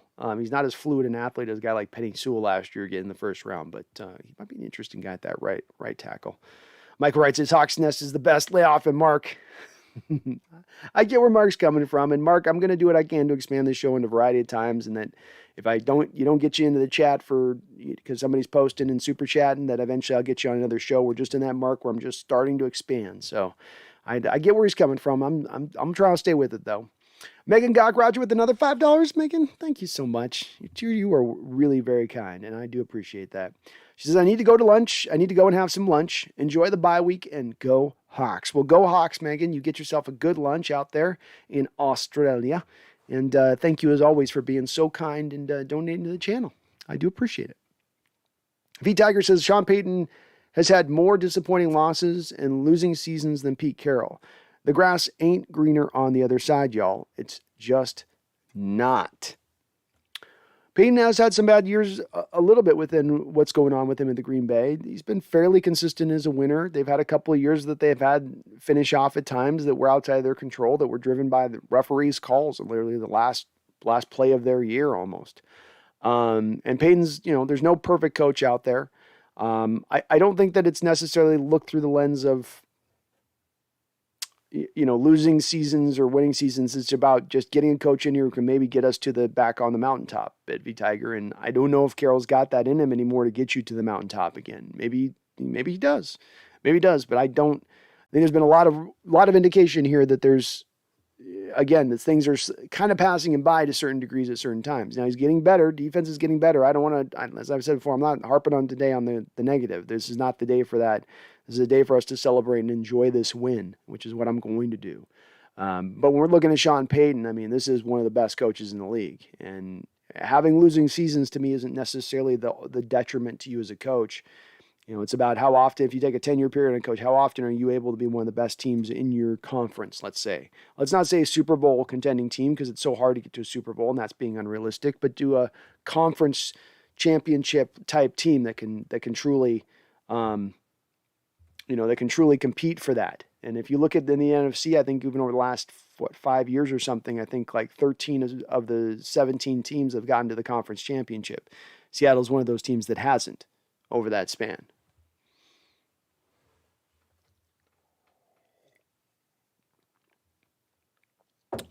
Austin Hall says, Hawks Nest is the best Seahawks content creator besides Man to Man. Oh, thank you, Austin. That's high praise, man. That's high praise. There's some good content creators.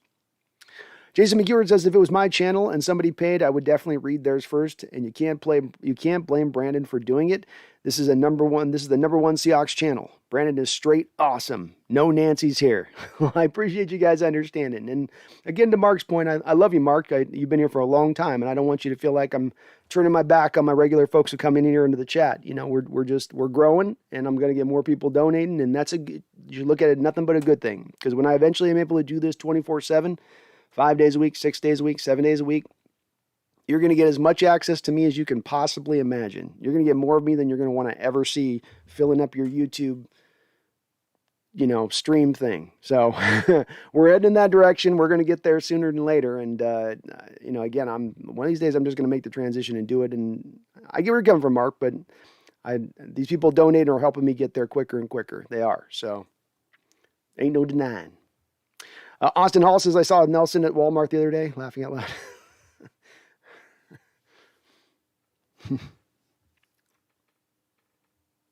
Jeffrey Nicholson says it's totally a Freddie Mercury stash. Megan, you started the Freddie Mercury. You put it in their mind, and now they can't take it out of their mind. And now I'm going to have to sing Bohemian Rhapsody before this show ends. And I'm... or Fat Bottom Girls. One of the two. One of the two. I don't know which one. We might go one of the two on that one. Go Hawks 2022 says Queen's an awesome group. I've been lucky enough to see them 4 times. Oh, wow. Go Hawks. Did you get to see them with Freddie? That would have been a hell of a show. Hell of a show. Stephen Gukian. The players at the center position are not talented to play when they're banged up. I think a rotation may help. Well, hopefully Ethan Posick, who got back out there today, is now maybe finally fully healthy and ready to roll, ready to ride all the way through the rest of this year. So I'm hopeful he can go. He looked better today than Fuller. It'll be interesting to see how the Pro Football Focus grades come out from this game, as Fuller's been consistently one of the bottom 4 rungers on our offensive side of the ball week in and week out. If Posick can even get into the middle of the road state as far as his ranking at the center goes, that's going to be a very big jump forward for us, a leap forward for us at the center position and the type of play that we're getting out of the center position. Rotations are not out of bounds. They've done that before, Stephen, quite a bit. I think if a guy's not healthy enough to play, he just shouldn't play. You probably don't want him out there if he's banged up and can't go, unless you've got 2 guys that are banged up and can't go, which I hope that's not the case. Because if that's the case, then you probably need to figure out, trade for somebody or get Brian Lundblade off the practice squad.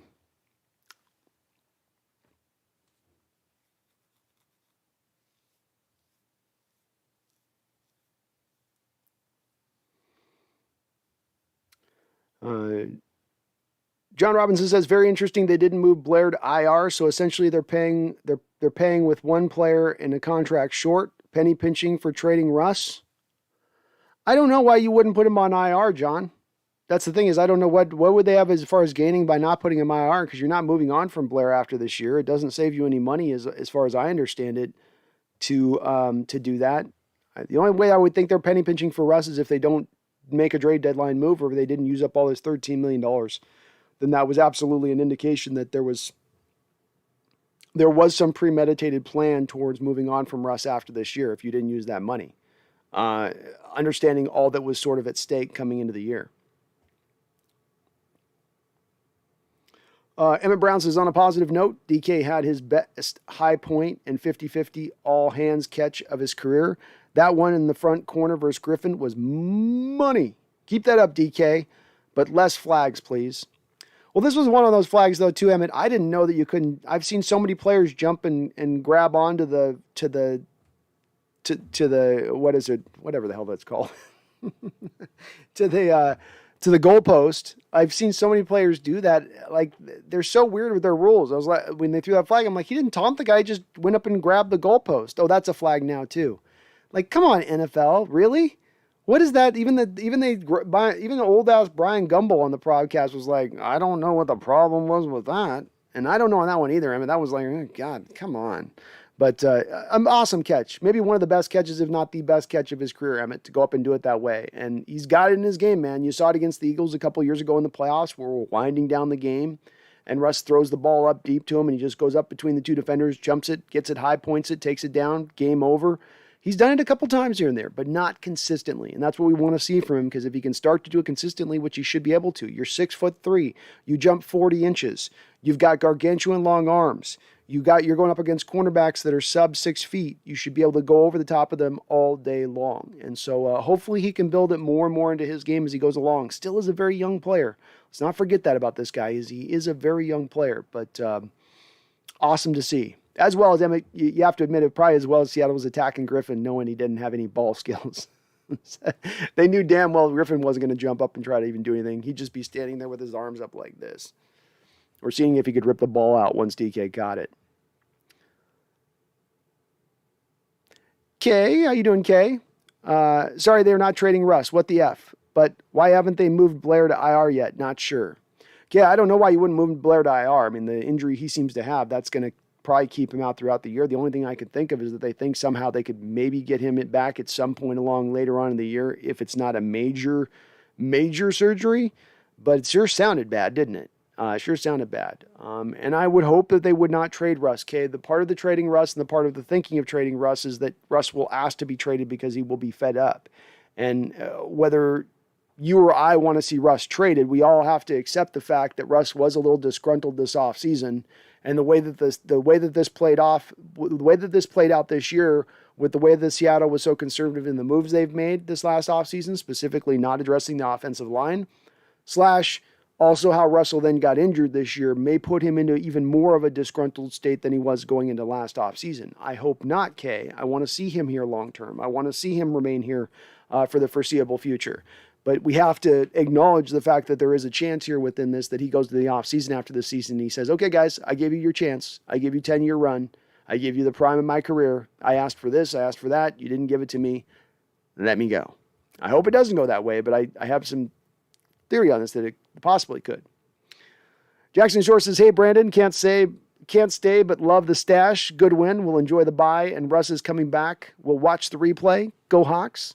Thank you, Jackson. I appreciate it. And stash seems to be going over okay. So I was a little worried about everyone hating the stash today. But hey, it seems to be working a little bit. And I'm feeling a greater power come from within with the stash. Like I've got a little bit more wisdom today, a couple more IQ points today because of the stash. All because of it. I'm feeling the power and the force it's providing me. Austin Hall says, promise Russ stays. I wish I could make that promise, but I don't want to break my promises.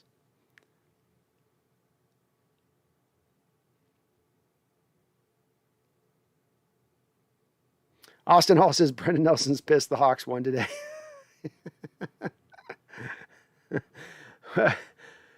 Some folks come in this game were married to them losing.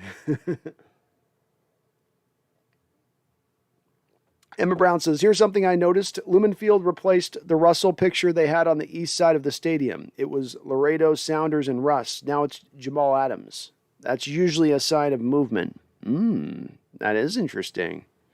You're right. That usually does signal something when they're moving those things around like that a little bit.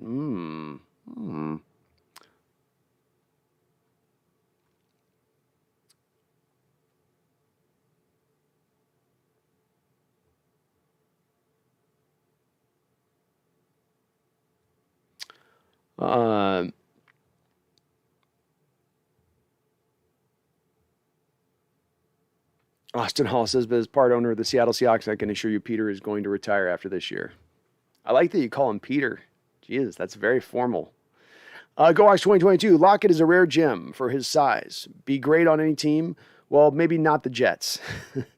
Yeah, I think he would have been solid on most any teams. It was a guy, when he came out of college, it was so polished as a route runner. Part of that is the pedigree that he came from with his, I think, father and uncle having played in the pros.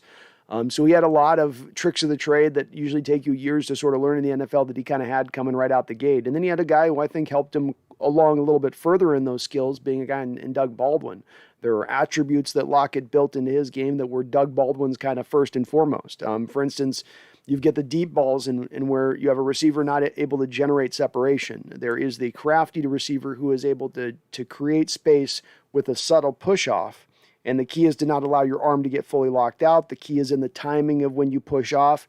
But you've seen Lockett become a master of this. Doug Baldwin was kind of the originator of it.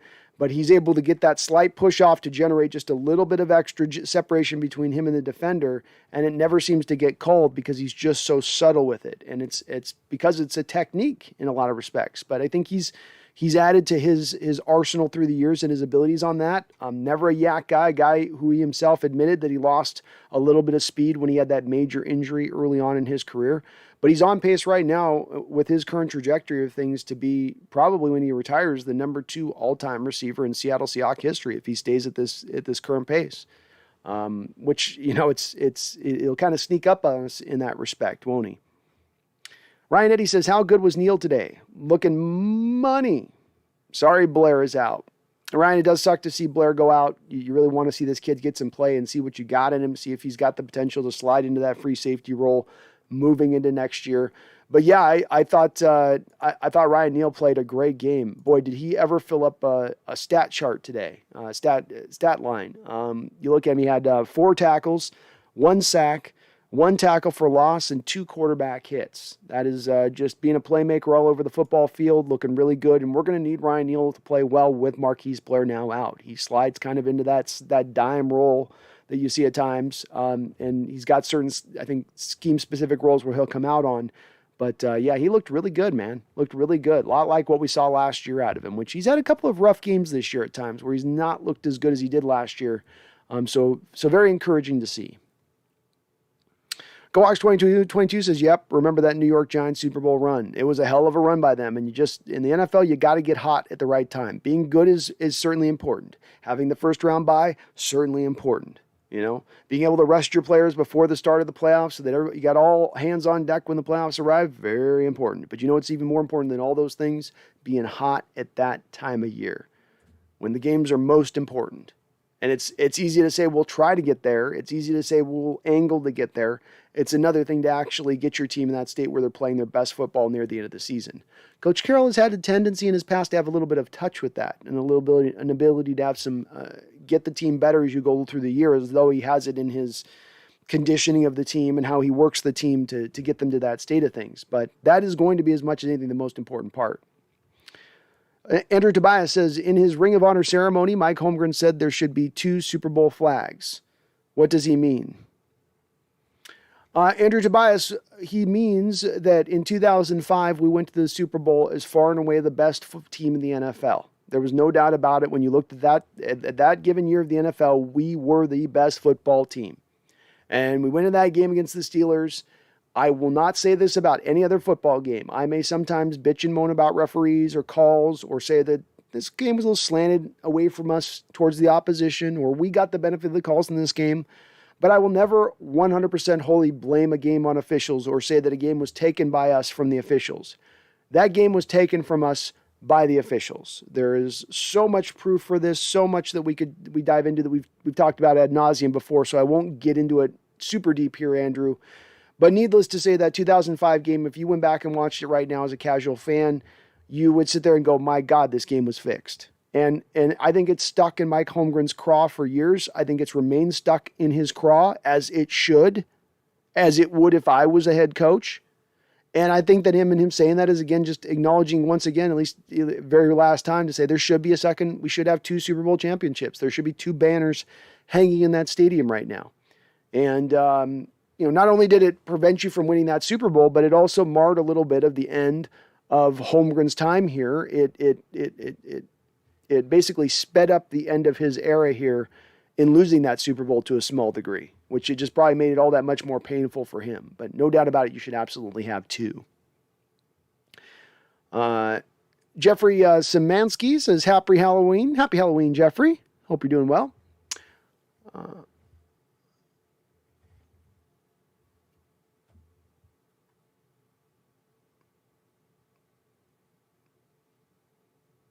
Emmanuel Mendehane. How you doing, Emmanuel? One of my patrons. Good to see you on in here. This is good win heading into the bye. Just need Russ to get healthy. They can make a run because the defense has seemed to get things figured out. Agreed, man. That's where I see it. That's how I see it. It was a good win. It would be a long 2 weeks if we had lost this game to the Jaguars, wouldn't it? But we'll see where Russ can go. He's going to be pushing, chomping at the bit, doing everything he can get back to do. Everything he can do to get back is absolutely as fast as he possibly can get back. So hopefully he can spin that up and get that going. No doubt about it. Good to see you, though, Emmanuel.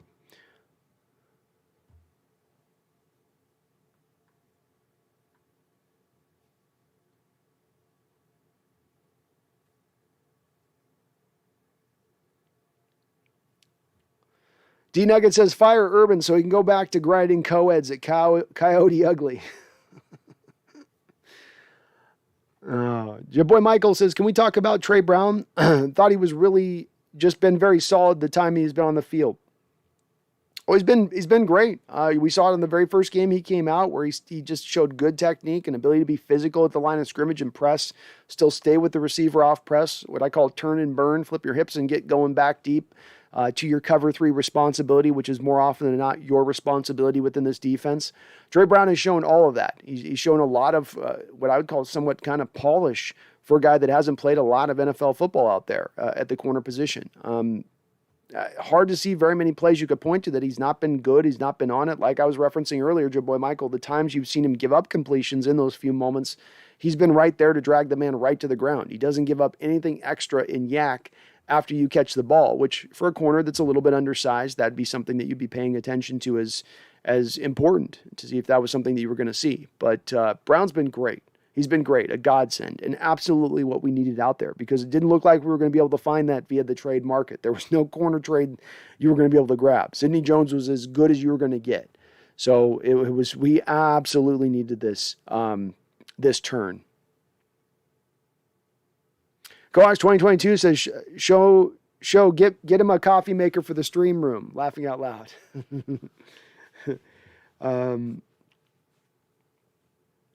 Jaboy Michael says, who are some coaching options if Pete is gone? And do you think that Russ would be happier without Pete?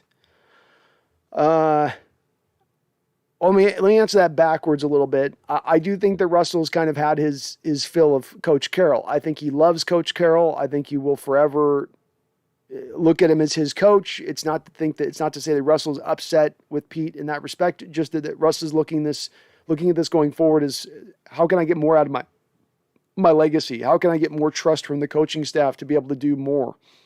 And I think Pete has kind of been reticent to give up that kind of control. And it's maybe from Russ's standpoint hampered him a little bit in getting more out of his game. You know, I'm not just talking about statistically speaking, but just putting more on the quarterback in order to win football games.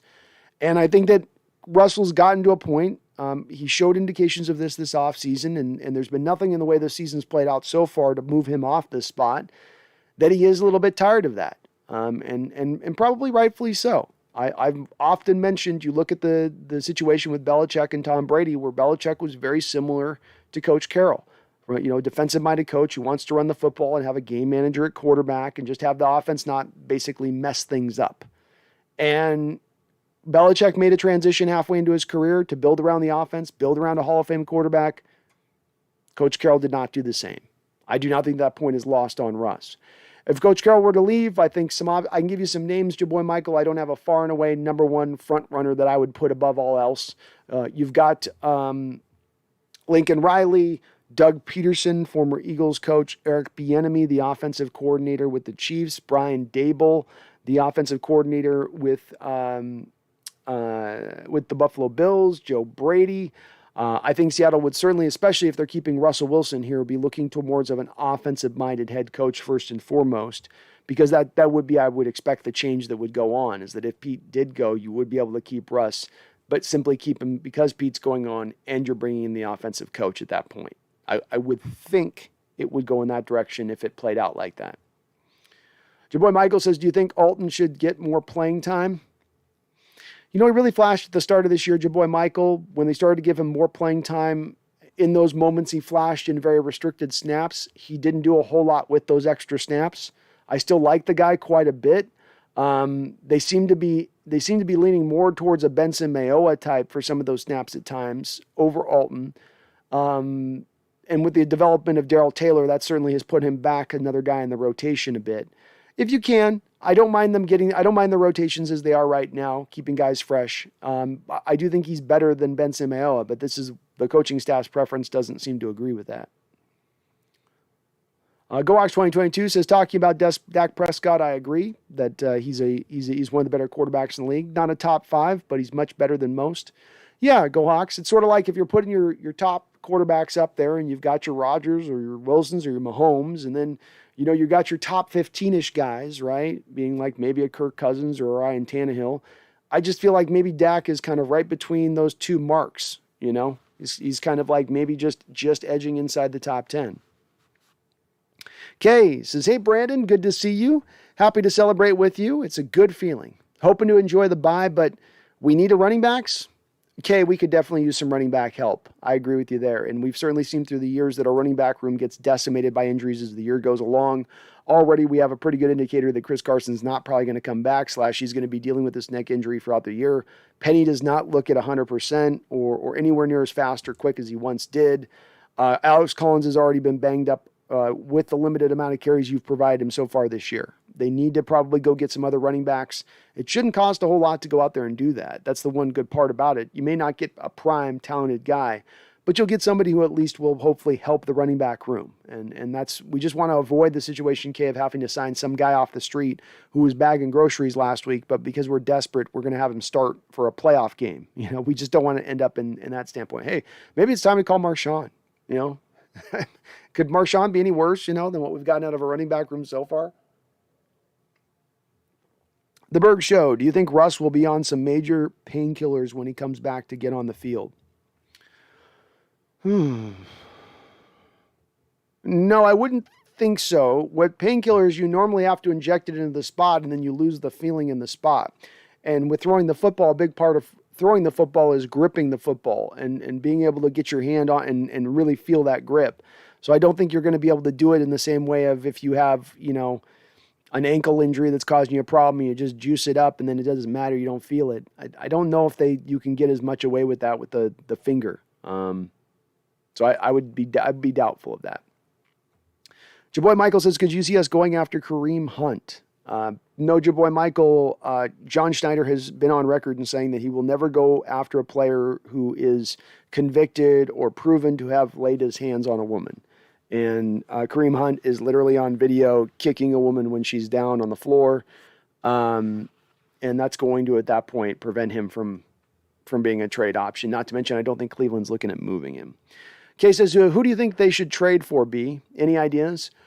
The number one guy on my list would be Brandon Cooks, because I don't think he would cost a lot, and I think he would help out the receiver room, especially for potential injury.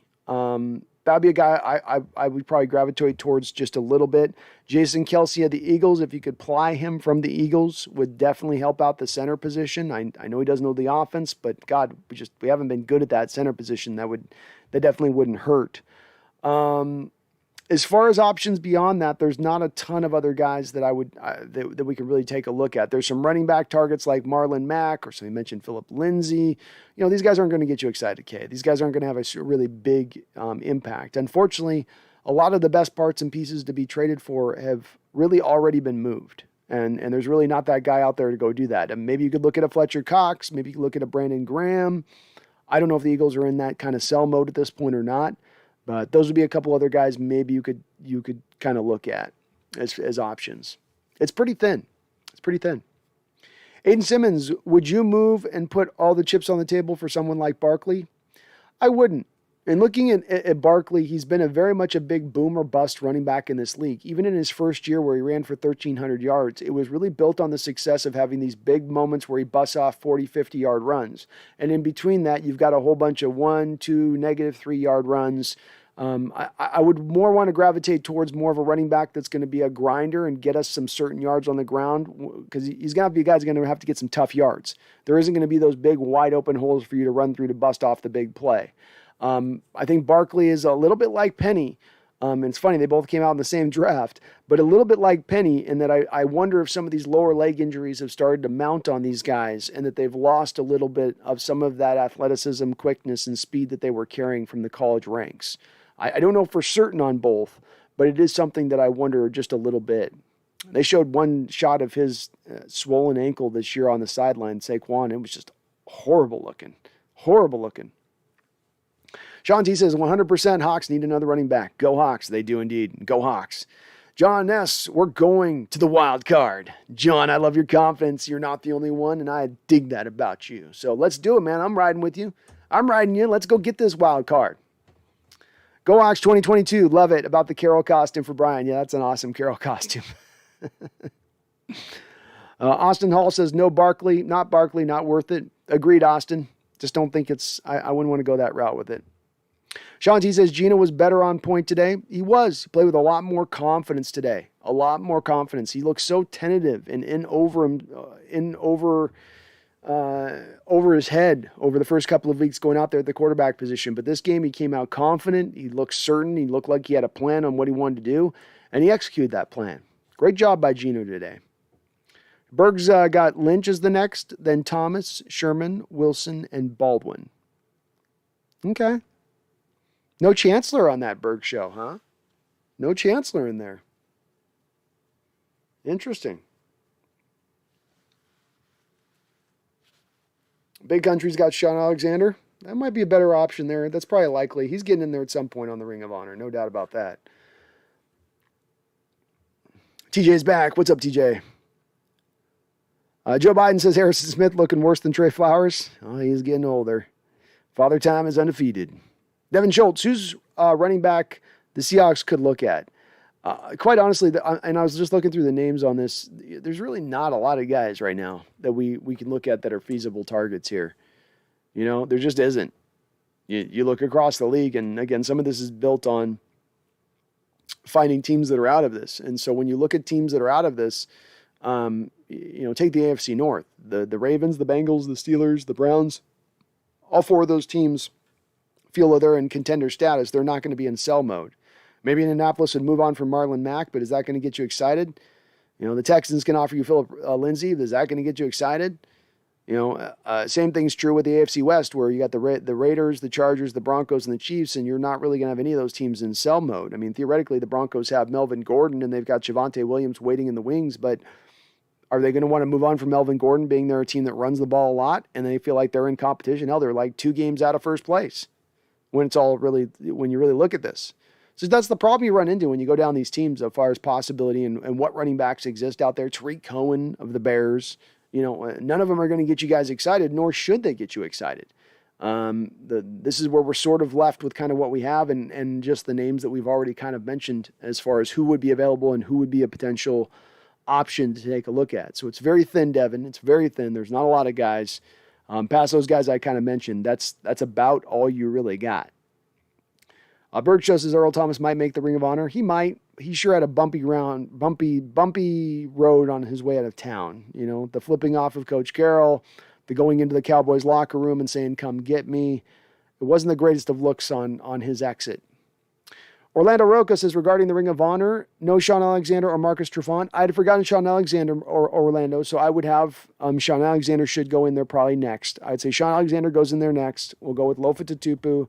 Then we'll go. Then I'll go Cam Chancellor, and then so on and so forth. No, I don't think Marcus Trufant did enough in his career to earn into the Ring of Honor status. I don't. He had one really good year, and outside around that one really good year, he was all right. He had some years he was decent, some years where he wasn't as good. He's a guy that, again, I know he's a local guy, and a lot of people love him. Went to WSU and all that, but. Another one of those guys with not a lot of ball skills, not a lot of ability to turn. He could be sticky in coverage, just couldn't turn around his head to find the ball worth his life at times. But not a guy that you're really lowering the standard down at that point if you're putting Trufant in there in the Ring of Honor.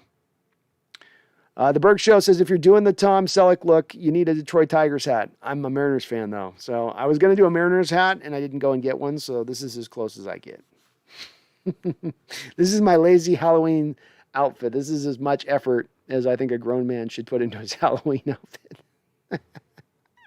Berg Show, are Thomas Rawls or Christine Michael still around? They weren't horrible. Long retired. I think their days are long behind them at this point. Your boy Michael says you should do an Instagram. I am on Instagram. I don't do very much with my Instagram page, admittedly, but I am on there, technically speaking. Brian Goski, happy Halloween, Hawk fans. Happy Halloween. Did your boy Michael trade for OBJ? Another one of those guys that just doesn't look as quick and fast as he did a couple of years ago to me. And maybe it's just that he's just that bad of a fit with Baker Mayfield, because those guys have not been a match made in heaven, no doubt about that. But just doesn't quite give me with the same excitement he had when he came in the door. And a guy who I had already kind of wondered at over the last couple of years, always a guy that struck me a little bit as a guy who loved the idea of being a football player more than he really loved being a football player.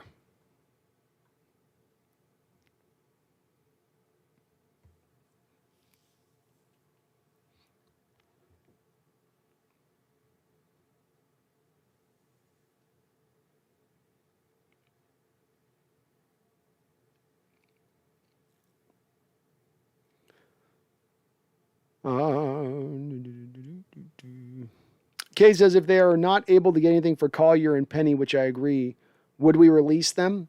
You could release Rashad Penny and I think save a couple $100,000 by this point in time in the year. Not significant portion there.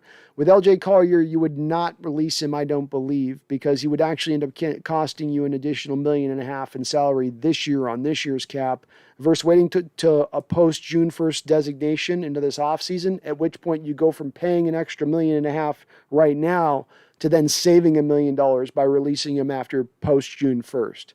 So if I was to make a guess on this kid, this will play out where they're, unless you're totally just bamboozling somebody out there to trade LJ, you're probably holding on to him until that post June 1st point, but then you do get to save that $1 million on his next year's salary. Randall says, Jimmy Graham rule. No dunking or touching goalpost. Oh, I didn't know that there was just no touching goalpost. I thought there were no dunking, but I didn't know you couldn't just even touch the... Randall, the NFL's so lame with some of that stuff, you know? Like, what's the problem? Let them have some fun. Let them enjoy themselves. Kids playing a kid game, you know? Brian Koski, I'm still effing crazy that the Halloween Hawks only had about 230 yards of total offense and still tally up 31 points. Crazy. I was hoping for a 24-0 shutout. A shutout would have felt even a bit better, wouldn't it, Brian? Just a little bit better. But look, they were efficient, man. Geno had like three incompletions all day.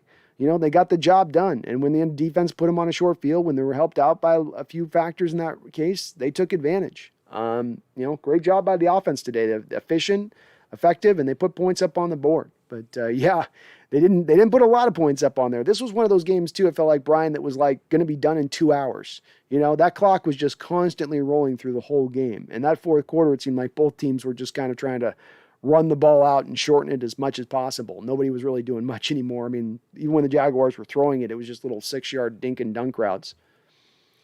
Your boy Michael says, you think if Russ is unhappy and wants out, he would feel better if we got rid of Carroll? I do think that would help the situation if he's at that stage of things. If Russ is in the stance of feeling that he's done with it, I think that's wholly built and wholly on Coach Carroll and nothing to do with the rest of the team. The players on the team, the front office, the fans, the local area and environment. I think it does, at the end of the day, all of Russ's unhappy arrows point in the direction of Coach Carroll. Kay says, great interception by Quandre Diggs. Hope DJ is okay and not been happy with Amadi securing the nickel and seemingly no competition per Pete since Blair is out, but not sure if Ryan is competition for that role or if different. Ryan Neal's kind of competition for that role, Kay. I mean, he's a little bit like Marquise Blair, where these are guys are true safeties that you're now asking to play cornerback role duties. I think you'll be impressed, Kay, and you'll see this on the show on Wednesday because I do post the PFF, the Pro Football Focus scores for these players. I think you're going to be very encouraged by what you see out of Amadi. I think he'll be one of our better rated players defensively out of this football game. I'm with you in that he has not played great up until this point this year overall. I think he's kind of been a little bit below league average as a slot corner so far this year. But this was one of his better games, in my opinion. I thought Amadi was really solid in all accounts. Coverage, tackling, being what he can be as a player out there at the slot position. Randall says, been absent last month or so on the chats. What's the consensus on the season? I still maintain the team is not that far off. If Russ can come back, the D has improved significantly the last 4 games. We can beat Arizona and LA.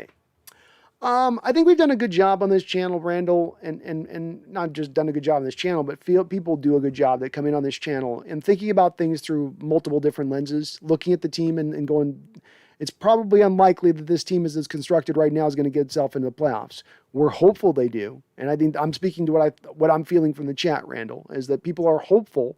But I think that there's people with realistic views of this. The defense has turned it around, but let's face it, Randall, you're going up against last week, the Saints, who are not exactly a juggernaut offensively, the Steelers the week before that, not exactly an offensive juggernaut. And then you had the Rams the week before that, which the second half, the Rams were moving the ball kind of at will. The first half, you shut them down, but you also had Stafford's finger in that first half get injured a little. And he missed a couple of throws, which I don't think he normally misses. The true test comes down to, Randall, of when this defense plays against legitimate offenses. And I don't mean top 5 offenses necessarily. If they fail against a top 5 offense or they give up 26 points against the top 5 offense, I'm not talking about that. I'm talking about those middle of the road offenses that were just having their way with us here this year, being it like the Titans or the Vikings game. Those are good offenses. Those aren't great offenses. Those aren't offenses that should just run up the field backwards and forwards on you, upwards and downwards, back and front. That should not be how that plays out. So until they can do that against an opponent like that, I'm going to still remain a little bit skeptical from my own standpoint. But I think for the most part, Randall, people are looking at it pretty. I would love to say there's a lot of hope out there, but I don't know if there's a lot of hope out there. I'm trying to drum some up where I can, Randall, but I think it's been a dark last couple of weeks here for the fan base, and rightfully so. Brian Koski, the Hawks lost all offensive categories compared to the Jags' offensive stats and still got 31 points. That's effing crazy. Rare. Very rare. Yeah, it is very rare for you to be able to pull off something like that. This is a little bit to the formula of the way you build your team, right? A bend but don't break defense by Coach Carroll is going to allow offenses to move a ball up the field. And when you have a guy like Bevel, who's a former offensive coordinator under Carroll, he understands the way he's going to need to attack, which is short passing game, and just slowly move the ball up the field. Slowly moving drives are going to eat more time off the clock. You already know on our side of the football, with the short passing game and still trying to remain balanced running the ball, we're going to eat time off the clock at that point. I think that removed a couple of extra possessions in this football game, how much it was getting bled as fast as it was getting bled. But it was good effort. This is the way we beat. This is our blueprint, man. Right, Brian? This is the blueprint kind of for how we'd like to win games. I mean, we'd like to obviously get more yards than the opposition, but keep them to field goals, keep them out of the end zone, let them drive between the 20s, and then get rigid at that point. Jason McEward, I would love to see a trade for OBJ, but I don't see the Seahawks paying 3 wide receivers $60 million a year. Well, let's take a look at this real quick. Let's do the math. And as well, I think the thing that would prevent a little bit of the OBJ deal is the fact you still have Eskridge on this roster who they are expecting to get back. That also sort of segments him down the line as far as his spot goes. But let's take a look at where Cleveland the Browns are at with OBJ. Oh, there we go. So if they trade OBJ, basically you're on the hook for his base salary at that point, which would be Seattle would owe about $7 million for the remaining portion of this season on Odell Beckham's contract. Next year, Odell Beckham carries a $13.75 million, basically he carries a $15 million cap hit next year. So to the point on that, yeah, they wouldn't be able to probably make that move happen from that standpoint of things. You'd have to move Odell after this year. There's a thought process of you could trade for Odell right now, have him on the roster for a half a year, and then move him via trade this offseason before you sign DK Metcalf. And because the Cleveland Browns have already then eaten all of the bonus money off of Odell's contract, you're on the hook for no dead money making that kind of move. That could also be the way they go with it as well. Okay, the Green Bay game is not prime time, right? Last I checked, it wasn't. Yeah, I don't think it is. Yep, it's a 125 game on CBS. Wow, CBS game. 2 NFC opponents. Weird. I guess it's on CBS. Jason McEward, I don't know why Brendan Nelson would be so mad if we keep losing. We're going to end up giving the Jets a lottery pick, like a top 10 pick for the Jamal Adams trade. Is that what we really want? I don't want to give them a top 10 pick. I don't think you can do anything in the way you move forward as a football club worrying about the pick you gave the Jets at that point. That's already that's a pick that's been sent. It's out the door. It is done with us. It's done with, so to speak. I think Brendan, and I'm not going to try to speak for him too much. We'll get into it on Thursday when he comes onto the channel here and we discuss where his mind's at. But in talking to him quite a bit here over the last few weeks, I think that it would be that he shares a worry that's out there in a lot of Seahawks fandom. And there's a lot of the fandom, which I don't think they're wrong for taking this stance. I know many out there will say it's premature, and many of them are saying, there's many out there that'll say you let this all play out before you come to this determination. But there's a worry by him and probably a lot in the fan base that Coach Carroll will go out there to do just enough to right this ship, just to get you into the back door of the playoffs, to then get you booted out of the playoffs in the first round, which has happened the last 5-6 years basically. And then that'll be enough to keep Carroll here for the long term, while you'll then move on from Russell Wilson, while we then have to watch Coach Carroll again continue to redo what he's been doing over the last few years, which Brendan's looking at then through the couple-year period of this being bad, through a couple-year period of you now riding with Carroll and being, then once he finally leaves in a couple of years, then you being at finally now now we begin the rebuild, so it's a little bit of the worry of that, which I think is a little understandable. It's not wrong to think that way, and that's the way this could go. And that would be tough. Would it be tough to watch Coach Carroll holding on here for a couple more years and pushing Russ out the door and fumbling around in the dark without a flashlight? Yeah, that'd be tough. So there's that worry that exists for some. I'm not in that same stance myself. So I'm not going to arrive there from my standpoint, but just to try to explain where I think maybe he's coming from on it. Brian Koski says, I'd rather have Josh Gordon than OBJ. Thanks. I would too. I would have preferred Seattle move on Josh over OBJ. Cost would have been significantly less. A player who might be a better player at this point than the other. Absolutely. Luke99 says, where do you post your articles? Luke99, I do it on my community board, so I post, but it's to my members only. I do just members only articles, which I thought Luke was one of my people. Weren't you one of my folks on my members?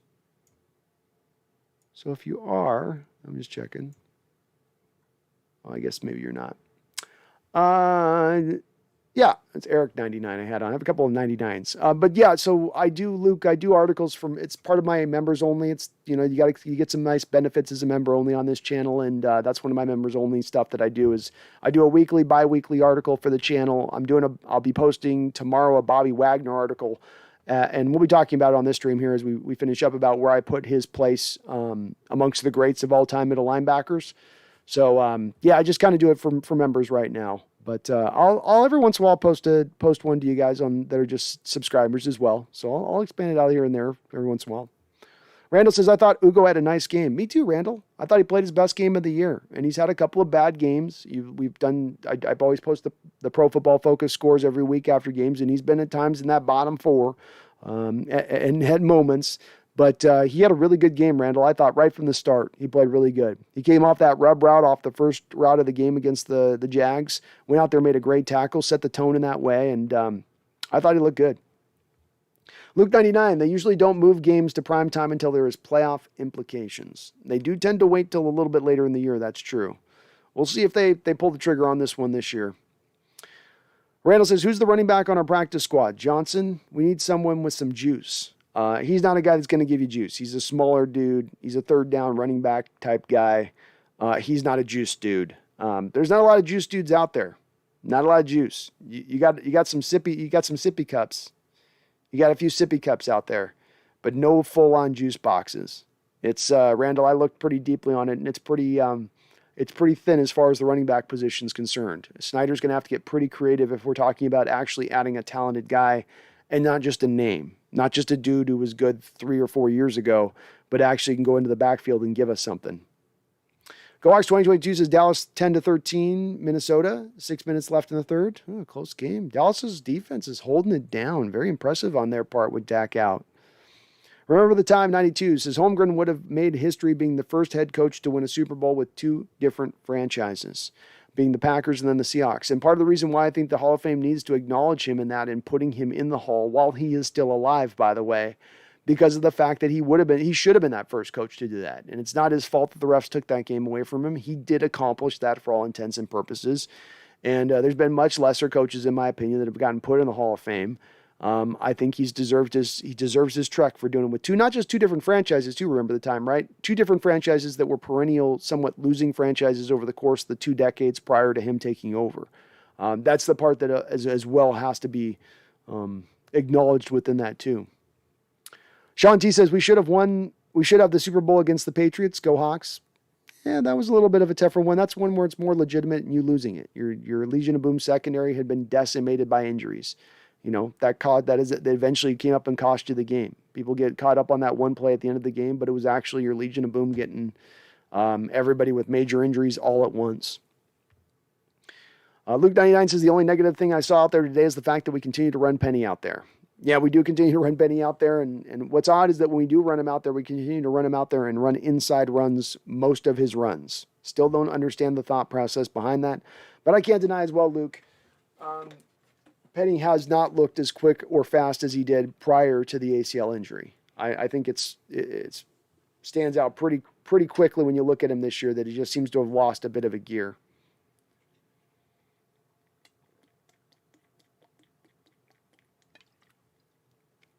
Randall McDaniel says Arizona will lose to the Niners next week. Kyler got that bum ankle. They will come back to earth. They're a team that's historically been one that has come back to earth and starts out hot, Randall, to your point on that. It's going to be a tough divisional matchup against them. Those are always tougher games. There's always a more of a, anything can happen kind of theme at play on these divisional matchups. And look, they lost also Randall, J.J. Watt for the season, right? And like we've talked about with the Rams and the Cardinals, Randall, these are 2 teams that are heavily weighted to the top end of their roster. And if they lose 2 of those guys at the top end of the roster, the potential for both of those two teams is reduced quite a bit. If the Rams lose Aaron Donald and Cooper Kupp, where does that put that Rams team? If the Arizona Cardinals lose J.J. Watt and DeAndre Hopkins, oh wait, they just did, where does that put their team? That I think that knocks them down quite a bit from this height that they've been rolling on to start the season, and they lose. Say nothing if you lose a third one. Where does that put you? So it's a long year, right, Randall? And this year more longer than ever with the extra game this season. Anything can happen, my guy. Big Country, I hope Holmgren makes it to the Canton. Me too, man. And I hope it's not on the Veterans Committee after he's already passed away, but that he truly gets to enjoy it and have his speech, have all of those quarterbacks that he brought along through his time period, going back from Joe Montana to Steve Young to, Brett Favre to Mark Brunell, Ty Detman. I mean, all those guys. I want to see them all just sit up in a row in front of him. That'd be a cool moment. Jason McEward, great win today. Excellent show like always. Thank you, Brandon. 12, stay positive and go Hawks. Well, thank you, Jason. I do appreciate it, man. Thanks for watching, and very kind of you to say. Joe Mannix, Holmgren, Shermer connection. Fritz Shermer, very good defensive end. I think we lost. Didn't he pass on right at the beginning of Mike Holmgren's era here? I think it definitely hurt our defense for a time, not being able to have him bring in his guy, because unfortunately he did pass on. He's a little bit of an older guy coming over, but yeah, they were a good team. Randall says the point of Jody not moving from Pete because of Bro's legacy makes sense. Maybe seeing what team looked like without Russell Wilson makes her realize the legacy of a team long-term is in doubt. Maybe injury is a blessing. It could turn out to be that, Randall. And the comment I really came away from in last week's game, where you heard Coach Carroll in a post conference talk about the fact that he had been here a long time and that he wouldn't have been here as long if not for Russell Wilson. I think that that's a tough comment for Coach Carroll to say, and I give Coach Carroll a lot of credit in saying that comment. This is a man with a lot of pride, and to acknowledge something like that is acknowledging a lot of his own failures along the way, and that he relied on Russell Wilson to get those wins. I think that there's a little bit of I think he did that on purpose, and I think that there's a little bit of insight into the situation as it stands right now, being that it's almost a little bit of a soft indicator, Randall, if it comes down to Coach Carroll or Russell Wilson, that maybe Coach Carroll in actuality is opened up to stepping aside and letting Russell Wilson step forward, that he's not going to be the guy to push Russell out and try to rebuild this thing all from scratch, which is something that people have not really thought about in this whole process of moving on from Russell, is that does Coach Carroll really want to do that? Do you really want to build everything back anew again at 70 years plus old? Is that really in your wheelhouse at this point? Frick Boner says, Marshawn said in April he is in no condition to return to the NFL. Well, if we hit that bat phone up, we send that bat signal to the sky, Frick, you never know what he might say, right? All I'm saying is Marshawn's the only one able to stay upright of any running backs we've had in the last 8 years. Almost that alone. Randall says, go get Gordon from Denver to help at the running back. They want the rook to play. Wayne Gallman is available. The chickens have come home to roost. Ooh, Wayne Gallman, the modern day Eric Dickerson, Randall, is available. We got to snag him. There's a depressed value right there waiting to happen. I'm okay with Melvin Gordon, and Denver wants to sooner than later get over to Javonte Williams. I love that kid. You love that kid in the draft. They're chomping at the bit to get to him and get him some carries. Don't know if Denver's willing, though, Randall. They're 4-4. They're in that divisional race. Do they want to offload assets at this point? What are they going to want for Gordon? I don't know if they're at that spot necessarily. Randall says, technically, Schneider didn't say anything about a man putting his foot on a woman. He specifically said hand.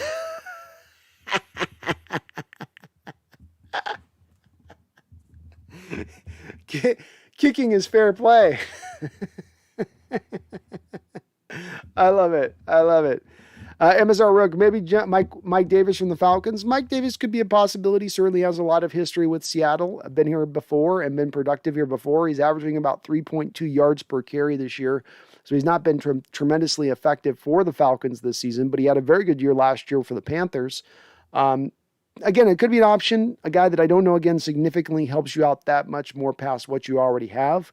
But he at least to be another warm body, Frick Boner says Josh Johnson in the Seahawks practice squad looked good. Seahawks should give him a chance. He's just kind of an undersized guy. And looking at his college tape, this is not a guy you can expect to be out there on early downs for you or to really carry much between the tackles. You don't want him on inside runs. He's not big enough to drag the pile. He's not going to fall forward. An arm tackle will bring him to the ground. Get him out in space in the open field as a third down running back type dude. He's a very good blocker as a third down running back. But he just isn't a guy that you can go between the tackles, which is probably more of what we're looking for at this moment. Paul Holman, what is your opinion on Russell Wilson and if him being fully healthy, fully healed, will actually be the same Russ? Paul, we've had a little bit of insight on this channel from somebody that's actually had the mallet finger in recent weeks, and we've been able to talk to her. It's Megan Gock-Roger. And she had this mallet finger injury happen. She's playing not cricket, playing lacrosse, I believe. I'm probably getting it wrong. But anyway, she played this and suffered the same finger injury. And she is very, very, very, very skeptical, Paul, about the fact that Russell's going to be able to come back anywhere near 100% healthy, having suffered this injury herself.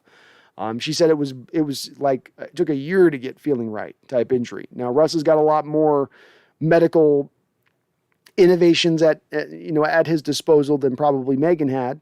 I mean, let's face it, Megan, you guys down in Australia are still going to the outback for spiritual healing at times. So, I'm not saying you didn't use everything at your disposal, but there may be some more modern items here up in this northern hemisphere.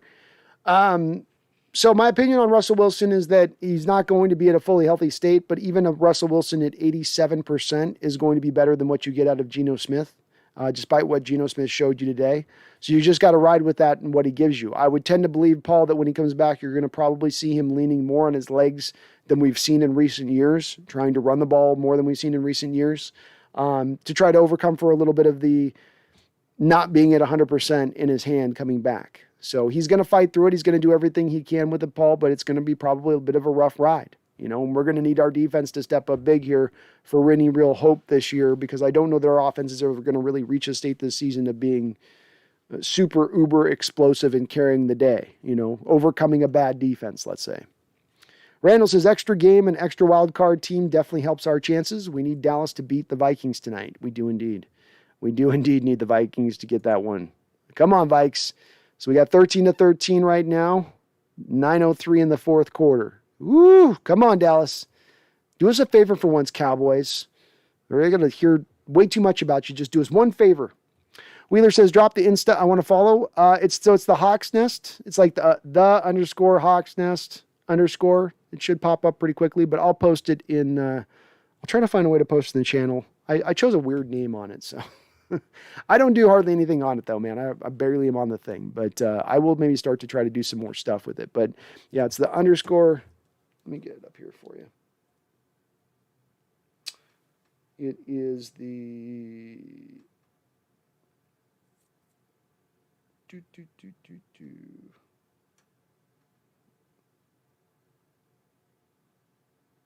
I can't find them.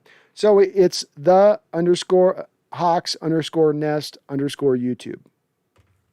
You will find me on Instagram through there.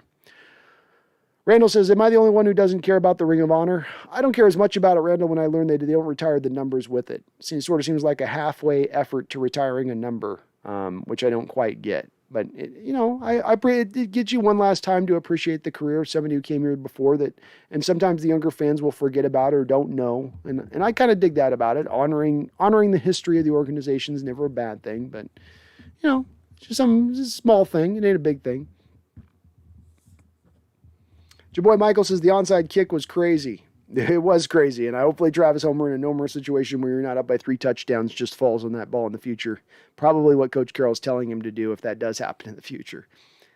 Seahawks, that $12 million cap space is scaring me. Also, why haven't they put Blair on IR? I don't have a good reason as to put up Blair on IR, Seahawks, outside of they think they can maybe get him back by some weird measure before the end of the year, and that's what's factoring into that. That's the only reason that you would do that. I can't think of anything else.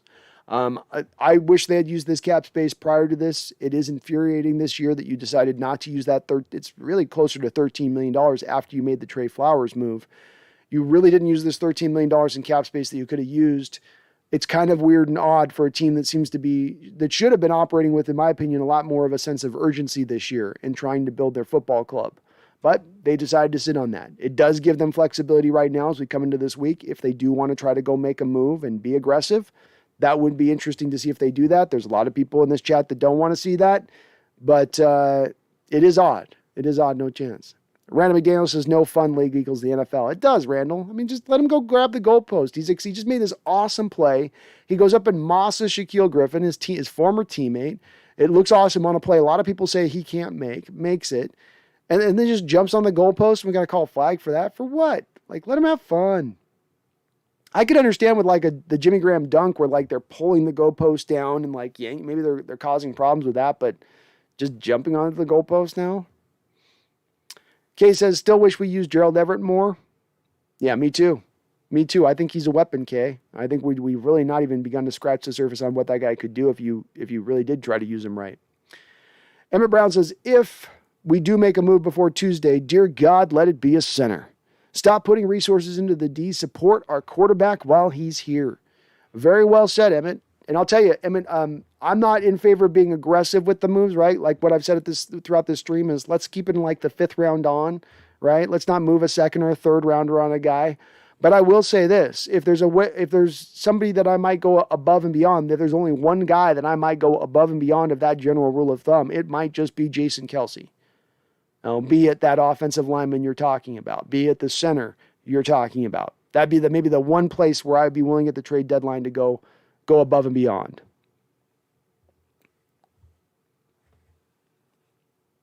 Your boy Michael says, man, in the draft, I wanted to Creed Humphrey so much. Shaking my head. I wish we got him.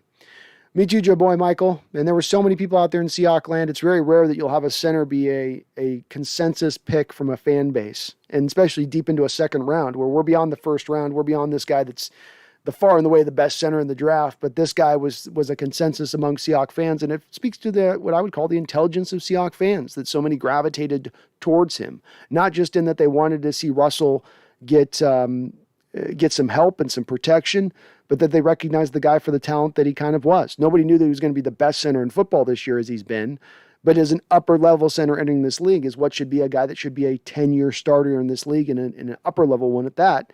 Many saw that, and rightfully so. It was right there on tape to be seen. Emmett Brown says, I share that worry that another one-and-done could give Pete more slack and time. See and wait just waste careers. A strong finish will just leave us in limbo. It's long-term stupid. Peter's gonna Peter. And I get where you're coming from that, Emmett. I do. I get where folks on that worry and concern. And look, there's no part of me that's going to look forward to having to cover a Hawks team that's being run by a guy that's trying to rebuild everything anew and move on from a Hall of Fame quarterback. And we kind of know how that story will probably play out if it goes in that direction. And that's where I get and understand folks like yourself, where you're coming from and having that really real world fear. I get it. Trust me, I get it. Randall McDaniel says this year DK has 5 touchdowns in 3.5 games with Geno, 3 and 4.5 with Russ. Just the facts. Yep. It's true. It's true. He's got a little bit more of that. I think Russ and him have good chemistry, though. They do well. Emmett Brown says everybody but this front office wanted Creed. Facts, Emmett. It's so weird, isn't it, Emmett, where you get the whole fan base on a player, and usually it's going to be a player that's like where you crawl back into the end of the 2nd round, let's say a couple of years ago, and everybody's won DK in that pick. Like that, when it's a receiver, some hotty-toddy type position like that, that's one thing. But when it's like a center position that nobody usually cares about center, but then you have the whole fan base saying, get this center, everybody. When you've got people across multiple channels like myself, and I think over the Hawk Blogger, they were on board with that, and Brendan was on board saying, Creed, Creed, Creed, Creed, Creed. The front office is like, nah, we're good. We got Kyle Fuller. We'll be fine with Kyle Fuller. Emmett says, Pete's a losing coach without Russ. More facts. Very true. That is truth. And there's a lot of years to go off of with that beyond Russ. Brian Roberts, is it me or does Geno not use his tight ends? Not very much. Boy, it was a brutal shot in this game that they showed with an overhead shot where Will Disley's running right up the seam, and it's a broken coverage by the Jaguars, and he's wide open up the seam. I think Geno ended up going to Tyler underneath on the play, but boy, there's some times where just our quarterbacks are not looking at our tight ends. I've wondered that a little bit with Will Disley at times, and Gerald too, because when the ball's thrown their way, they do tend to catch it, but they just don't tend to throw their ball their way very often. I sure would like to see us try to work the tight ends a little bit more often, especially that's usually a meat and potatoes part of this West Coast offense. Jaboy Michael says, I just laughed when Pete said he would not have a job without Russ. I'm more nodded my head. I appreciated him saying it. I've been hard on Pete, and rightfully so been hard on Pete, but you've got to give the guy credit in that moment. That's tough for him to say. It's through gritted teeth to say something like that. To give the offense credit, to give this guy credit over to essentially kind of saving your job at moments. That's a hard thing for him to say, but I think it was an important thing for Coach Carroll to admit and to not hide behind, to not avoid, to not run away from, to face it as the facts. Because then facing that fact and facing that truth, that is potentially how you change course. Be it either to say my day has come and I need to retire, or I'll remain, but I'm going to build this offense completely around Russell and finally realize the lengths of my mistakes. Whatever it is, that it will drive change to get him moved off this rigid spot that Coach Carroll has stayed in for years now. HB, there's actually a scenario we make the playoffs. We need a Vikings loss. Oh, HB, there's a very easy scenario where we can make the playoffs here. Not an easy scenario, but there's a scenario, and it's not some far-fetched scenario where everybody's got to lose across the board. We're going to need the Vikings and Saints to probably back one of those two teams to backtrack quite a bit because we don't want to get into tiebreaker situations with both of those two teams. But we absolutely have a shot here, HB. The Berg Show says, do you think Tyler Lockett is on a Hall of Fame trajectory? Unfortunately, Berg Show, no, I do not. For wide receivers, now you've got to really put up statistical marks that are high. I mean, we're talking really, I think it's going to move into it being about 11,000 yards a career is what you're going to need to have, especially with this extra game on the season now. And I don't think Tyler's going to end up there. He'll probably land at about 8,000 yards receiving when it's all said and done. And that's going to be a very good career, but that's not going to get you Hall of Fame consideration at that point. Jaboy Michael says, I believe that Pete has already said that he does not want to rebuild and he will not coach for a rebuild. I think I'd heard that he'd said that, but I couldn't find that direct quote, Jaboy Michael. So I'd heard that he had said something like that, but I've just not seen, I don't know if I've seen exactly where that was put. Emmett Brown says, also a fun fact, Mike Holmgren is only 3 years older than Peter Clay. He is. Yeah, it's very true. Berg Show says, Thomas Rawls is only 28. I thought he was okay. Thomas was great. I think Thomas suffered from the same injury that Tyler Lockett suffered from in his first rookie year. And Tyler pointed last year to the fact that injury basically cost him a step. Not as fast as he once was. And I think in Rawls' case, it cost him a little bit of that step and explosion. And we've got two guys on the roster right now, in Chris Carson and Rashad Penny, that we're seeing this play out with right now. I think Carson has looked a little bit less explosive this year to start things out. I think that Rashad Penny likewise has not looked as fast as he once looked. I think that when you look at all three of those guys and being relatively young guys that yet still don't look quite as fast as they did when they initially burst on the scene, I think that what they all have in common is the fact all of them suffered lower leg injuries, and on a few of them suffered multiple lower leg injuries, and that some guys bounce back from those things, some guys don't. And I don't think Thomas Rawls was ever quite able to fully bounce back with that same explosiveness he once had before.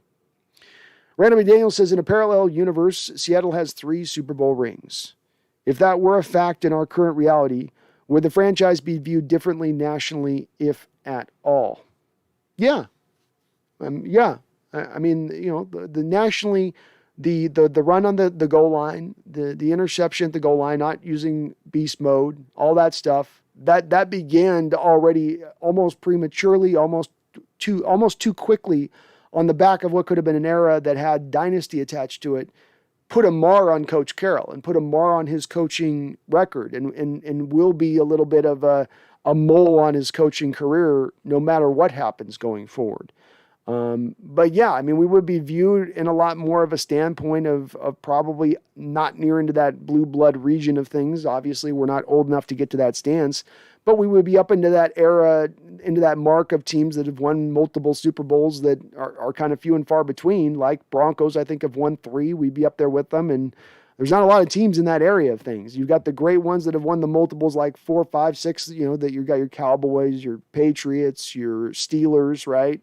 And then you got us that'd be right there below that mark, along with probably like the Giants team in there and stuff. So, you'd be held up as one of those franchises, and certainly that kind of success all coming so recently within basically a 16, 17-year period, you would have established a winning franchise beyond just being a consistent winner, but beyond a great team. Certainly would have changed a lot, I think, Randall, to get those wins. But then as well, you might not have had Holmgren moved out as quickly if he gets that win. Then you maybe not get Carroll in here. It could have played out that way as well, too. Randall says JJ's out, Kyler's ankle, Hopkins hammy. Yeah, got a couple of Cardinals are starting to get the injuries mounting up a little bit. And on some of those older guys, too. Jeffrey says, well put. Thank you, Jeffrey. Emmett, in the third world nations, they think we did win 2 or 3 Super Bowls. They get the unusable Super Bowl winning T-shirts as donations. Yeah, in Uganda, they've got Seahawks. They're still rocking the 2005 Seahawks Super Bowl winning jerseys, Seahawks winning shirts and hats.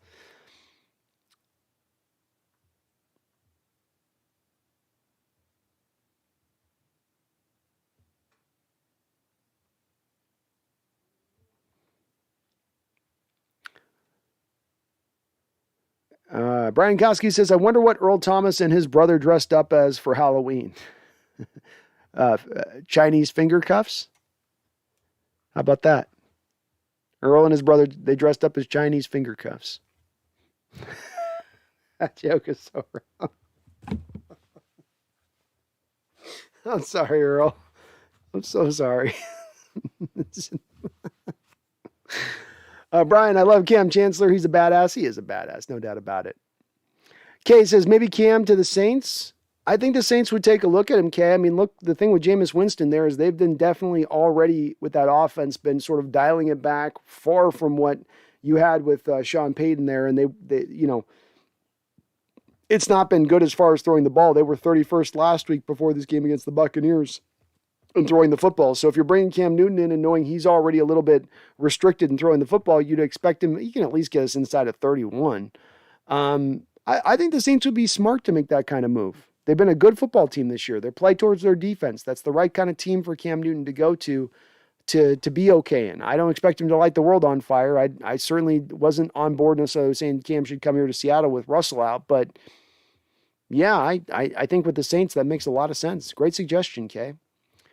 Berg Show says, why did the NFL and when did they change the onside kick rule? When all the players could line up on one side, now there's practically zero chance of recovering one.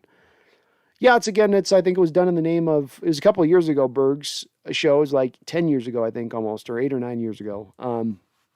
But they were doing it, of course, in the favor. This was right around the time period that you had the settlements with the players as far as the concussion stuff goes, and that there was a theory and stuff that you have these players running this fast and the violent collisions that they're trying to remove out of the game, unnecessarily violent collisions.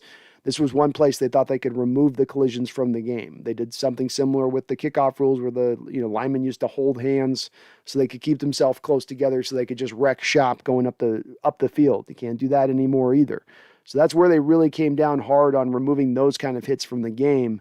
But to your point, it has basically already taken an onside kick, which was hard to convert anyway, and made it damn near impossible at this point. Random McDaniel says, no running back in the league. Watch, the position will be revalued in the coming years.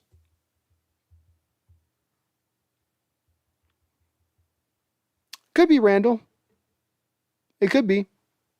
I mean, it's possible that people come to start to value it more than they have in the past. I don't tend to think it will, Randall, because I think that the factors that have caused it to become devalued in the past are still going to remain the truths. So what's some of the reasons?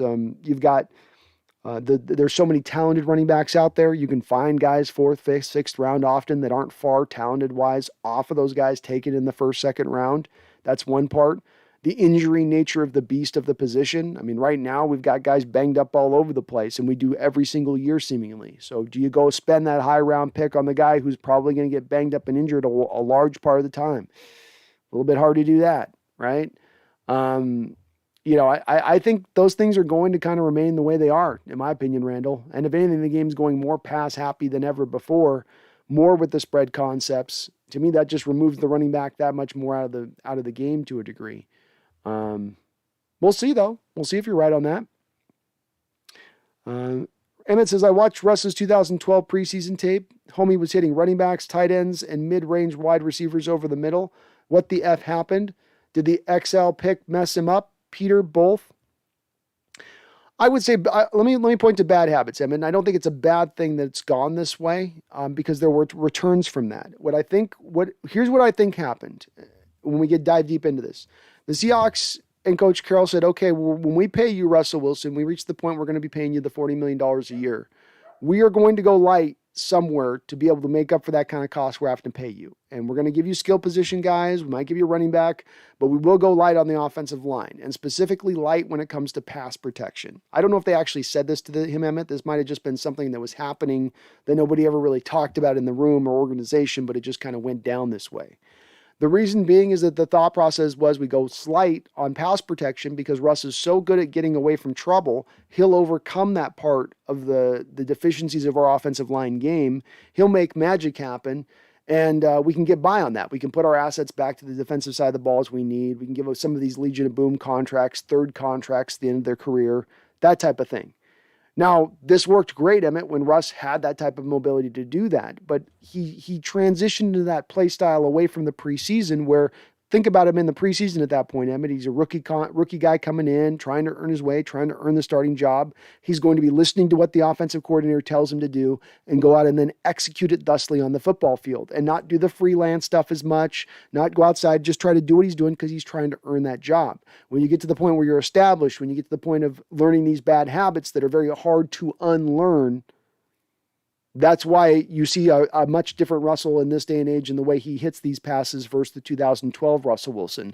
That's why you need the firm hand, Emmett, as an offensive coordinator guiding him through, and that's why Coach Carroll has to butt out in that situation.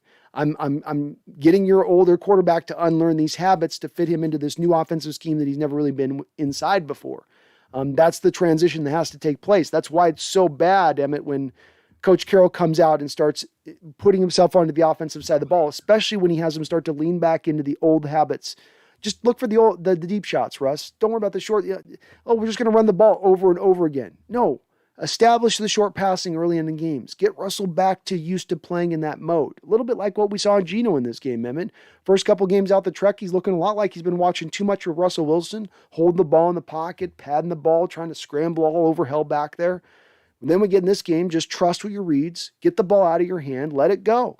I think Russ can get to that place too, Emmett, but it's going to rely on the offensive coach really having that hand and guiding Russ to do that, forcing him to do that at times. It's not always going to be pretty at times, as we were seeing in our transition this year with Russ. But the returns on it, if you can eventually get him to buy into it, will be tenfold versus this old style of offense that we're trying to play towards when we slip into our old habits of let's look for the deep shot and have Russell Wilson perform magic back there. John Robinson said, no, it was after the trade deadline of the Bears. Pete said, we're not doing a rebuild at this time. Yeah, so at this time would be definitely a qualifier of, you can change that, right? I mean, I can say, I'm not going to drink a beer at this time. And then 5 minutes later, I can drink a beer and I didn't lie, did I? Because it ain't at this time anymore.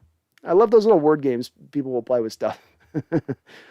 Brian Koski said, I predicted 2 shutout games this season way earlier during this summer. I thought the Hawks D was going to be tight. Ugh. Oh, you would look good on that, Brian. You get the shutout today. You got that Texans game, which easily could be a shutout. You got David Mills as a quarterback. That's a quarterback you could shut out. So you almost look prophetic. You almost look like a prophet on that one, Brian. Brian says today's win was a wobbly W. It was pretty. I felt like it was a caps lock W is what it felt like to me. Berg Show, I disagree. Lockett is only 29. I think he has 6 great years left that will get him well over 10,000 yards and 100 TDs. He's Canton bound. I'd love it if you're right on that. I'll say that. Lockett right now is sitting on 5,000 yards. Halfway through the year, he'll get to 6,000 yards, I guess, this year. Maybe on that. Maybe he can stay, especially if Russell Wilson remains with the connection they had. Maybe he can get to that. Ooh, we got some Trick or treat! Trick or treat! Are you on your stream? I am. Oh, sweet! It's trick or treat time. So we're stealing all my buddies' kids' candy right now. Trick or treat! Trick or treat, baby! Magnum PI, baby. Look at this. Good stuff. Trick or treat. Here's the shot. Oh my God, no, not today. Take it. Take Not it. today. I'll take it. You kill it. Happy Halloween, folks! Woo! It's trick or treat time. Woo! Here. Woo! Ah, trick or treat. Happy Halloween, everybody. Oh, it's good. It's cold too. I dig that. Super cold. That's tasty. I got everything you want. Thank your daughter for her contributions to the show. We will. Love you, Mike. Love you, man. Love you. Thank you, brother. Oh, hey, it's my buddy David. Our next door neighbor. Oh, bro, happy trick or treat, bro. Oh, hell yeah, dude. You think so, Bergs? You think Tyler Lockett's got 6 more years in him, huh? 35 years old. Let me look at this. All-time receiving yards, NFL. I'm just looking at where that puts him at because I do know there's like. So if we look at the bottom guys, if we look at the guys that are basically right about 11,000 yards, you got Deshaun Jackson, Joey Galloway, Chad Johnson, Keenan McCardell, who had 11,373 yards, Rod Smith, who was in the Hall of Fame, I believe, with 11,389 yards. Then you got Mushin Muhammad with 11,438 yards, who's not in the Hall of Fame. And then everybody ahead on that list, with the exception of Derek Mason and I think Hines Ward. I don't know if Hines Ward's in there either. So there's guys up there on this receiving list that are well over 10,000 yards that are not in the Hall of Fame. Where and it's only going to get more stacked up. That's the thing about this is as Tyler goes on over these next course of this 4 or 5 years, you're going to get more guys rising into this 10,000 yard mold. And what that's going to do at that point, I mean, even Santana Moss has more than 10,000 yards. Nobody thinks of Santana Moss as a Hall of Famer. So I think that it's going to be harder and harder for Lockett to do it. Though to your point, if he can pull off 6 more years of 1,000 type yards, it's going to put him in contention at that point. It's just hard for me to see a 33-year-old Lockett putting up 1,000 yards. But hey, he's surprised me in his production already. I didn't think he was going to put up this much production when we drafted him. I thought he'd be a good receiver, a good slot guy, but I didn't think he'd be this good overall. So I've short sold him so far. Maybe I need to start expanding a bit. Randy Daniels says, help me understand the practice squad rule. How can we grab anyone who's on a team's practice squad, but we have to put on a 53-man roster? Or can teams protect certain players on the practice squad?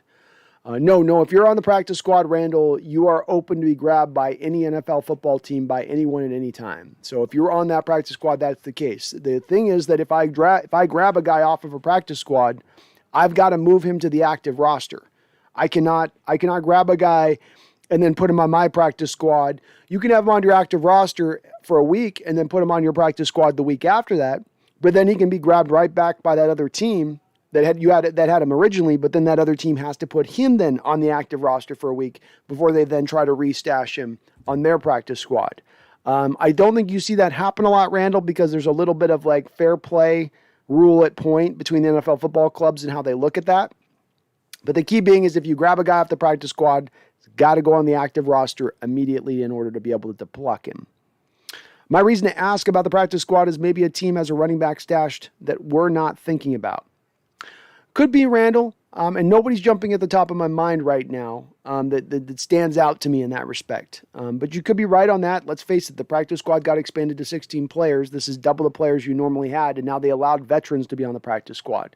So there could be somebody on one of these veterans that's out there that's sitting around in the way they are that would be an interesting guy for us to take a look at. I mean, this trade deadline's coming down the next few days, so we're going to get a call on this one way or the other. This is going to play out somehow or another in one direction or another. So we'll see how it goes. But I think they would probably go after something more legitimate than practice squad at this point, Randall, if they do make a move at the running back position. It'd be more of a, maybe not full-on splash, but at least a kerplunk, Kay says, what time is your party? I don't want you to go. Laughing out loud. Thank you, Kay. I probably should be up making an appearance here pretty soon on the party. So, fairly soon here, but I'm going to hang out with you guys for a little bit longer. I do. Brian Koski, week 10 is going to be fun with number 3, Russell Wilson back playing. Rodgers does remind me of Wick anyways. John Wick, he does. Yeah, he's got a little bit of that John Wick even before he did the costume. That was a cool costume. Let's hope the O-line are packing to protect Russell Wilson. Guns a-blazing. Well, let's come out guns a-blazing, Brian. You got Russell Wilson coming back. The nice thing that we'd all like to see, I think I'm speaking for you guys in this respect, is lay it all on the line. Don't play safe. Don't play not to lose. Don't play about the worries of the interceptions that might come. Let Russ go out there and let it rip. I won't go on to full-on let Russ cook status, but just let him go out there and let him rip. Let him control the football game. Let him run up tempo as much as he wants. Let him get up there and call plays. Be fast and loose and free and easy with it a little bit. Don't be rigid, as we've seen at times this season, the offense be. I sure would like to see that when Russ comes back, because you got nothing to lose, man. There's nothing to lose here. Nobody has any expectation for you this year. So lay it on the line. Nothing for tomorrow kind of stuff. The Berg Show, have you ever thought of applying to work as a college or NFL scout coach? You're extremely intelligent and have a high football IQ. Berg Show, I really appreciate you saying that, man. I do. Thank you a lot for that. I would love to do something like that. The only thing that would be a tough path with that is I think it's a little bit of a young man's game in being that I'm a little bit old and long in the tooth at this point to be applying as like an intern for an NFL scouting service or doing something like that.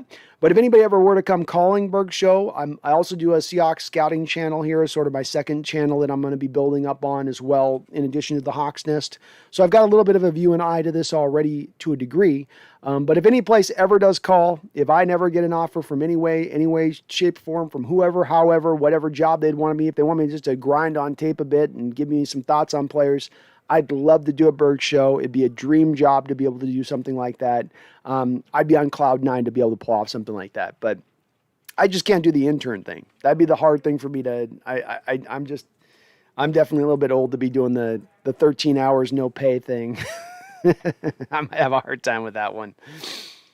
Randall McDaniel says Tyler's going to have a Roddy White type career. I could see that. Roddy finished pretty good, didn't he? Roddy didn't do too bad, did he, with his Roddy White stats? What did Roddy end up with? He had his share. So yeah, right, good, very well said on Randall's part. Roddy's got 10,863 yards. Tyler will have more touchdowns than him. He had 63 touchdowns, but he had 800 catches. It's quite good production. That is quite good production on his part. But another indication, Randall, of why it'll be hard for Tyler to get in that Hall of Fame, that the 10,000 yards alone is not enough of a metric. He'll need that 100 touchdowns receiving on top of it, which that might be enough to get him in with both of those two things. Amari Cooper with the Lynn Swan grab. Oh, that's awesome. John Stallworth was badass too. Yeah, they were a good receiver combination. Long, angular guys that could just go up and get the football. GoOx05, what is the Prescott injury? I'm not sure on that one. I think he's got something going on lower leg injury. Emmett says trick or treat, Emmett. I'm eating up all the young girl's candy at the house. So she went out there and did all the work, and now I get the good juicy caramel returns of that. It's awesome. Who's that guy?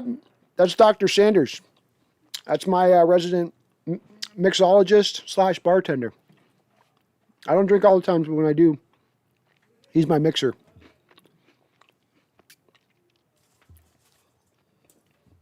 He's like family. Tim says, happy Halloween, cool friend of the show. Yeah, he's a big friend of the show. Randall says, anyone else ever check out the webcam? Jokes. Dallas is knocking. Where's Dallas out here? Ooh, Dallas is up on Minnesota. End of the fourth. They got the win. Okay, we're good, folks. Minnesota sides to 3-3. This is very good news for us. Hey, what a nice day, huh? What a nice end of the day, a little bit on that. There's some hope here, man. There's still some hope.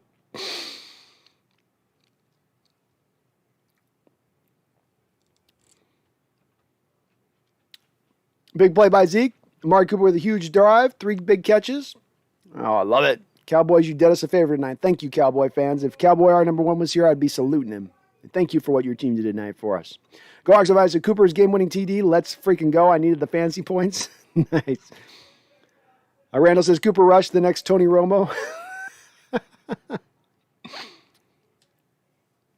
The Berg Show says, who do you think was more clutch, Doug Baldwin or Lockett? I'd give Doug Baldwin a little bit more of the clutch element. Lockett's got a little bit too much of the boom or bust quotient to his game at times. It seems like he's going to be there with you all throughout a whole game, or he'll completely disappear. Whereas Doug could be all out for a whole game, and then right when you need him at the end, he comes into play with you. The game that jumps out as the quintessential game with Doug Baldwin in this respect is the Dolphins game at home, probably about 5 years ago. And as a game where we weren't able to do much offensively, Ndamukong Suh caused Russell Wilson to have an injury in that game, twist his ankle. But Doug, at the end of the game, when he wasn't able to do a lot, was able to make a couple of big-time catches. He was a leader in that game. He was mic'd up in that game, so you can hear him just, even including Tyler Lockett, keeping everybody up and going. But that was what you saw, I thought, from Doug Baldwin time and time again, where he just, when you needed a big catch, Doug was there to make the big catch. Randall McDowell says, people all over Texas yelling, we them boys. Who them boys? Who them Cowboys? Who them Cowboys? John Robinson says, I think the practice squad is different this year because of COVID. I think everyone is protected and can't be taken this year. Is it? I'll look into that. I'll look into that because I thought we had already taken a couple people off somebody's practice squad, but maybe I'm misremembering. Randall says, how was your scouting on Dallas's cornerback Diggs going into the draft? Did you see these ball skills? Yeah, Randall, it was interesting because D-Mac, of course, a friend of the show, and me, we scouted those cornerbacks coming out of that particular draft. And I'm looking up right now, he sent me a text the other day, which I think really basically summed up where Trayvon Diggs was. Because a lot of people will look at Trayvon Diggs and they'll go, oh, the interceptions. He's a defensive player of the year. And D-Mac just sent me this about a week and a half ago. And that's Cowboys cornerback Trayvon Diggs so far this year has the most interceptions, the most penalties, and he's on pace to allow the most receiving yards in a season since the stats started being recorded. Okay, so this is one of those situations where, again, you fall into that trap at times where you look at a player and you go, not you, Randall, but somebody's out there looking at Trayvon Diggs going, defensive player of the year, and you go, just because of his interceptions? What about what he does on all the other plays? And while he's had an outstanding year in that respect of taking the ball away, which is the most important thing a cornerback can do, what we talked about, me and D-Mac on our tape when looking at the guy, and we weren't really high on him, was that he was very much a soft corner. He was a guy that was a former wide receiver convert to cornerback, so he had really good hands. We expected he would be able to take away the football. But as far as doing a lot of the other things you'd like to see a cornerback do, he didn't do it, especially being he was looked at as kind of a first-round guy at this time. So while he's definitely is taking the football away, there are still some pretty big holes to Trayvon Diggs' game that are getting covered up by the fact he's making these interceptions. But again, on that last stat, and this was sent about, again, just 2 weeks ago, just one more time on that. He's on pace to allow the most receiving yards in a season at 1,119 since the stats started being recorded. So he's played out pretty much, Randall, to what me and D-Mac thought he would be as a player. We expected he'd be able to take away the ball, but we also expected there would be some issues to his game as well. TJ says the best thing about our bye is we can start working the trade instead of worrying about the next game or last week. Would also be good for our bye. Very true, TJ. You can get a person in and gets an extra couple of games to get assimilated to the team a little bit as well. So, very true. Emmett Brown says Darrell Taylor should have had about 3 sacks today, but they let the Jags right tackle take off early about 4 times today. Very good of you to notice that, Emmett. I thought I was taking crazy pills with that. The officials were letting the tackles get a full start today in pass protection on the Jaguars. I saw the same thing. Should have been a false start multiple times. I agree with you, Emmett. I saw the exact same thing. Drove me. I was screaming at the TV because there was one play where he jumped a good second and a half before the snap even came, and it was just. And Darrell still got past him, but you're going, come on. I mean, come on. Rusk 11, what's up, Hawks Nest? What's up, Rusk 11? Good to see you. Berg Show says you can't be that old. I'm 48 and you look younger.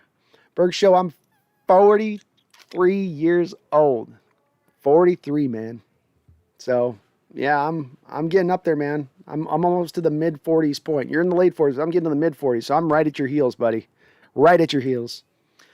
D-Nugget, seriously, the Hawks should hire you, but yeah, intern thing is tough.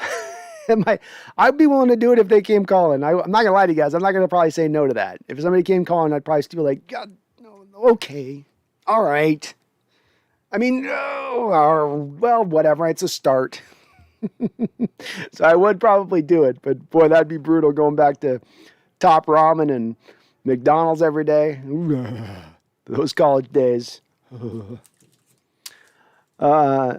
Randall says NFL should move trade deadline back so we have more fire sales. I agree, Randall. I'd like to see him move it back as well. There's nothing worse in the NFL product than you have a contending team that's well put together and they have a couple of key losses and that sinks their whole season. Why not keep things competitive throughout? Why not keep things to where teams can keep themselves stacked up in the right fashion to stay competitive through the whole year? I don't see as much of a downside to doing it myself. You know, you still have to deal with the salary cap implications. You can't just do funny money spending or funny money trades. So there's still some restrictions with that. You only have 7 draft picks. But I agree with you. There's nothing to me but upside in doing something like that. The Berg Show says Lynn Swann made the Hall of Fame with only 5,500 yards and 51 touchdowns. A great point on your part, Berg Show. I think, though, what happens with that is that there are guys that get into the Hall of Fame that play in, let's say, the 70s, where it's a lot more of a run-centric league at that point. And so a player in the modern era is not going to get the benefit of the doubt of what Lynn Swann got back in the 70s. If you're a player now that even got 4,000 yards more than Lynn Swann, well, you're playing in a more pass-happy era, and then you look around the players who are around you, guys that have played near your era who aren't in the Hall but who have put up better statistics than you. It's hard to get yourself in because of that. I would make the argument, I don't know if Lynn Swann, even with the depressed amount of passes as they did back in the day in the 70s, I would make the argument he's one of those guys probably shouldn't be in the Hall of Fame. And so if he's a bad choice for being in the Hall of Fame, do you make other bad choices in addition to that because you made it once? No, you shouldn't. But that's him at 5,551 TDs is kind of ridiculous. Even guys like Don Hudson, for instance, great receivers, got in the Hall of Fame with prolific numbers, playing in even an earlier era than Swann, I believe. Brian Meyer says, happy for Travis Homer. Came back from the medical tent and had an exciting touchdown. He did, man. He looked hyped up. He grabbed that ball and he's like, I'm housing this sucker. And Coach Carroll's over there just with smoke blowing out his ears. And Homer's like, I don't care. I'm getting my TD today, Coach. I played good special teams. I've earned this. Brian Koski says, damn, I just realized I'm over 30 minutes behind the chat. Halloween kids are knocking on the door. $150 of candy is gone. Started giving out old sports cards. Ugh. Oh my God. I told you the kids are out aggressive tonight, Brian. I could feel it. You could feel it. They're out in the street corners early. They got the kind of the crackhead kind of wobble to them, you know, where it says, it's been a while since I had some sugar. Give me my sugar. You know what happens when I don't get my sugar? A little bit of that feeling going on. So you knew they were going to be out in effect tonight, just emptying household candy supplies. Randall says Tyler needs 10,000 yards and 2 rings to sniff the Hall of Fame.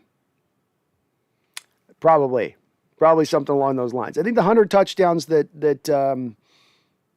our guy Bergshow mentioned would be a thing that would help him, because that's one of the things you see the guy like Roddy White or some of the receivers that are the 10,000 yards, they tend to be down near like the 60 touchdowns. So if he does get up into over 100 touchdowns during that frame with the 10,000 plus yards, and that also includes a little bit of his early success as a punt and kick returner in this league, you may have enough to edge you in, but he's got a lot more work to do. Let's face it, a lot more work to do. Brian Meyer says Gruden coaches next in some secondary league like the Alliance. I think he just retires and calls it a day. Personally, I think he kind of just takes a step back up out of the limelight at that point. Big Country says Cowboys will blow the season eventually. Hard to have faith in them kind of quite yet from my standpoint too. I'm not a believer yet in the Cowboys. I know they played well and Quinn's got that defense playing out of its mind. But the thought process that defense turned around so much of their fortunes in one off season just bringing Quinn in seems a bit much. A bit much. But hey, can't deny they're going to have that division in the bag like nobody's business. They're going to run away with that division, easily win it. They're going to be in a good position come playoff time as far as their health goes, as long as, of course, Dak can, shook a few of these injuries that he keeps dealing with. Bergshow says, "Where's Jermaine Kearse at? Is he already retired? He was clutch. Is Golden Tate, you meant, still in play? Golden Tate is still in play. Technically, he is out there and available. I saw him fighting Coach Carroll's battles on Twitter this week, going at fans that were questioning Carroll. And part of that, I wondered if it's Golden Tate trying to, hey, guys, just remind you, I am still available out here. If you guys need some help, I can still come play. But he is still out there, Bergshow. He's a guy out there. If the receiving core got weird, if we got a lot of injuries, you would definitely see him on the Seattle football team. But no, Jermaine Kearse is absolutely fully 100% retired at this point. Randall McDaniel says, we don't give any trick-or-treaters out at the compound. I want a compound someday, Randall. I want a compound. Randall says, I'm on board with the Brandon Cooks trade. Hard not to not like it, right, Randall? He has familiarity with the offense. He can play every wide receiver position. He's going to cost about $2 million for the remaining part of the year, and he costs you maybe a 4th or 5th round pick. I think that's all pretty acceptable from my standpoint of things. Your boy Michael says we need to figure out a way to keep Quandre Diggs with us. He just has a way to get INTs. It's going to be hard, your boy Michael. You're spending so much money on Jamal Adams right now. You got to spend money in other places going into this offseason. And you got NFL clubs that already don't want to pay one of two safeties, much less paying two safeties top of the market. And if you're paying the combination of Jamal Adams and Quandre Diggs $29 million a season, on top of you have a wide receiver core between Lockett and DK Metcalf at that point that you're paying about $38 million to, on top of paying $40 million to a quarterback, you just can't appropriately roster build the rest of your roster around that. It just becomes a number game. I don't disagree with you in that he's been great, but it just becomes a number game that you can't fit. You got to make the pieces fit, and they just don't quite fit with those numbers. Case says, I'd be down with Todd Gurley. I think Todd Gurley's another guy, just the injury situation mounted up on him. The lower leg injury situation mounted up on him. And the word on the street as far as he goes is that he's dealing with K literally bone on bone. There's no more cartilage left in that knee from the torn ACL he had back in college at Georgia. And what I've always said with this is it's not about him not necessarily having explosiveness or an ability to get out there on Sundays and play. It has everything to do with his ability to train himself and to get his body to a point of being at peak performance on game day. And he can't push himself in training like he once could, especially as an older player, because he's got that knee injury and he's got to kind of manage that pain and manage, swelling and all the things that go along when you got bone on bone on the knee. He looked kind of done last year when we played him in that first game, K, against the Falcons. And nobody out there in the NFL has really sniffed him at this point, including the Rams, who kind of desperately needed a little bit of running back help early on in the season. I think it's saying something when his former team doesn't even give him a sniff. Go Ox05, I prefer Quandre Diggs to Trayvon. Nice. Brian, Astros up 9-5 in the 8th. Last I saw, I'm still pulling for the M's. TJ says 43. Damn, you could be my dad. Holy shit. Hey, I'm an old man, man. I'll tell you, I'm old. I am old. Randall says going to bed. Hey, thank you, Randall, for the $50 donation. You have a great night of sleep, man. You always support the channel, and I'm going to hit you up on chat here soon offline. But thank you, Randall. Have a good night. Dreams of Super Bowls. May they, like lollipops and Christmas, be dancing in your head like those of a child right before Christmas. Berg Show. Swan also won 4 rings and made many incredible acrobatic catches.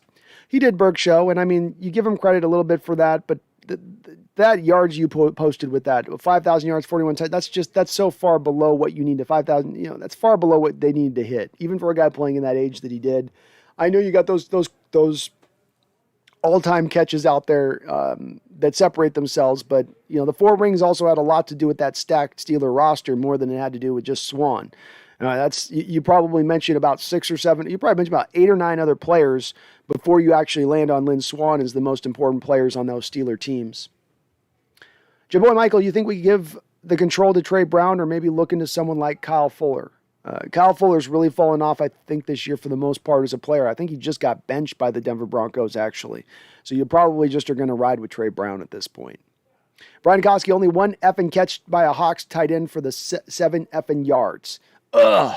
The offensive coordinator, Waldo, has got to hook those dudes up way more. I sure would like to see him feature it more, Brian. I agree with you, and I don't have a good reason as to why you haven't. I mean, there's one play, Brian, where Disley's running up the seam wide open for a 50, 60-yard play if Geno just looks his way. They just don't quite do it. Emmett, would you consider trading trash for trash just to see if a change of scenery would help the incoming heap? I'm thinking Collier for anyone else considered an offensive bust elsewhere. Absolutely, Emmett. Anything you get for Collier, in my opinion, Emmett, is a bonus because you're getting nothing out of LJ Collier going forward. So be it a 7th-round pick, be it a first-round bust that's just nothing. I'm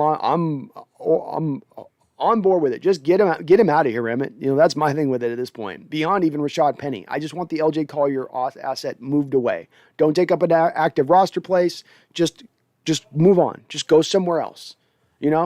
I've seen enough out of that guy to know we're never going to get anything out of that guy on the football field. Absolutely, with certainty, I believe that. Berg Show says Gruden might take over for Al Michaels. Well, he was a good commentator. That'll be the interesting part to see if those emails are enough to get him canceled in this modern cancer culture age we live in. Is that enough to get him canceled to be able to go back to his old analyst-type duties, a la like Al Michaels? I don't think he would take over for Al Michaels because Al Michaels is your play-by-play guy. He would be the color commentator guy. So I don't know if it's going to work to have John Gruden and Collinsworth, unless Collinsworth takes over the Al Michaels stuff and then Gruden becomes the Collinsworth guy, unless they want to just go with 2 color commentators and no play-by-play guy. Brian Meyer says, how about Collier for Deshaun Jackson? I'm good with it. I'm good with it. And, of course, Deshaun Jackson has asked for a trade from the Rams because he's not getting enough playing time with them. I think when they signed Deshaun Jackson, they had done it with anticipating a little bit they'd get an injury into the receiving core, and that just has not happened. So I would be great with that. I'd be great with flipping Collier for Deshaun Jackson. You're not going to see teams within a division, though, trade within each other, I don't think. So just not likely, even to take Collier out of the mix. Unlikely the Rams would help the Seattle Seahawks out by giving us Deshaun Jackson. John Robinson says, what's the prognosis of a fractured kneecap? You can return from it. There's been a little bit of oddness with this, John, where you're hearing a little bit of ligament stuff in this as well. So I don't know if the ligament entered into this too, if it was just the fractured kneecap. But whenever it's bone, it's better than ligaments, better than ACLs or MCLs or any of that stuff, because bone can fully repair and heal and you can come back to 100%. Where sometimes those ligaments and ACLs, it's a little bit of a longer uphill climb, if ever, to get back to where you once were. Berg Show says Lynch is back to doing his Beacon Plumbing commercials, taking over for Bobby Wagner. Maybe that means Bobby is gone next year and beast mode is still in play. Hey, like I said, man, with what I've watched from the running back room in recent years, Berg Show, and what I saw out of Marshawn when he came back a couple of years ago, which we weren't creating a lot of holes for him when he got back, but he looked fine to me when he came back. And I know at least the guy will be available every week. I know he's got some good hands out of the backfield. I know he's got some rapport with Russell Wilson. These things kind of draw me to that. Again, I know I say it jokingly, but I mean, if I got that bat phone ready and I'm Coach Carroll, I'm picking that bat phone up. I don't see a lot of running backs out there that get me all that interested to think that we've got some super dynamic guy out there that we'll go for instead of a guy like Beast Mode. I think they're all going to be what they are. Brando2345 says, would you trade Gerald Everett for a 5th? I know some contending teams that need a tight end. Cough, cough, Packers. No, I wouldn't want to trade him to the Packers, so you might be competing for. I mean, you're moving Everett. It's to be in completely sell mode, and hard to be in a complete sell mode at this point. I don't think Seattle is in that lane. I just can't see something like that coming down, Brando. It doesn't make a lot of sense at this point. If you'd lost this game against the Jaguars, maybe there could have been a lot more of an argument to be made. You need to be in sell mode. But being that you can see that you're not a team that is the bottom of the barrel in the NFL, that you are a team that's playing better football as we're going along here, I think that puts you at the very minimum in a hold mode. Maybe it doesn't put you in buy mode. Maybe it doesn't put you in sell mode, but at least puts you in hold mode. Big Country says Julian Edelman is similar to Lynn Swann, average regular season stats, but all-time great in the postseason. Very similar, yeah. But like what I would say with Lynn Swann, I don't think Julian Edelman's a Hall of Famer. You know, I think just being good in the postseason and providing some great moments does not there maketh you a Hall of Famer. To me, to be a Hall of Famer, you need a decade of dominance or near a decade of dominance. And if you're missing that, to me, that should disqualify you as a player in the Hall of Fame. We don't want to make this the Hall of Very Good. We want to make it the Hall of Fame. We don't want to make it the Hall of Very Good, but with the great moments in the postseason. It's the Hall of Fame. It's the Hall of Fame. You play to win the game. TJ, Collier for a seventh is a win-win for both teams because maybe Collier can be good somewhere else. Collier can never be good anywhere else, TJ. But I'll take the seventh and I'll call it a win-win. John Robinson, you were questioning Jake's ability, or Jacob Eason's ability by the fact the Colts released him. Remember, John Randall and and Hall of Fame players have been released. I see Eason an extreme upside. Look at what Josh Allen did. Are you relating Jacob Eason to John Randall, John? Are we making that comparison? And understanding John Randall at the time he was released by the Minnesota Vikings was costing a significant portion of money, and he was on the downward slide of his career. He's 32, 33 years old when the Vikings released them. Jacob Eason's a 23, 24-year-old kid when the Colts released him last week. And again, they did so. Part of my reasoning with that, John, is it's not just happening in a vacuum. You have a Colts team that's playing with a quarterback who's a frontline starter quarterback who gets injured all the time. And they lost the guy that they brought in to be competition for Eason this offseason and Sam Ehlinger to a torn ACL. And yet they still then move on from Jacob Eason at that point. That's a pretty big indictment on Eason and where he is as a football player, that they would do that. And I think that you got to take a little bit away from that. We don't take everything away from that he's got no potential or no ability. But the place I'd stand on, John, is that you got to go a little bit more off of that move and off of his history and off of what we know with him coming out of the draft and say that's more of a move of a guy who's probably not going to make it in this league more than it is a guy that we can draw a comparison to a Josh Allen type, right? I know that they're about the same size, but those are quantitatively much different players. I know they both have big arms, but they're much, much different players in what they do on the football field. Berg Show, it's nice to see Devin Hester making the Hall. He was the last great returner. You don't see any great returners anymore. Nor will you, Berg Show, and that has everything to do with, of course, the rule changes that have gone on in the NFL, which have gone far to reducing that, as well as punters have gotten so good with hang time while still being able to drive with distance that you just don't have those same short, low-lying punts that the returners get a lot of room to get up the field on. And I think that's really, on both sides, it's removed it. In the kick return game, we've seen that with the 25-yard line and the ability just to boot your kicks into the back of the end zone constantly. You will never see another returner again like Devin Hester, a guy that go to the Hall of Fame like that. He will be the last of that breed. Oh, he didn't make the Hall of Fame? He's just nominated? I thought he made the Hall of Fame.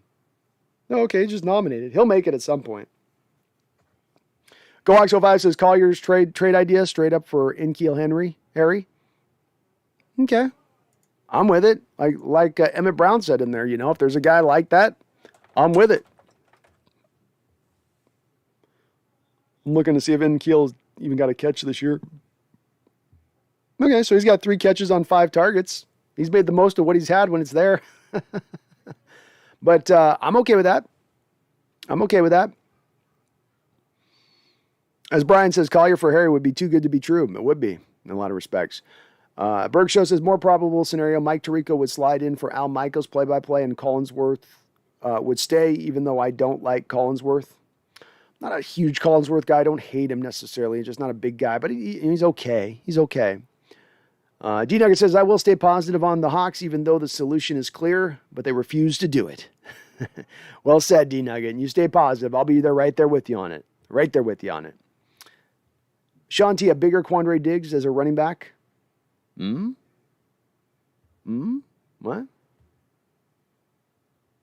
What do you mean by that, Sean? Joe Biden says, Collier for a 7th and a bottle of Stickum for Jamal Adams. That'd be good. The Stickum is not going to be for me, Joe, the make or break on the deal, though. You know, if they're not willing to add the Stickum because of the $4.99 price tag for the Stickum bottle, then I will go Collier in just the 7th. You know, I'm not driving that hard bargain at that point. You know what I mean, man? Brian, trading Collier for a decent average offensive lineman would be a great move. It would be. That would be some snookering of a type of deal, though. You'd have to take one of those ether rags they used to have and put it over the face of one of the general managers and then take his hand with the pen and force him to sign the deal. You know, like John would fly out directly to the team for the intense negotiations, but it would actually be John Schneider holding the rag over his mouth. You know, and John said, give us the Pro Bowler for LJ. John says, no, I'm not making the comparison between Randall, but Randall got released by his team who got him as an undrafted free agent. Just saying that front offices miss all the time and talent-wise. Well, yeah. I mean, it's a solid point there, John, in that did happen at one point with John. Again, the thing I go to a lot, John, with this channel is that when you look at outliers and anomalies, you know, you're going to get your heart broken. When you look at those situations and then turn that into a general rule of thumb outside of what it in actuality is, which is an outlier and the unusual, that's where I just don't tend to lean towards that as counting on that happening. Is it possible it can happen? Does Jacob Eason have a big time arm? Absolutely. But you know, you look at Jacob Eason, you got to go beyond just the big time arm. You look at his performance. You look at his performance going back to college. You look at his performance this year in the pros, which the second Carson Wentz comes out, he comes into the football game and immediately throws an interception. You take all that into account, and Jacob Eason's high-end upside is just not very high-end off of anything he's shown. Can it turn around? And I see where you're going with the Josh Allen, and that Josh Allen comes out of Wyoming, and he doesn't put a lot of great tape out there on in Wyoming, 55% of his passes, playing at a much lesser program than Jacob Eason. But Eason doesn't have his mobility. Eason doesn't have his ability to play off script. The big arm is the only thing they really do have in common, and their inaccuracy is really the only thing that they do have in common. D Nugget, thank you for the $3 donation, sir. You are very kind for doing so, and I do. You better believe it. I do appreciate it. Brando2345 says, you think we could trade Green for a 6th to 7th round pick? Rasheem Green. Try to get something for him, I think. Then Alton Robinson, get more snaps, and Mayo would be defensive end instead of Sam. You could try to do something like that. Maybe we get a 6th or 7th. I don't think there's that. I don't think there's very much value there for Green as there is. I don't think there's any value there for LJ Collier. These are guys without any. LJ Collier, at least you could say to yourself, if you're trading for him, you've got more club control of him beyond this year. Rasheem Green's due to be a free agent after this year. So you're literally paying for half a season of hopeful impact. And Rasheem Green's just not given a lot of impact this year. He's had games where he's been rated bad by Pro Football Focus. He's been in that bottom 4 run group. He currently has 2 sacks on the season. He's got 9 sacks on his career in 4 years. I don't think that there's a lot of value for Rasheem out there. The Berg Show, Gary Anderson should be in the Hall. He was just as great as Morton Anderson. You think Sebastian Janikowski makes the Hall of Fame? I do think Gary Anderson eventually gets in their Berg Show. I think he suffers a little bit from that missed kick in that Vikings playoff game, one of the great teams that should have gotten to the Super Bowl and probably won a Super Bowl. And Gary Anderson missed that kick against the Falcons on that conference championship game, which I think that kind of unfairly, I think that sort of has cast a little bit of a shadow over his career, but I agree with you. He probably should get in there. For whatever reason, I think it's going to be harder for Sebastian to do it, because I don't know as many people are going to ascribe as much greatness as a kicker as maybe they should for the run that he did have, and for a big leg and hitting the kicks he did. But he didn't play for a great organization at any point in time in his run with Oakland. I don't think he quite gets in there. I think the kickers are going to have an uphill battle just because I think things are going to get pretty stacked and log jammed up across the board with a lot of people that probably have a good claim to getting into that Hall of Fame. TJ says we trade Collier to the Pats and Bill turns him into a Pro Bowler. Bill has done things before. If he does that, I'm perfectly happy letting Bill Belichick go turn that coal into diamond. He can go, let him go do that work, because it ain't getting done here. There's no moment here where that light bulb's turned on above LJ's head and it's suddenly like, oh my God, he's a dominant force. We've never seen him before. Emmett says, glad to see Eskridge will be back and Taylor's back. Me too. I mean, we saw today we had one fly sweep to Everett, which we've run this tight end fly sweep a couple times that does not really seem to work. But the fly sweep game has gone completely out the offensive game plan since Eskridge has gone down to injury. And hopefully bringing him back just on the fly sweep game alone, not saying what he might be able to provide beyond the fly sweep, would be sure great to have that back in the flux of this offense, especially an offense which we are going to need to be somewhat prolific as we move on through the rest of this schedule, in my opinion. The Berg Show says sometimes players make the Hall whose career were cut short due to injury. Gale Sayers, Terrell Davis. And I will say this, Berg Show, there are players that I will be open to. I'm good with having in the Hall of Fame that have the shorter career due to the injury. And the two players that you mentioned are kind of at the head of that list. I'd add in Dick Butkus as another guy that didn't necessarily have as much longevity, but whose impact was so great. Their height of heights was so good that it becomes undeniable. And Gale Sayers and Terrell Davis are very equivalent in that respect of their impact of what they did and what they did when they came in the door. I don't do it for a lot of players, and I don't think, frankly, that Lynn Swann is in that same place of Gale Sayers and Terrell Davis. I think he's it's a different category with him than I'd hold those guys into it. But I do think those guys definitely earn being in as they've been placed into the Hall. They're very, very well earned on their part. D-Nugget says, thanks, man. So you still read your old subs. I know, Mark, I feel bad, man. Mark Capricorn's like pissed at me, and I'm like, Mark, man, I love you, man. I'll respond to you. He spoke 3 times about me being greedy, and it's like, just put your comment in. I would have read your comment by this point. So I'm going to try. I'll read everybody. Yeah, hell, we're 4 hours and 20 minutes in. I'm almost to the end of the chat here. I've caught everybody. I always read everybody's chat. I love you guys. I'm going to do that for you. Drunk Squidward, Rashad Penny is not good. Trade him for a 7th round pick or a decent player. I don't know if there's any trade value for him, Drunk. If there is, I'm fine with doing that. But I just don't know if there's any trade value in there for it. And D-Nugget, thank you again for the $3 donation. You're awesome, man. Berg Show, is there any way we could convert Jamal Adams into a running back? He's fast, shifty, and tough. Berg Show, his father was a running back in this league. So that was the way before, but I think you're going to probably keep him out there at safety. That's probably the best spot for him at this point. Big Country says only if we get a bag of chips for Penny. That's about all you're going to get. Sean T says Bobby Wagner in the Hall of Fame. I agree with Sean T. And I've got him sitting right now, Bobby Wagner, I've got him placed 8th all time. For all middle linebackers all time, I've got Bobby 8th all time right now. But he's also on his way up. So... Drugs Woodward, do you think Wilson's coming back week 10? Yeah, I do. I think he's back by the Packer game. I think you can't hold Wilson back. They've had to force him probably to hold him down during this time frame, and it's been simply the pins being in his finger and getting the mobility back. But he is going to be back as soon as possible, and to me that means 4 weeks after the injury. Big Country says Tucker and Vinatieri are for sure Hall of Fame kickers, though. I'm sorry, yeah, I forgot on those two guys. My bad, Big Country. I totally spaced those two guys out. Vinatieri, 100%. And Tucker's probably done just about enough. I mean, he's got a lot of big-time kicks throughout his career that he's hit, where maybe you've got to give him that nod as well. But Vinatieri, 100%. I can't believe I forgot that one. Elliot Clark says Wilson's coming back for the Super Bowl. We are making it. We are making with Geno. TJ says I hated the Taylor pick, but damn it, made me shut up. I was okay with the Taylor pick simply from what I liked about the tape on Taylor pick out the gate. TJ was that he had stuff that he was going to bring to the table that should be able to generate pass rush the second he got on the football field, almost instantaneously.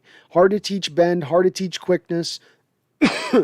These were things that he had kind of in all over the place on the field in Tennessee. And you thought, okay, he gets on the field with us, he'll be able to really put that on wide display. The fact also that Seattle gave up a third-round pick to move up in the second round, when they've tended to target a defensive end in the second round, they've tended to have a lot of success with it. Or a defensive lineman, I should say, be it Frank Clark or Jaron Reed. They have a lot of confidence with picking in that general place of things. But the kid's fantastic, man. He is lightning out of his stance. Drunk Squidward and Calvin Johnson's short career, amazing impact. Definitely. The thing that Calvin had is that he had the stats, though, to go with it. I think 11,000, 12,000 yards receiving, I think over 100 touchdown catches. So he also had the statistics, even though he did retire a little bit prematurely. But he was bringing it. I mean, Calvin was bringing it, and he's absolutely earned it too. Big Country says Sterling Sharp should be in despite the short career. I looked up Sterling a while ago, and he is, excuse me, Sterling Sharp. So Sterling's going to have a hard time getting in. He's got 8,000 yards. And again, 1, 2, 3, 4, 5, 6. He played only 7 years in his career. 8,000 yards, 65 touchdowns. Just, it's going to be hard to get in with those numbers. I love Sterling. He was a fantastic player. Tough injury that he sustained that knocked him out early in his career, but that's a hard one those are hard numbers when you got so many receivers that are up over 10,000 yards who are not getting in and who are not ever going to get in. MSR Rook, I have a feeling about D. Eskridge that he might just pop and go off. Maybe he could. He would reward a lot of the confidence this front office had in going after him versus going after center. But he looked very explosive and fast. It was sort of shades of a Percy Harvin in that first game when we saw him with the ball in his hands, how quick he was, how fast he got up to full speed. A lot of what he showed in college. I'm hopeful he can provide that. He doesn't have to be a number 1, doesn't have to be a number 2, doesn't even have to be this high volume number 3. He just has to fit into the role and do the specified things we need him to do with his given skill set. A skill set that we don't have on this roster in another receiver. Bergshow says Doug Baldwin was cut short at 30 due to injury. I think Swan retired at 29 due to injury also. Okay. Yeah. That's why, though, I think, you can't get too much into that injury standpoint of things. It's got to be very selective where you utilize it. Because, again, you've got to give credit to those people who were able to play the extra 5 years who didn't suffer the injury. You can't penalize them just because they didn't have that longevity that the other guys didn't when they were flashing more in their prime. Sean T says Diggs makes people miss, beef up the upper body and legs. we're not getting Quandre Diggs or Jamal Adams as a running back. D-Nugget, talk about Jamal's post-game comment about how he is still struggling with his finger injury. You can see it out there on the football field. I caught it in the first week of the season, actually. There's a run that Jonathan Taylor has early on in the game against the Colts, and he's running it down, and Jamal comes in there at the end and helps to bring him down. And you see Jamal on his back as he's taking him down, and Jonathan Taylor's getting up, and he's literally pulling his finger back out straight. I would measure to guess that the finger is consistently dislocating on him a lot. I've seen him do it a couple times at certain times in games. And it's got to be painful as hell. And he's not getting a lot of credit for playing with it. But I guarantee it hurts. It hurts on tackling. It hurts when after he's getting up. But I absolutely can see him pulling on that finger at times. Bergshow says, I view Wagner as a compiler. I don't view him as a difference maker. Well, I think in the view of, again, you look at the view of middle linebackers throughout history, Bergshow, and I would say that most of the great middle linebackers who've been very good in their times in the sport, outside of the guys that are the intimidators, right? So outside of your Ray Nitzke's, your Jack Lamberts, your Chuck McNarrick's, outside of those guys that are out there who go beyond stats with what a presence they're bringing or a butt kiss, but those guys that have gotten into the hall, that have gotten into that top 10 range of middle linebackers, they've done it through kind of assembling statistics across the board. And that's something that Bobby's done. He's one of the all-time guys as far as the sport goes, as far as tackles per game goes. He's absolutely one of the all-timers in that respect. There's something to be said for that. For a middle linebacker position, which is the most important thing you do as a middle linebacker is tackle. So being one of the best tacklers of all time is at the pace that you drive is big. But beyond that, the guy got 24 sacks for his career. Which I know you might go, well, that's not a whole lot, but even guys that were upper level blitzers as middle linebackers, guys like a Junior Seau, or maybe you'd look at a guy like Brian Urlacher. Even those guys are up over really only about 40 sacks. He's also got 10 interceptions in there. He's got a pretty good across-the-board stat line for a middle linebacker goes. But he's absolutely a first ballot Hall of Famer at this point. Not to mention, Berg Show, the thing you've got to appreciate with Bobby Wagner is that his dominance has come at a time when he's had to compete against other great middle linebackers in this conference. You know, when you look at Bobby and he's got 7 All-Pros, right? And he's going to get his 8th All-Pro this year and 7 or 8 Pro Bowls. Well, he's done that when he had Luke Kuechly in his conference for the majority of his career. He's done that when he's had Levante David in his conference for the majority of his career. Yet he's set himself out apart from those two players. And that's what's part of what, in my opinion, solidified Bobby Wagner in his greatness.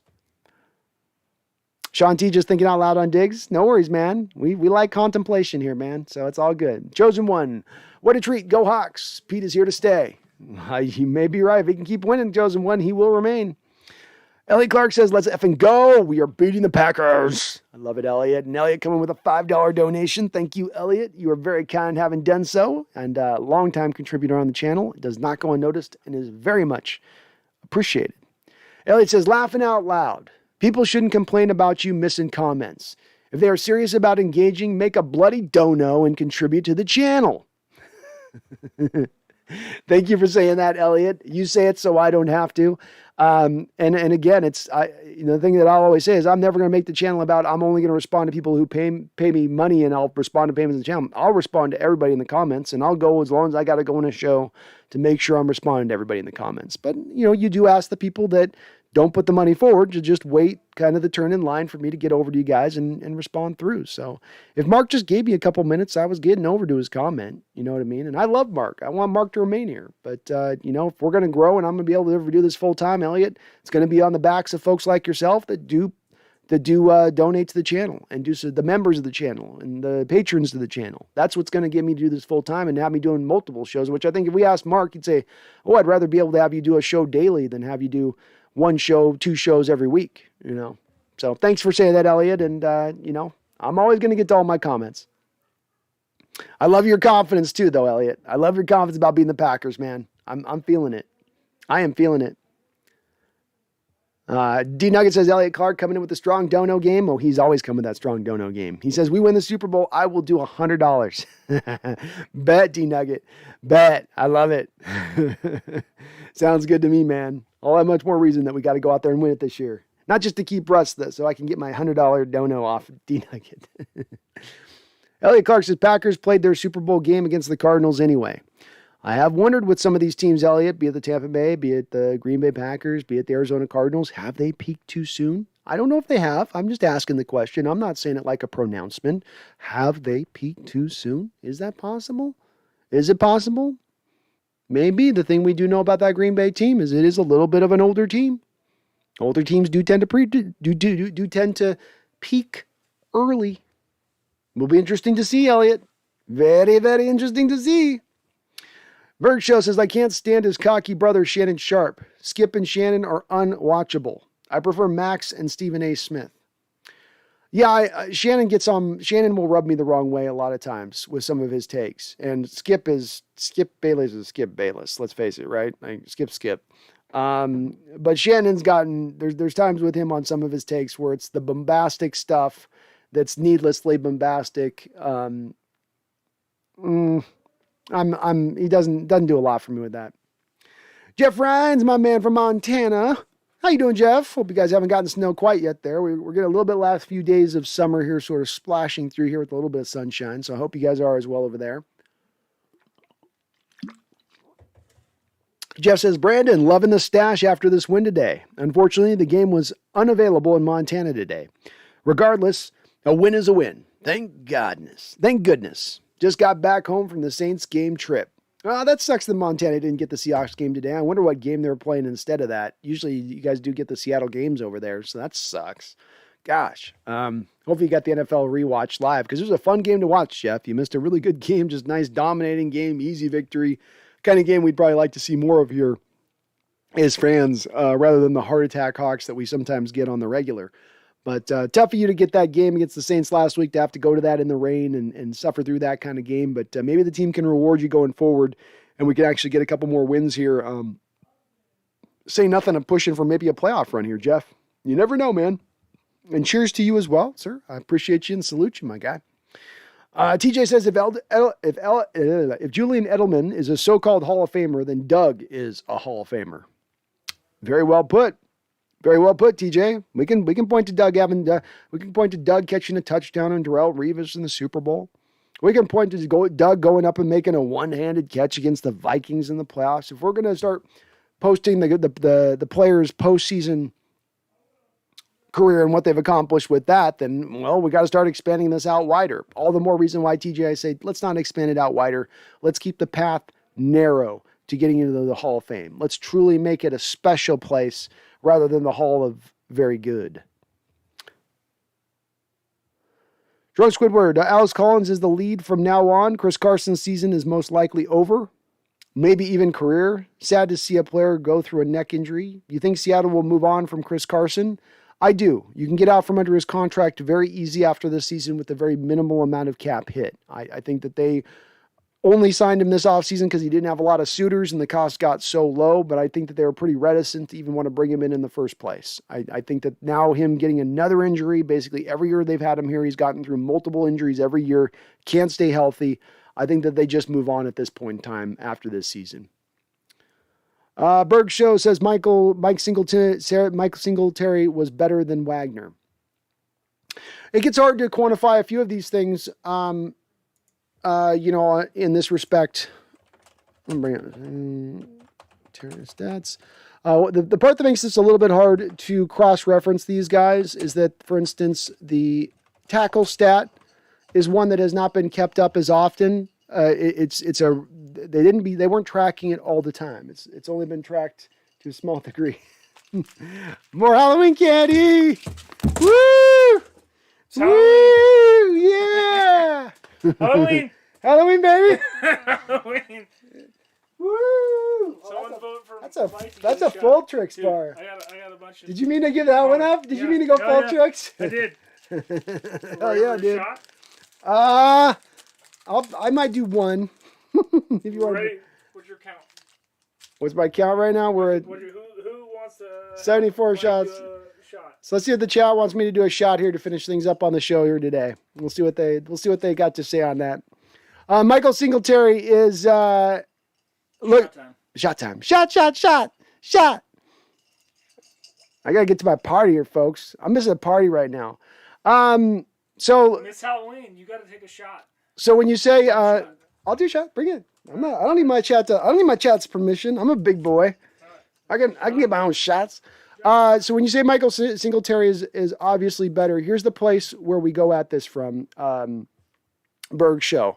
Number one, Michael Singletary does not have the amount of passes defensed. Michael Singletary doesn't have the number of sacks, despite the fact he played in the bare front, which was supposed to bring a lot more sacks to all those linebackers, right? Buddy Bryan's defense. Bobby Wagner has more sacks than Michael Singletary does.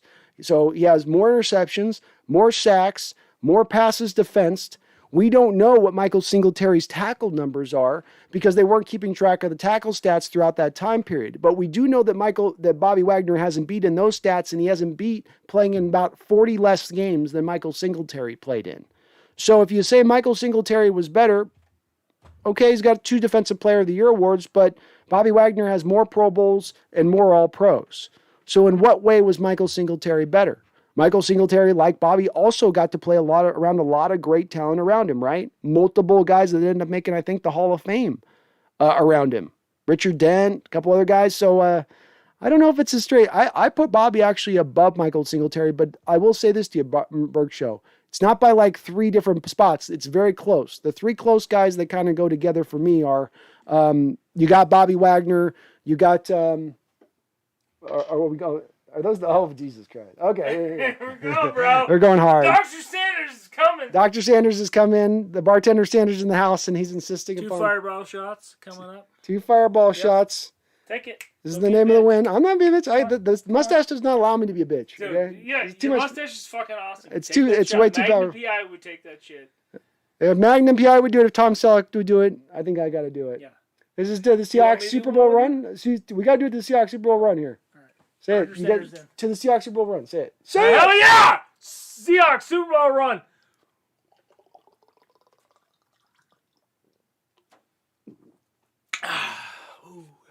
good. So good. It burns, but it feels good. It's cinnamon. Cinnamon. It's a lot of cinnamon, folks. There's a lot of cinnamon in that. Oh. There's a guy handing those out for little girls. Oh. And I got that. You let him get away with that? And he goes out to little girls. Oh, that's so good. Woo! Woo! Yeah, we love it. Finish it off the stream right, baby. Woo! Woo! We love it. Thank you, Sanders. You're welcome. Hey, no, don't eat this. Stay out of it. Look at all your candy. I know, your dogs are liking it right now. Dogs love it. Dogs love it. I'll be eating all this candy up in about 5 minutes. Fireball makes the candy taste good. Oh, it was so good, dude. It was so good. So good. Woo, baby. Well, I've had a little life to the stream here. Woo! Woo! Love it. I love it. Fireball. Fireball, baby. Woo! that was very chilling. Would you like some Dr. Pepper? I'll take a little Dr. Pepper to clean the palate down a bit. I think we should But Singletary's very close. So I'll say this to you on this. They were very close when I was trying to assemble this list, but that was what Berg Show separated it from me with Bobby Wagner. I think my guess on this is that Bobby Wagner is going to end up with more tackles, probably more tackles for loss, more sacks, more interceptions, more passes defensed, more All-Pros, more Pro Bowls. The only place Singletary will have him beat is those 2 Defensive Player of the Year awards. And that just wasn't enough to vault him, in my opinion, past Bobby and where Bobby stood. The Berg Show says most of Wagner's sacks and interceptions came during the early Legion of Boom era. The past several years, he's been more of a compiler. I don't know that that's the truth on that, man. I don't know that that's the truth on that. Bobby Wagner has got 23 and a half sacks in his career. If we look at since 2017, he's had 8. So he's had 9.5 sacks since 2018. And then he had 13 sacks to 2016. So yeah, he had a couple more sacks. Thank you, bro. Oh, I can't do the zero stuff.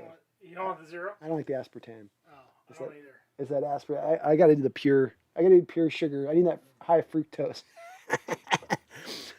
So I mean, a little bit with the sack numbers, but not to your degree. Like if what you're talking about, if he's got 23 and a half, I would have expected to see him get like 15 of those sacks through the first 3 or 4 years of the Legion of Boom, where it's actually pretty balanced over the course of the total of his career.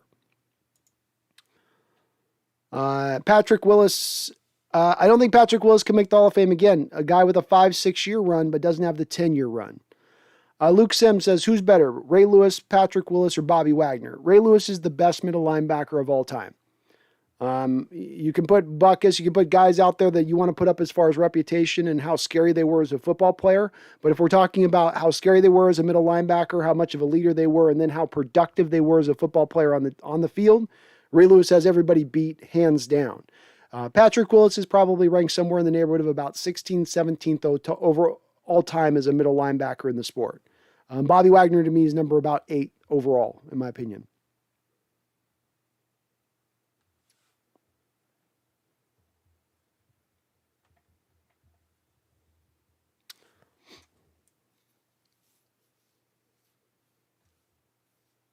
Berg Show says Edelman is definitely a Hall of Famer. However, Welker's not.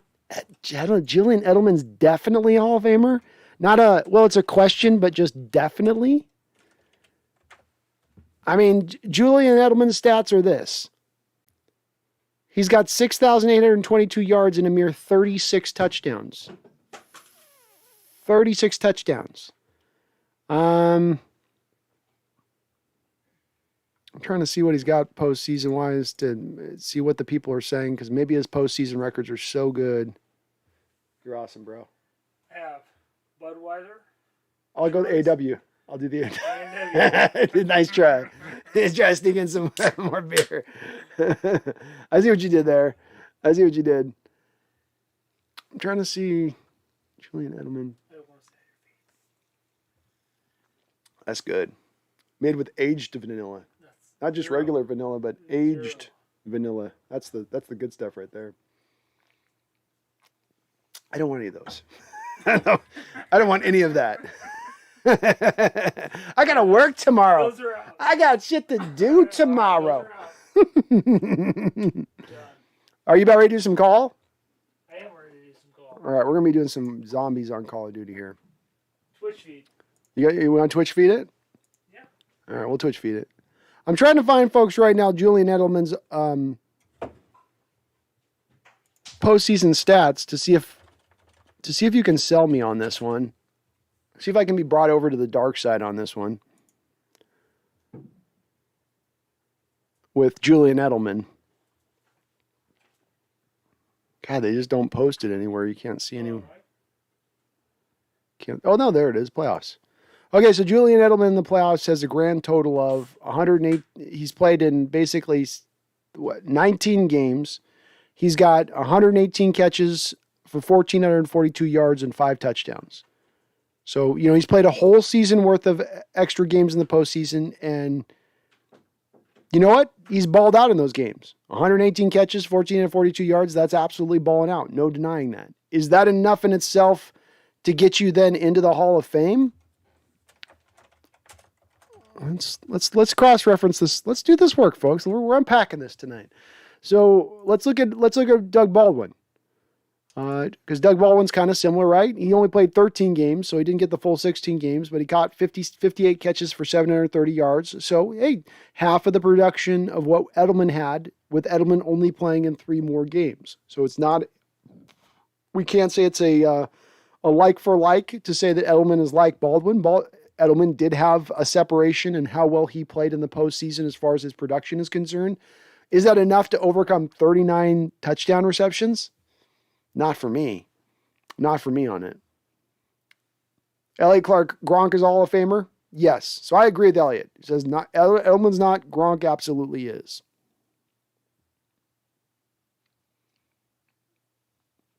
And I just can't get Patrick Willis because of the fact that he just doesn't have the longevity. And man, Patrick Willis was in a commercial today. I don't know if you guys saw that. That guy was looking yoked still. He looked like he'd still go out there and play the middle. But that toe injury just caused him to have to retire too soon, I think, for him to get in. I just don't think he'll quite get in there. Go Ox 05. Baldwin sure does have more Pro Bowls than Edelman. Baldwin's got him on the Pro Bowls. I think Baldwin might actually have him.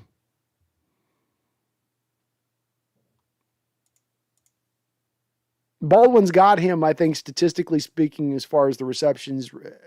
Baldwin's got 49 touchdowns to his 36 touchdowns. I mean, the point comes down to, like, at the end of the day, how much does that postseason weight carry? Does it really carry enough at that point to overcome that lack of statistics on the front end of things? I just don't think so enough with Julian Edelman. Not with the logjam at the wide receiver position as it stands right now. Not with the 10,000-yard guys that are sitting there waiting to get in.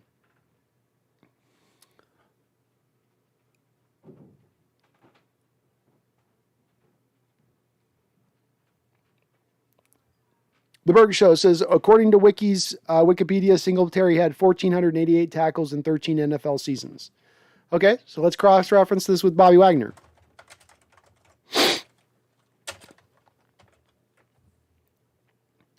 So Bobby Wagner right now has 1,306 tackles in 1, 2, 3, 4, 5, 6, 7, 8, 9, what? 1, 2, So in 10 seasons, Bobby Wagner has 1,306 tackles, Berg Show.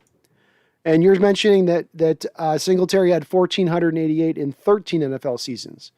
So is Bobby capable at this point? Is it probably if Bobby plays another year, basically, is he going to overtake Singletary in tackles and then do it in 2 years less? Let me say that again. It looks like if Bobby stays at his same projected status, he will have gotten and overtaken Michael Singletary in tackles in 2 years less than it took Michael Singletary to do it in his 13 seasons. That then will mean that Bobby Wagner has more tackles for loss, more passes defensed, more sacks, more interceptions, and more tackles than Michael Singletary, and he will have done it in 2 years. But you're saying that Bobby Wagner is a compiler?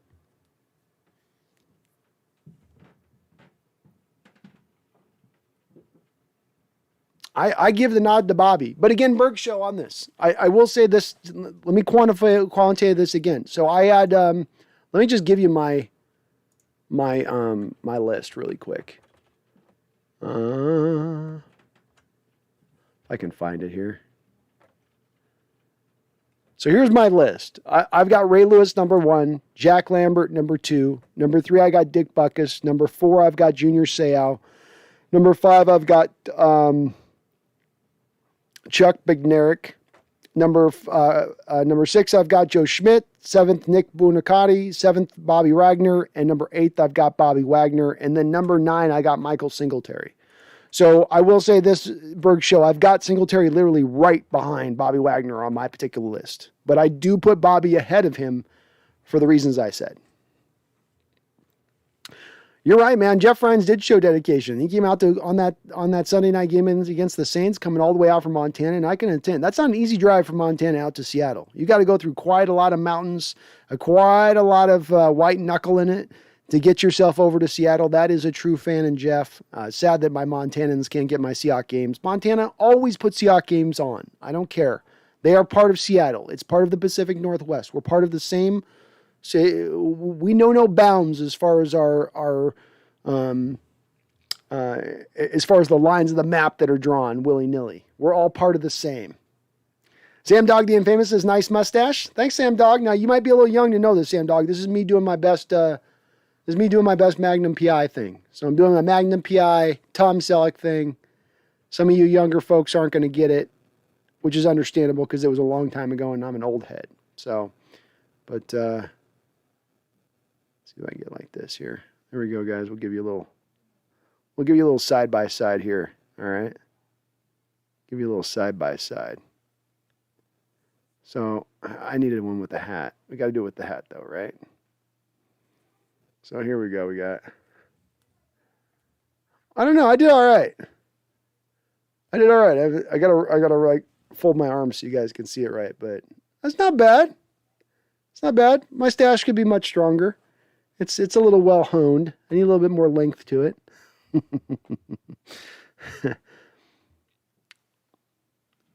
Joe Biden's Make-A-Wish. Is Mike Singletary the one that got paralyzed by Jack Tatum? No. Jack Tatum did a receiver in. So that's Mike Singletary's a middle linebacker. Brian Koski, Fireball, and Pete Carroll laughing out loud. Yes, no subtle underlying. No, not trying to say a statement with my Fireball shot, Brian. Joe Biden's Jack Lambert's the best middle linebacker of all time. So I had him as, again, on my list, I had him just short of that. I had Jack Lambert at number 2. But that has a lot to do with Ray Lewis's longevity and along with his epic amount of productivity. When you look at Ray Lewis and you see what he did, it's just his sacks, his interceptions, his tackle for losses, well over 100. The guy statistically was absolutely insane. So it's hard to put anybody else above him. But I did have Jack Lambert as number 2, a guy who frankly was, what do you have? Trying to bring it up here real quick. A guy who in an era where they didn't throw the football ever had 28 interceptions from the middle linebacker position. That absolutely stood out and one of the reasons why he's one of the all-time best. But I've got him as number 2, Joe Biden's Make-A-Wish. Ellie Clark says, Geno Smith's getting to the Hall of Fame after this season. maybe, man. You never know. D-Nugget says, no shots. Brandon's going to start crying soon. I didn't cry my last time. I kept it together for 7 hours and being drunk as hell. Everybody says, go. Yes, shots, drink. Kay says, when is your birthday? Kay, my birthday's in October. So I just turned old ass age just about a month ago. Berg Show, Mike Singletary was way better than Wagner. So Berg Show, in what respect? I've given you a lot of respects in that Mike, he's got him beat in every statistical category. So where does Mike beat him at? Where's the place that he's beating him? Team Food Gamer says, should we trade for a running back before the trade deadline, or what are some players to trade for to help our team? I think we should trade for a running back, Food Gamer. I don't think there's a lot of good ones to be had out there, so you're kind of going over secondhand parts and pieces at this point in time, unfortunately speaking.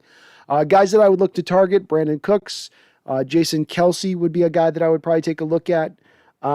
Jacob Martin with the Texans would be an interesting guy to maybe poke around with. Not a lot of guys necessarily out there as much as you'd have in prior trade deadlines because there are so many teams that are still in on it, Food Gamer.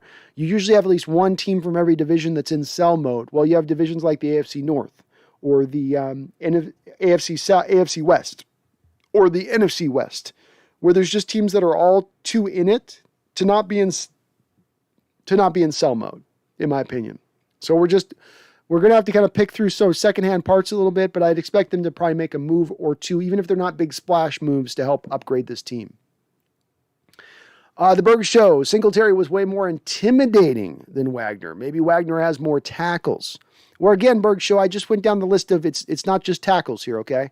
Bobby Wagner is going to have more tackles for loss, more interceptions, more sacks, more passes defensed. So is Singletary's intimidation enough to all outweigh that on the other side of things? And if we want to go about, well, Singletary managed this super dominant defense. Yeah, they did a good job. They dominated, but so did Bobby Wagner. And both of them played around a lot of talent. And again, too, Berg Show, I'm acknowledging on my list. If I've got Bobby as 8 overall on my list as the best middle linebacker of all time, Singletary is number 9. So these guys are literally back-to-back on my list. Elliot Clark says, if we beat the Packers, you have to do 10 shots. If we beat the Packers, I will do 10 shots, Elliot. Much like us winning by 10 points in this game, I feel pretty okay on that one.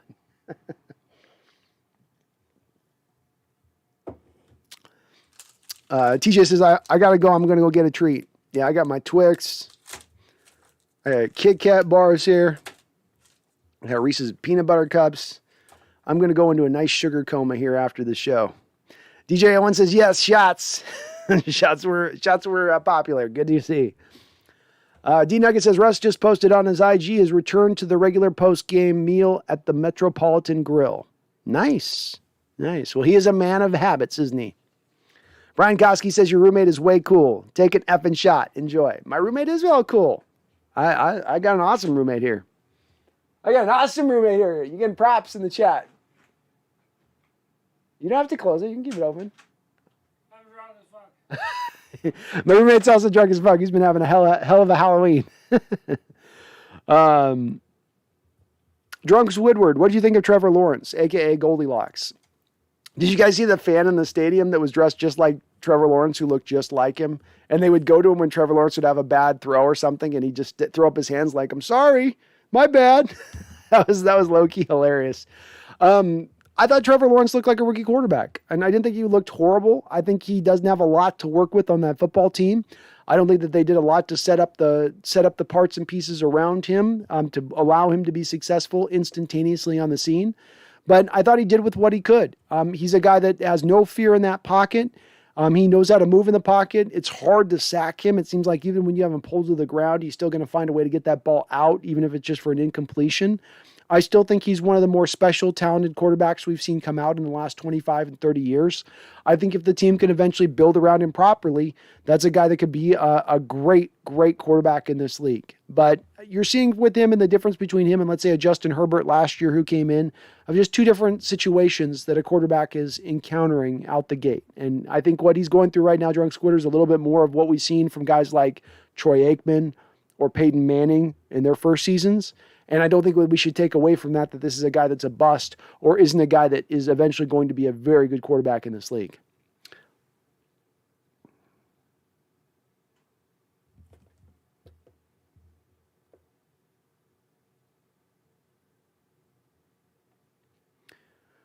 Weston Corbett says Edelman's stats are good in the playoffs, mostly because of how many playoff appearances he's had, not because of the per-game stats. For the most part, I mean, look, when he puts up 100 and some catches and 1,400 yards and he's essentially played the equivalent of another NFL season in the playoffs, that would be an outstanding NFL season from a wide receiver. Is it next level? Is it 2,000 yards and 200 catches and just, oh my God, he was dominating in every playoff affair he played in? No, it's just that he played really good when he got in the playoffs. That's not quite enough for me to push it over the top into the Hall of Fame when you balance that up against his regular season stats. President-elect Anonymous, off topic. How do you feel about Trey Brown?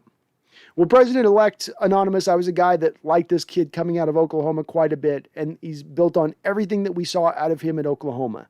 He's a guy that can play press, he can play man, he can play zone. He's got a good feel for the position. He knows how to keep himself assignment correct and still be able to be up on the man, still stay tight in coverage, which we saw with Trey Flowers. He just didn't do either of those things well. I've been very encouraged by his play and what we've seen out of him. I said a couple of weeks ago, he gave us as good an initial first game for a rookie as we've seen going all the way back to a guy like Richard Sherman. We hadn't seen a really good performance out of a rookie like that since that period. And that's why you have to take notice of it. That's why you got to go, oh, wow, we actually have a decent player here. I don't see stardom in his future, but I'm just talking about an above average league corner in this league. And I think he can be that. I think he's shown you elements of that. He did everything you could want to see in this game, kept everything cleaned up over the top deep, while still coming up and making tackles in space, which is nice to see for a guy that's a little bit undersized. But love what I see out of him. President-elect Anonymous probably in his play is going to help drive Seattle to not have to necessarily make a move at the trade deadline for a corner because he has come on in the way that he has, which is great to see. Berkshire says actually 12 seasons. Singletary played in 12 seasons. Well, so even if Singletary plays in 12 seasons, okay? So Bobby Wagner is going to finish up this season probably somewhere in the neighborhood of 1,400 tackles. That's about what he's on pace to be for this year, right? We can both agree on that part. So Berkshire, if you tell me that he's at 1,488 tackles, that means Bobby needs to merely get more than 88 tackles the next year to beat Singletary's mark, playing in the same amount of seasons that Singletary played in. So Berkshire, my point still does stand at that point. Playing in 11 seasons, playing 12 seasons, wherever we're landing on, Bobby still has him beat statistically across the board. You go, well, Singletary played in more of a run-heavy league, so there was more tackle ability. He'll put up more tackles than Bobby because Bobby played more of a pass-happy league. Well, Bobby's got him beat on tackles. Bobby's got him beat on tackles per game. That would be the one stat that maybe Singletary could hang his hat on, but he can't because Bobby's just been that great. This is maybe Berkshire where you can see the separation here. Because again, you said, well, he was much better intimidator than Bobby, but he doesn't have Bobby beat in any other department. He doesn't have him beat statistically, and he doesn't have him beat in accolades. So it's to put it all on intimidation is the one place that Singletary is going to maybe beat Bobby on, and therefore he beats Bobby wholeheartedly on. I don't know about that. I don't know about that.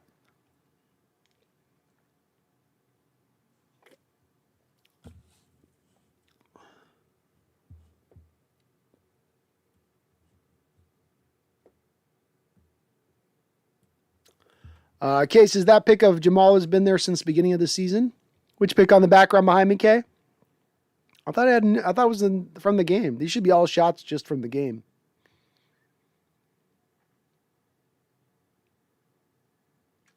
Case is 100% on Doug and Tyler. Want to see Doug, Cam, and Marshawn in next. I think all three of them will eventually get in no matter what. Drunk Squidder, Marlon Mack. Marlon Mack to me is a little bit of a... he doesn't get me excited, Drunk Squidder. I think he's still slow to come back off that serious injury he sustained last year. Brent P. Travis Homer's underrated. Brent, he's been playing better, man. He's been playing better this year. He's had a couple of really outstanding runs. And he's looked better running the ball than he's ever looked, breaking tackles and being able to drive tacklers forward, fall forward. Those are things that have been missing from Travis Homer's game at times. And he's brought it in little blips, little parts and pieces here and there, but it has shown up. Berkshire says, just like Ronnie Lott was intimidating, Singletary was in that company, Wagner doesn't seem intimidating. I think you're making a stretch to say Michael Singletary was in the Ronnie Lott mold of intimidating. I don't think Singletary was nearly the kind of hitter or played with nearly the kind of violence that Ronnie Lott did. I'll give you that Singletary was an intimidator, but Ronnie Lott was a whole nother level of intimidation in what he did on the football field. And again, is that just enough on being intimidator alone, Berkshire, when I can quantitatively show Bobby better across the board? Brent P. Penny is much worse than Thomas Rawls. Can we get Rawls back? No, Rawls is done. He's retired. He's out.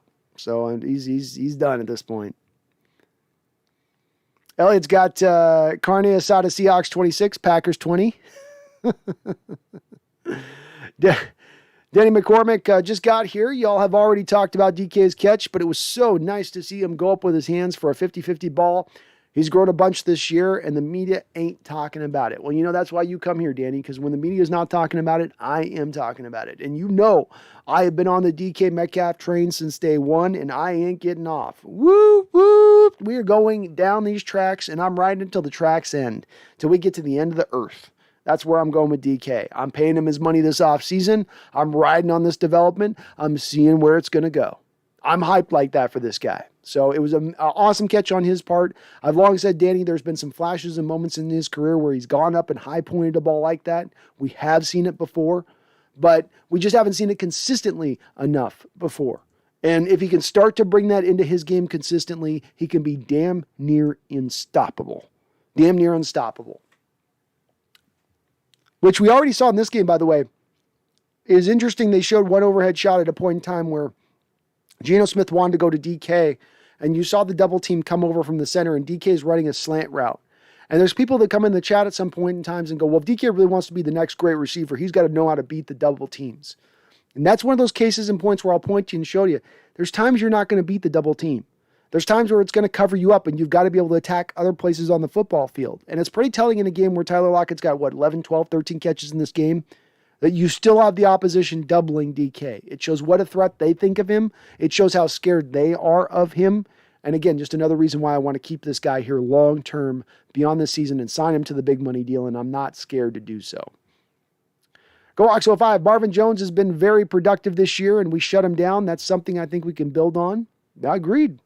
You absolutely shut him down in this game.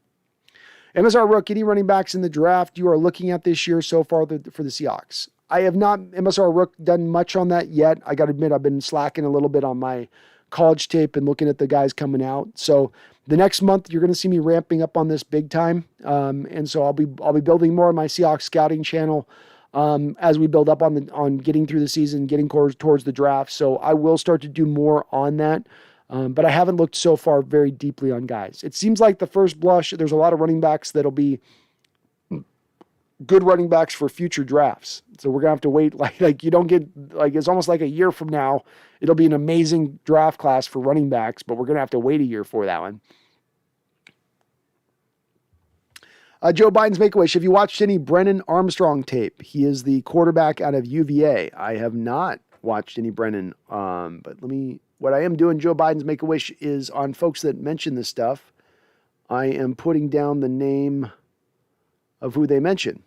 So I'm trying to keep track on these guys so I can look it up. So let me put his name in here. Brennan Armstrong. Boy, that's a good name for a quarterback, isn't it? Armstrong. That's like Max Strong for fullback. But I will take a look at him. I'm hyped, man. Brian Koski, Wagner had 14 tackles today. That's 13 more than me. Do you have a tackle today, Brian? You had one in there? Jeff, thank you for the $5 donation, Jeff. You're very kind for doing so. I appreciate it. Jeff says, sorry it's so late in the stream, but here's a little more towards your channel, Brandon. I always appreciate your thoughts on our Hawks. Cheers. Well, cheers. Appreciate you, Jeff. Thank you. You always are very kind in finishing up the Dono game strong on a stream. So I do appreciate that. And like I said, you guys are helping me a little step by step, get us closer and closer to here doing this full time. One of these days I'm going to wake up and then just do this every day. Just post every day, talk Seahawks every day, see where it takes me, and just, go all in. Push the chips to the center of the table and come what may. So we're getting closer and closer to that because of folks like yourself that are showing me this is the direction to go in. We're on the right path. McCormick says LJ will get traded this week for a 2023 7th. Laughing out loud. Even Schefter said to watch his name. Wonder if there's another guy out there with upside struggling on a team we could just swap LJ for. That was something that Emmett was mentioning a little bit earlier on this, Danny, was the potential of maybe we could offload our bad for somebody else's bad. Our bust, our guy that has not gotten tapped into that potential that they thought he had at the start of the show versus another guy who's that way on another team. Ideally, maybe an offensive receiver. Somebody mentioned, Danny, like a N'Keal Harry for the New England Patriots, a guy that came out in DK Metcalf's draft as the first wide receiver picked in that draft, but has grossly underperformed and probably been missuited with the Patriots. He's not a purified route runner coming out of college, and that's kind of what Patriots tend to need with their wide receivers.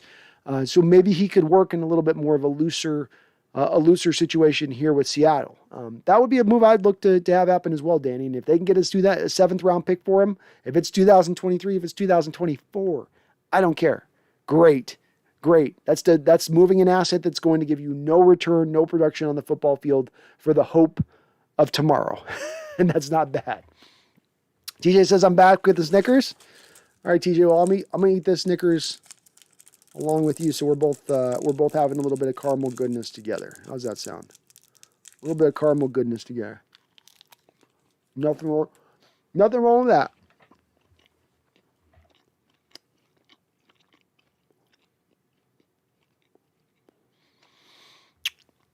D Nugget says, who do I think will be the next Ring of Honor member? I think it will be John Alexander. I forgot about that, but he is going to be the guy to get in next. I think, no doubt about it. Drunk Squidward says, you want to talk about intimidation? Bam Bam was the guy. Well, a little bit to my point, though, on that, Drunk Squidward, is that Bam Bam was the modern-day intimidator in the NFL, which is a hard thing to be with the way the rules have legislated that out of the game. But Cam doesn't have a lot of statistics to go off of, right? He doesn't have the longevity to go off of, right? But if intimidation is so weighty, if it carries so much weight, as me and the Berg Show are having this debate right now between Mike Singletary and Bobby Wagner. And if Singletary's intimidation alone is to overcome all the statistics where he is behind Bobby on, and I don't think it is, much like I just don't think Bam Bam, as intimidating as he was, is enough in his short run to get him into the Hall of Fame either. I just don't think it is. Intimidation is definitely worth something, but I just don't think it quite gets you there on that. Elliot Clark coming with a $5 donation. Thank you, Elliot. It's like your 5th donation a day or something like that. I do appreciate you, sir, for doing so.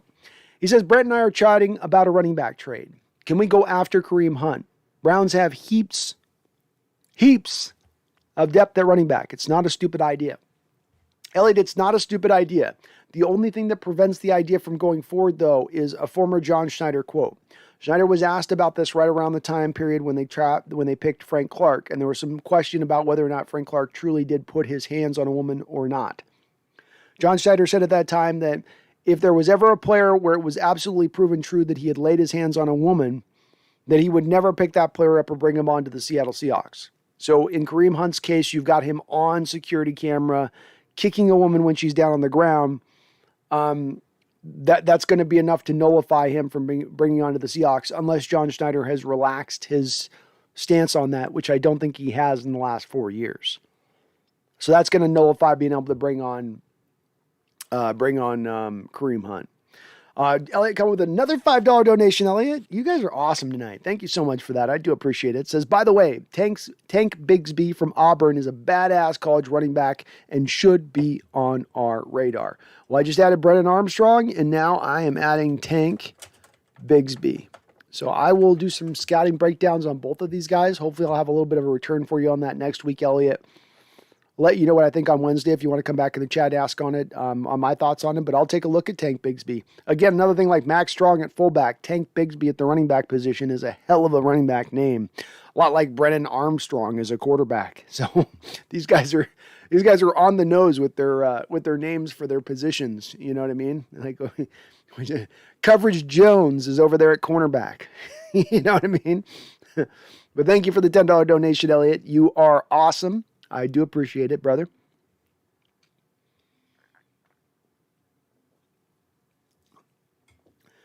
Drunk Squidward says DK made Shaquille Griffin look like an average cornerback. I think that's what Shaquille Griffin is. It's one reason you shouldn't go out there and pay a guy like that $14.5 million. You know, they'll give you good play. They'll give you bad play. They're not going to give you dominant play. And so you shouldn't pay for dominance when that's not what you're getting, which is a little bit what the Jacksonville Jaguars did with Shaquille. Why I didn't want to pay him at the time, why I'm very glad we didn't pay him in retrospect. But DK definitely took him to task in this game. DK only had 6 targets in this game, 6 catches on those 6 targets. Northwest Fugitive. Hey, just started watching.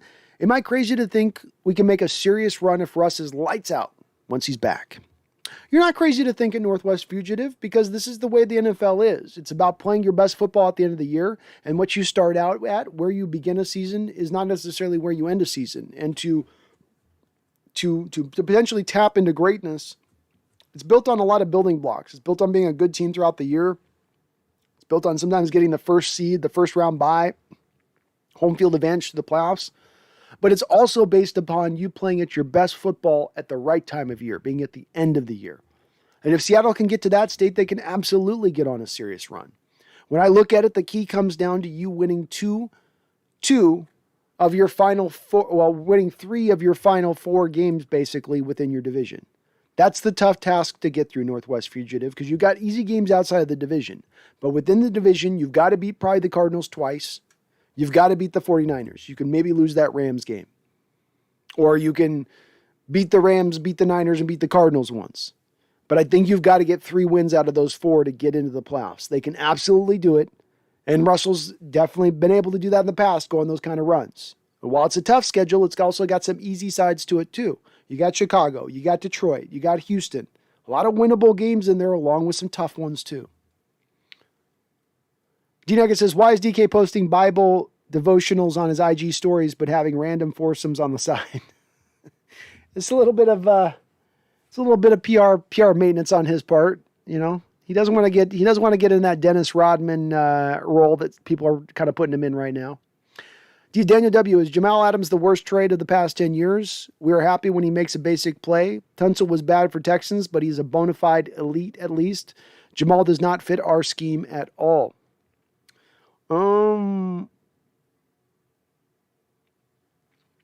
Is it the worst trade in the past 10 years of football or in Seattle? If we're talking about in Seattle, is it the worst trade of the past 10 years in Seattle? I don't know if I can put that there. You've got Jamal Adams and you got Percy Harvin here. Percy Harvin, you basically got rid of a year after making pretty big trade, first round pick, a third round pick, I think a 5th round pick as well for Percy, and he was gone a year after you traded for him. Not to mention he only played in 3 games in his first year in Seattle. So I would point to that being a worse trade, despite the fact you gave up more draft capital for Jamal. It's not a great trade in retrospect, but I still think he's a player that can help you going forward. Expecting him to be something he isn't going to help us. But be a guy that can be all over the football field, a guy that can help you stop in a run stopper, a guy that can give you an occasional help in the pass rush game. I think he can be that. But I think that there's some worse trades that we've had. Nathan Eddings, this one means nothing. The Jags are possibly the worst team in the league. If Russ plays by the time we play the Packers, we could be back on track. Agreed, Nathan. It doesn't mean nothing as far as winning. It means you're turning around your outlook on the year, but what it does mean is that you are not out of it. If you lose this game, Nathan, if this is a loss, then it does mean something. It means there's really no chance on this season turning around. So it does mean that from that standpoint of it. But there's far more work to be done. You've got to get a lot more quality wins to get even into the playoffs, say nothing of having any kind of playoff success. So there's a lot ahead of them still as far as work to be done. Collins YT says, I'm very excited to see the future of Darrell Taylor. He's going to be the future of this D-line. I agree with you. 100% there. 100% there. And he's looking great. MSR Rick says the running back Jerome Ford from Cincinnati is a guy I like, though. Tough runner. Take a look at him and let me know what you see. I will add him to my list as well. 100%. Jerome Ford. I got him on my list. I'll take a look. Brian Koski, I had to tackle my dog after he snuck out chasing Halloween kids down across the street. Does that count for a tackle? I'll count it as a tackle. I'll count that. Danny McCormick in Kiel would have had a small role here, but I'd take it. I do LJ in a 6 for Kareem Hunt and Malik McDowell, and I'm not joking. They just won't take on Kareem Hunt for the reasons I spoke about a second ago, being he laid his hands on someone, so that's just not going to happen. And I don't think the Browns are looking to move any of their defensive line talent at this point. They've got to feel pretty happy about Malik McDowell in a veteran minimum deal, giving him the kind of production they've gotten out of him so far. Browns are in win mode right now. I don't think they're looking to offload assets.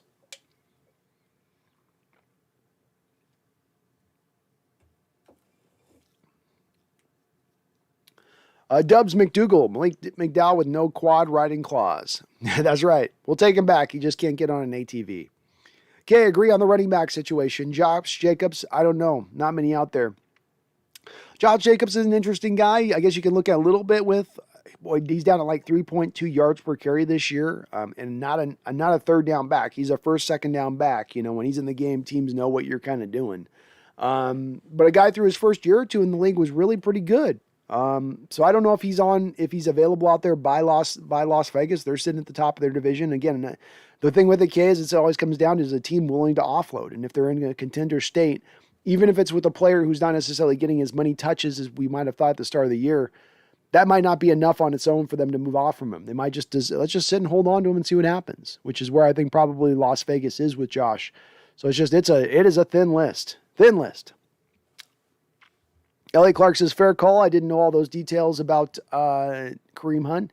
Yeah, you can still find the YouTube video, Elliot Clark, online of Kareem. It's not like he goes in and full on just like, you know, soccer ball kicks the girl in the face, but she's down on the ground and he's kicking her.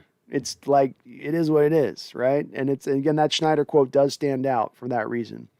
Brent P. is Chris Carson's neck going to be a chronic problem? Will he be available after the bye? I think if I was to point to where this is heading towards Brent P., it's to Chris Carson remaining on the IR throughout the season and his time with Seattle being probably done at this point. It does look to be a chronic problem. That have been the reports that he has been dealing with it for a very good amount of time. So, yep. Danny McCormick, I love our interior depth guys. They're great, but we're not getting much pressure from in there. Defensive detailer would have had 3 sacks if Lawrence couldn't have stepped up in the pocket. God, I just want a stud 3-tech. Me too, Daniel, and I'll tell you, Geno Atkins is still sitting out there. Geno's still out there. I don't know if he's been training, but I mean, he is out there. But yeah, we do need some help at the 3-tech. We've had no real penetration this year from the inside at all.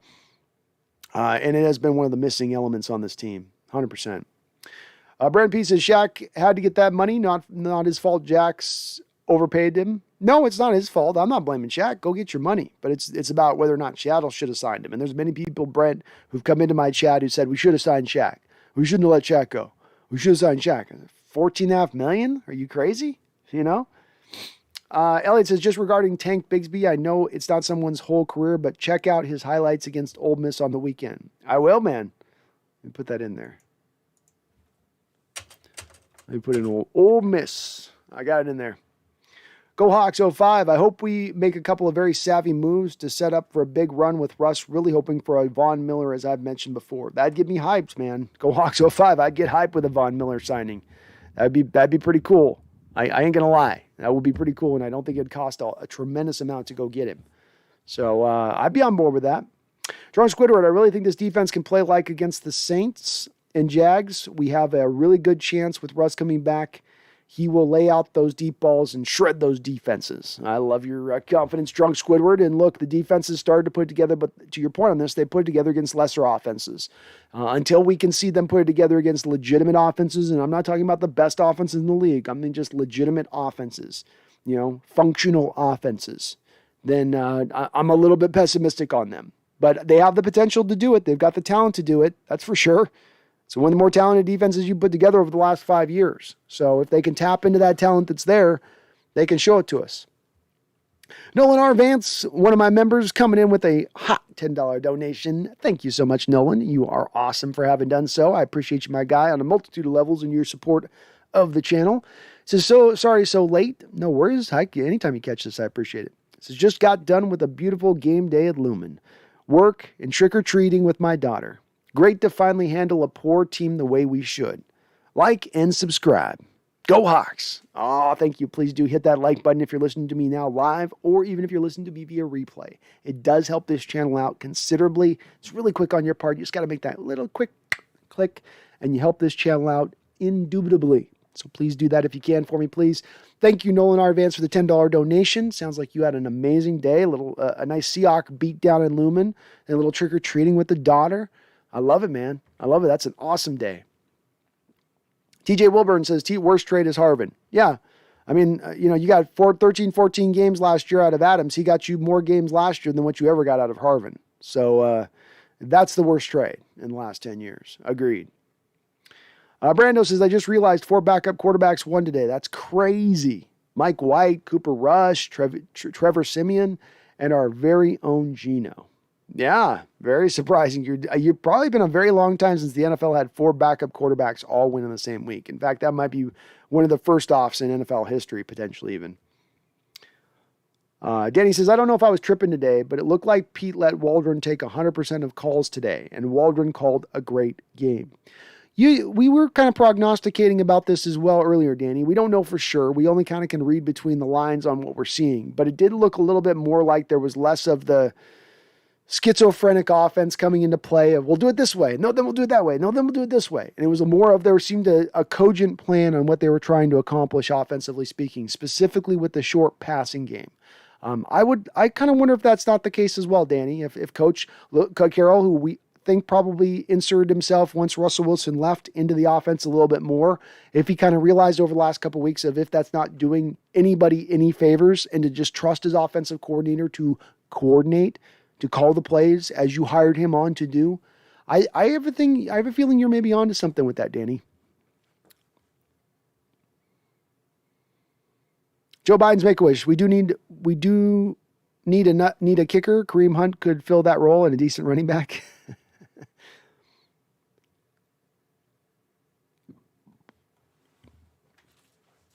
Chris Smith, yeah, we're not getting Vita Vea, Chris. Vita Vea is not going anywhere out of Tampa. They love Vita Vea. As they should. As they should.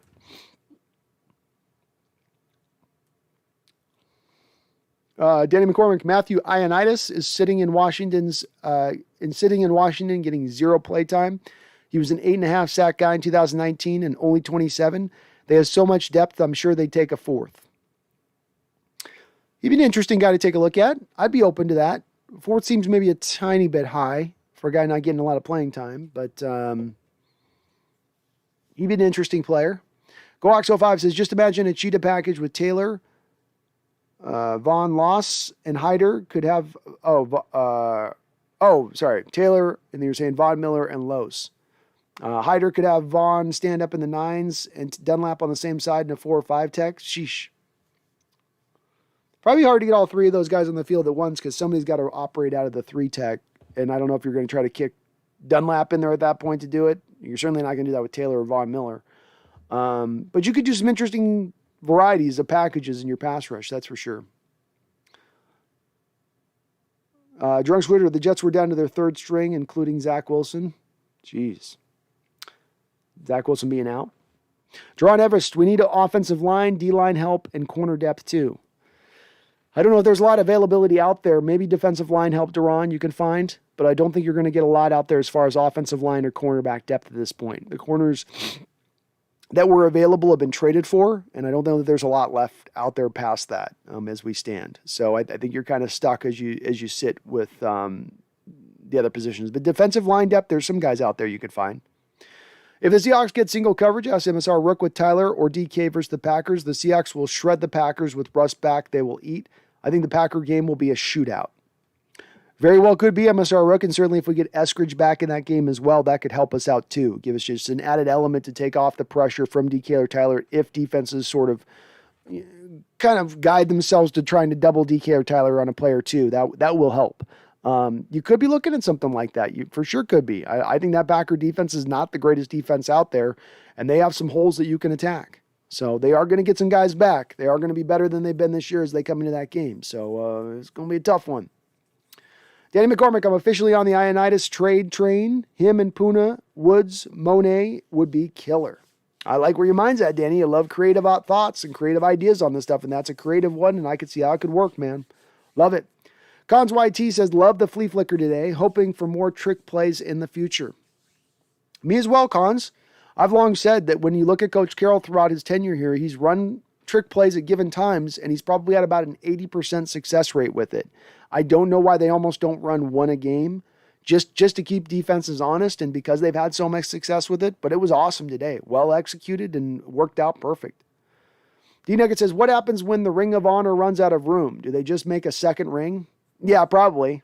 They just put it on the second. They put the second ring but on the second level at that point. Yeah, Ethan Chamberlain, Kareem Hunt is not a bad idea. Okay, let me put the kibosh on Kareem Hunt, guys. Let's stop the Kareem Hunt talk. Everybody, I need you to hit your e-brake on Kareem Hunt right now. All of you with the Kareem Hunt ideas, Put that one to bed. Your general manager has said that he will not bring an NFL player onto the ball club who's laid his hands on a woman. Kareem Hunt is on security camera that you can go see on YouTube laying his hands on a woman. That is going to prevent him from coming aboard the Seattle Seahawks. It's a great idea. I see where you guys are coming from with it. It's just not going to happen. GoX05, how about Mike White? First Jets quarterback to throw for 400 yards in 21 years. Jesus. I know who the last quarterback was, Go Hawks. Vinny Testaverde. Vinny Fathead Testaverde. TJ says Jimmy Graham was kind of a bust trade, but not his fault, but he did have an amazing season for us. Yeah, he was productive for us. And again, a bad trade. It's him and Adams are duking it out for probably the second worst trade right now in the last 10 years. That's true. But he got some production out of him. Elliot says Eskridge could also help with the running game with some fly sweeps. That's the main thing I'm most stoked about Eskridge coming back for. Beyond what he does as a pass catcher for us, it's him in the fly sweep game that has me most excited and been the thing that's been most missing from this Rams offense that we're implementing. The fly sweeps are run 3, 4, 5, 6 times a game with the Rams over the course of a football game. We've been running it like once.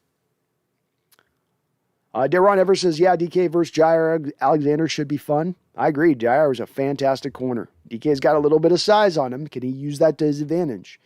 Be interesting to see. It'd be also interesting to see if Jair travels with DK.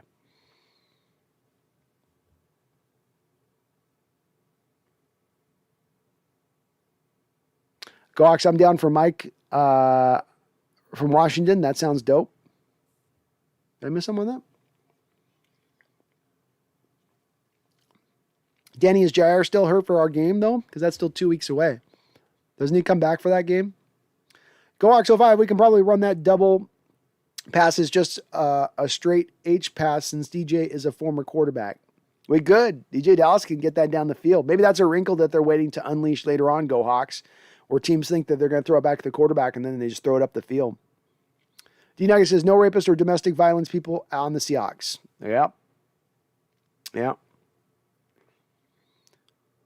Drug Squidward, why trade for Kyle Fuller or Brandon Cooks? I don't see a lot of reason to trade for Kyle Fuller, though he's played a lot of his career in a zone-based scheme, and he has some familiarity with the Seattle Seahawks scheme in his days with the Chargers. I think he's a guy that's probably at this point fairly well done. Brandon Cooks has got a lot left to give, I believe. I think he'd be a good trade to go out there and get. He's got a lot of familiarity with the Rams offense due to his time with Los Angeles a couple of years ago. He'd be a guy that I would jump all over if the Texans are willing to move him. TJ says Texans, Bears, and Lions are 3-0 for us. Agreed. 100%. Danny McCormick, I wonder if Grady Jarrett wants out of Atlanta. Grady Jarrett's a move you just can't make if you're Atlanta, Danny. The reason for this has to do with the dead money hit. They just recently signed him to a contract extension. When you move on a player early into a contract extension, all of the bonus money accelerates instantaneously. The Atlanta Falcons already have salary cap problems before that. That's why they had to, for instance, move on from Julio Jones, was to create the salary cap space to simply sign their draft picks.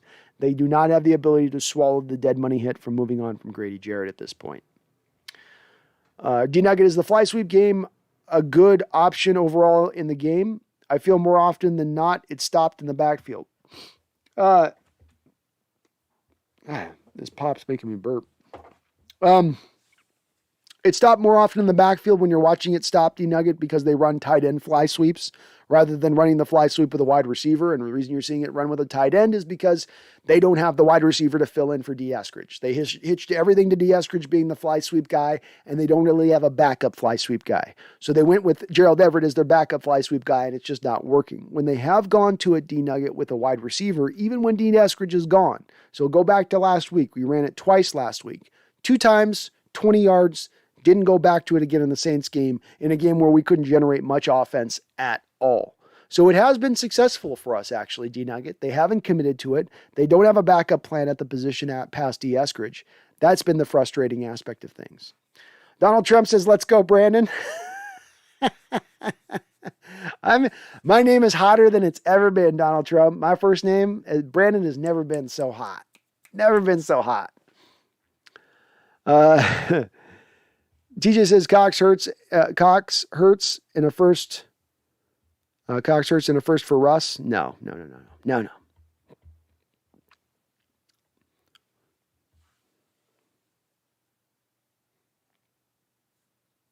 And Donald Trump says, Sleepy Joe, what are you doing in here? So we have Joe Biden, we have President Joe Biden and Donald Trump in here.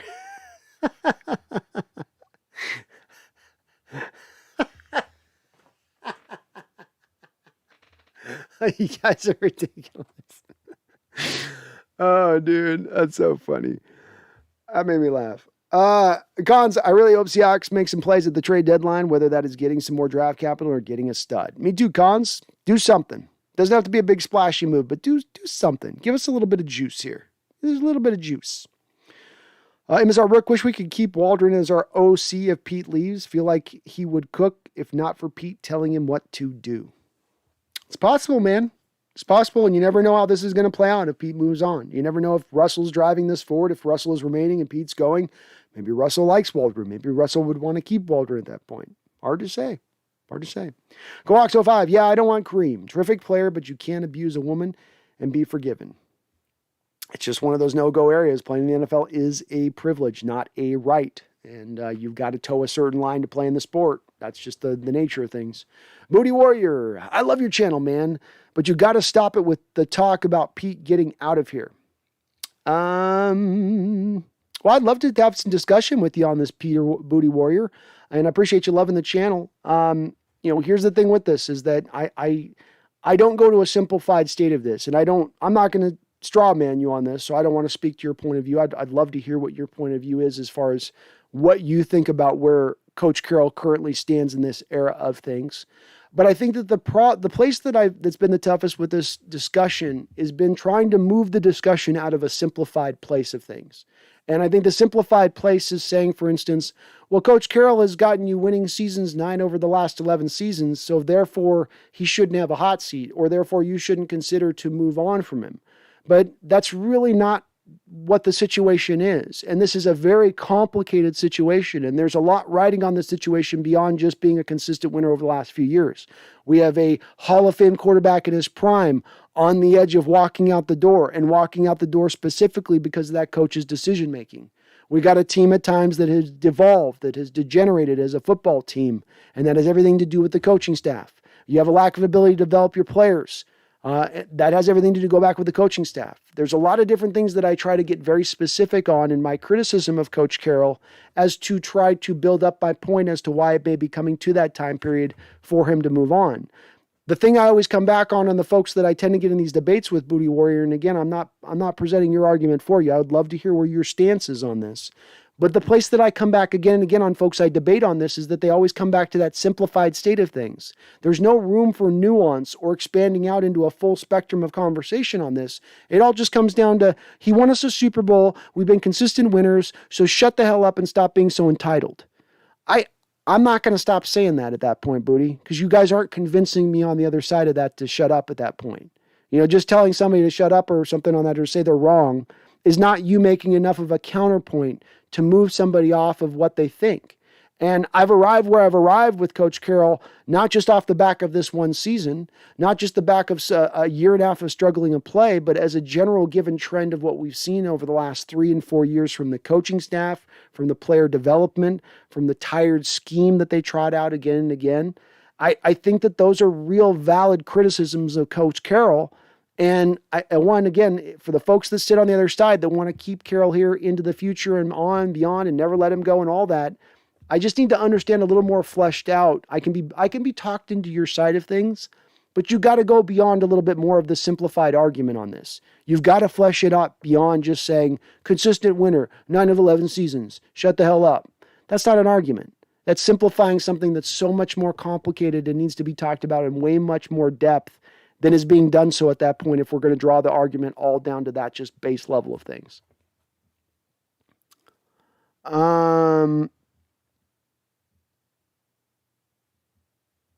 Drunk Squidward, or maybe trade for Will Fuller or Melvin Gordon. Will Fuller's just doesn't do a lot for me. Melvin Gordon, I'd be on board with if he's available.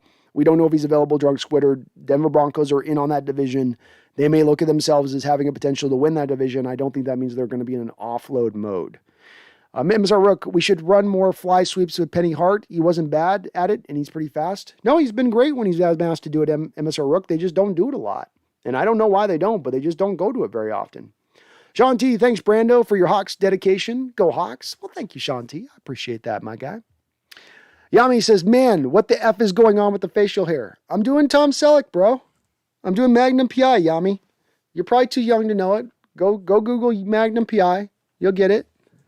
You'll get it. I was supposed to go to a party here tonight, and I did, and I bailed on it for you guys. I hope you appreciate that. DJ says, have you heard that song called Let's Go Brandon? Yes, I 100% have heard that song, Let's Go Brandon, DJ. And it makes me laugh. It makes me laugh very loud. Danny McCormick, Fletcher Cox needs to be here. Eagles are not winning this season. Send them Collier plus a 6. I'm on that all day, Danny. I'm on all that day. It's going to be hard for the Eagles to move off from him because he does carry a big dead money hit. It's going to be very, very difficult for the Eagles to move him, but possible, just very hard to do.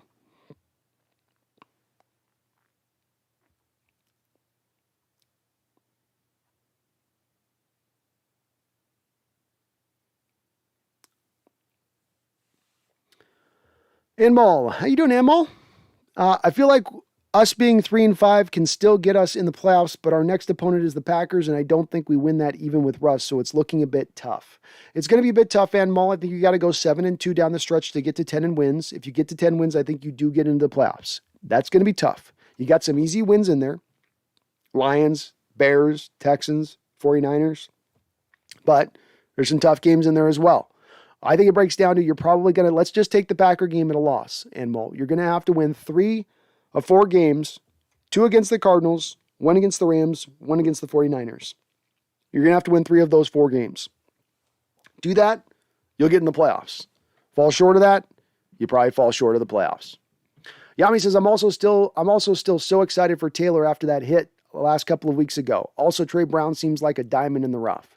Taylor was a very good and active again in this game, Yami, as far as a pass rusher goes. He didn't get a sack, but he came very close a couple of times. Trey Brown has been absolutely solid. I thought he had one of the more sparkling debuts at the cornerback position that we've seen here in 10 years, and he has only built on the back of that since he's gone in there and played as the starter. He's looking really, really good. I've been very impressed with him. He's going to get some bigger challenges moving down the road than he's gotten over the last couple of weeks, but good start. Very good start. And next Sunday night, we got the Rams and the Titans. It'll be a good game. Should be a good game. Splash and Skill says, if only the Jags would rid us of Pete Carroll. Have him replace Urban Meyer and take Ken Norton Jr. and the goons with him. Tim DB11, Brandon Hawkeye's PI. That's right. Brandon Hawkeye PI. That's what you can call me. I'm solving our Seahawks and any murders that are out there and open.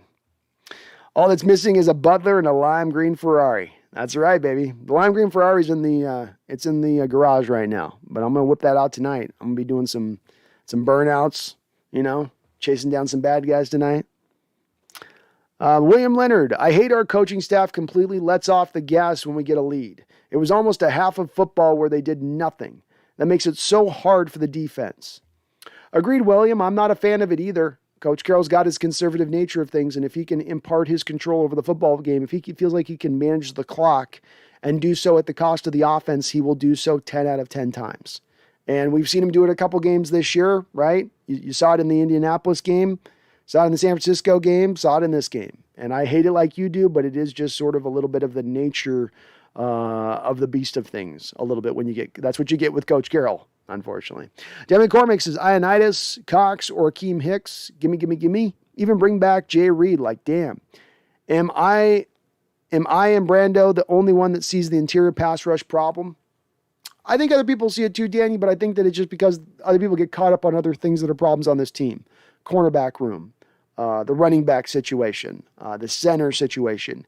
It's part of the problem, I think, Danny, of having so many holes as we kind of do to a degree, that it's hard to concentrate on just the one. There's just so many and it depends on what you prefer and what you'd like to see, fixed on the team as to what you lean towards as saying is the main problem. But that is one of the bigger problems on the team. I don't think the Puna Ford transition to 3-tech has been good for pass rush. I think he's been doing pretty good and better as far as a run stuffer goes. But in the pass rush element of things, there's still a lot to be desired from Puna in that range of things. Brent Peace's fan base sees how important Russell is. I agree. Yami says, dude, I am not that young. All right, man. All right. Well, I was hoping you'd see a little bit of the Hawaiian shirt, the mustache, the hat. It's not a Detroit Tigers hat. I'll give you that, but it was a lazy Magnum PI look. I'll give you guys that. I didn't put a lot of effort into this. TJ says, I was supposed to see my friend tonight, but stayed with you. Damn, missed my chance to get a treat. Damn, sorry, dude. Well, thank you for staying with me nonetheless, my guy. George Quittert, I'll always love Pete as a head coach, but he should have called it quits. He's 70 and he's won a Super Bowl and had multiple winning seasons. It's time to move on to interview for a new head coach. It's a place I basically land at the end of the day on things. And this pisses a lot of fans off that are very much pro Carroll and they don't want to hear this. And I understand that. So I'm not dwelling on it too long. And this is a positive stream today. So it's not calling for Coach Carroll's stream today. This is about enjoying and reveling in our win. But there's things that I pointed to many different things. I've gotten very specific about my issues with Coach Carroll. It's not simplistic. It's not just simply the fact that you're an older coach. It's the older methodologies that you apply at every given turn. We just talked about taking the foot off the gas, the mismanagement at times of timeouts, the inability to allow your offense to be as aggressive as it needs to be in the modern age, as this is an offensive-driven sport. These are just a butt of a few things that sometimes drive me crazy in the approach of our team. Yummy, I liked how the announcers tried to hype Griffin's return to Seattle and then he got mossed by DK. An elite talent lost. Yeah. Yeah. They didn't last long on that one, did they, Yami? And they was like, "What the Shaquille's? He's okay. He's just yeah." That was Shaquille got it today. DK gave it to him. Khan says that catch by DK was exactly what we needed to do. Give DK chances in the end zone. He is going to be the only one to catch these balls up in the air. It's called smart football. I think you got to try to work this more and more with him. You got to bring this along more and more with him. He is too big. He jumps too high. He's got too big of a catch radius. I think he set a combine record when he a couple of years ago was the largest reach or whatever it was that he had that they had ever had coming through the combine. Use that to your advantage. Throw it up there where only he's got a chance at it. And it's not always going to be a completion, but just give him those chances. It's one of the reasons I say, really, you should be about 8 to 12 targets a game to DK. Maybe a couple bubble screens, maybe a couple drag routes in there to force those touches, but get him touches and good things will happen. Splash and Skill says, has your head coach Pete replacements list changed or still the same? Still the same, Splash and Skills. I haven't dived too deep into the list on that yet so far. I've just kind of started to look over a few things to begin with here, but Lincoln would still be at the top of my list overall. That's if you're keeping, of course, Russell Wilson. But I've got a pretty big list so far, and I don't have a lot of runaway guys necessarily. TJ says Posick is back. Posick was back and looking better than Kyle Fuller. No doubt about that. Lucas, let's say Pete Carroll is let go after the end of the season. Who would you go after? Love the show. Thank you, Lou. I do appreciate it, my guy. I appreciate you jumping in.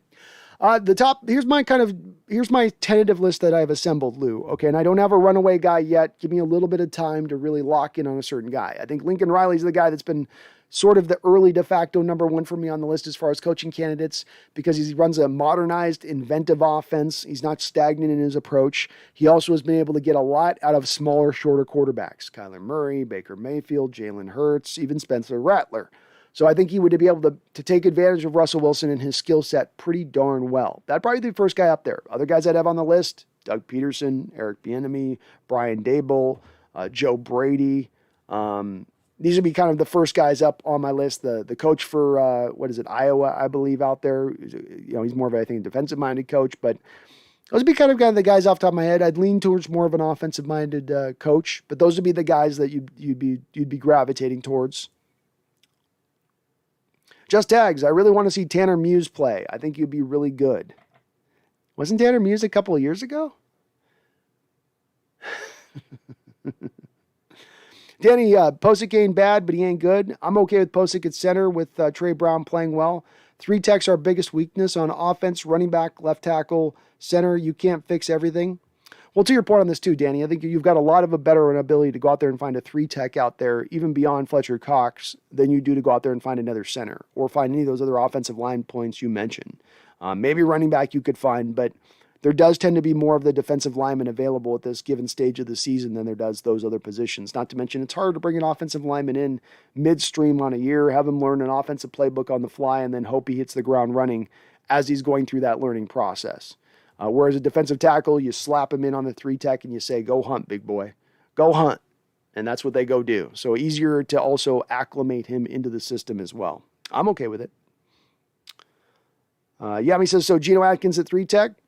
It depends on where he's at. If he look good or bad in that workout, or if he's actually kind of shot as a player, which no other teams are jumping on him, which makes me a little bit wonder if maybe his days are over with in football. TJ says Puna needs to be moved back. I agree.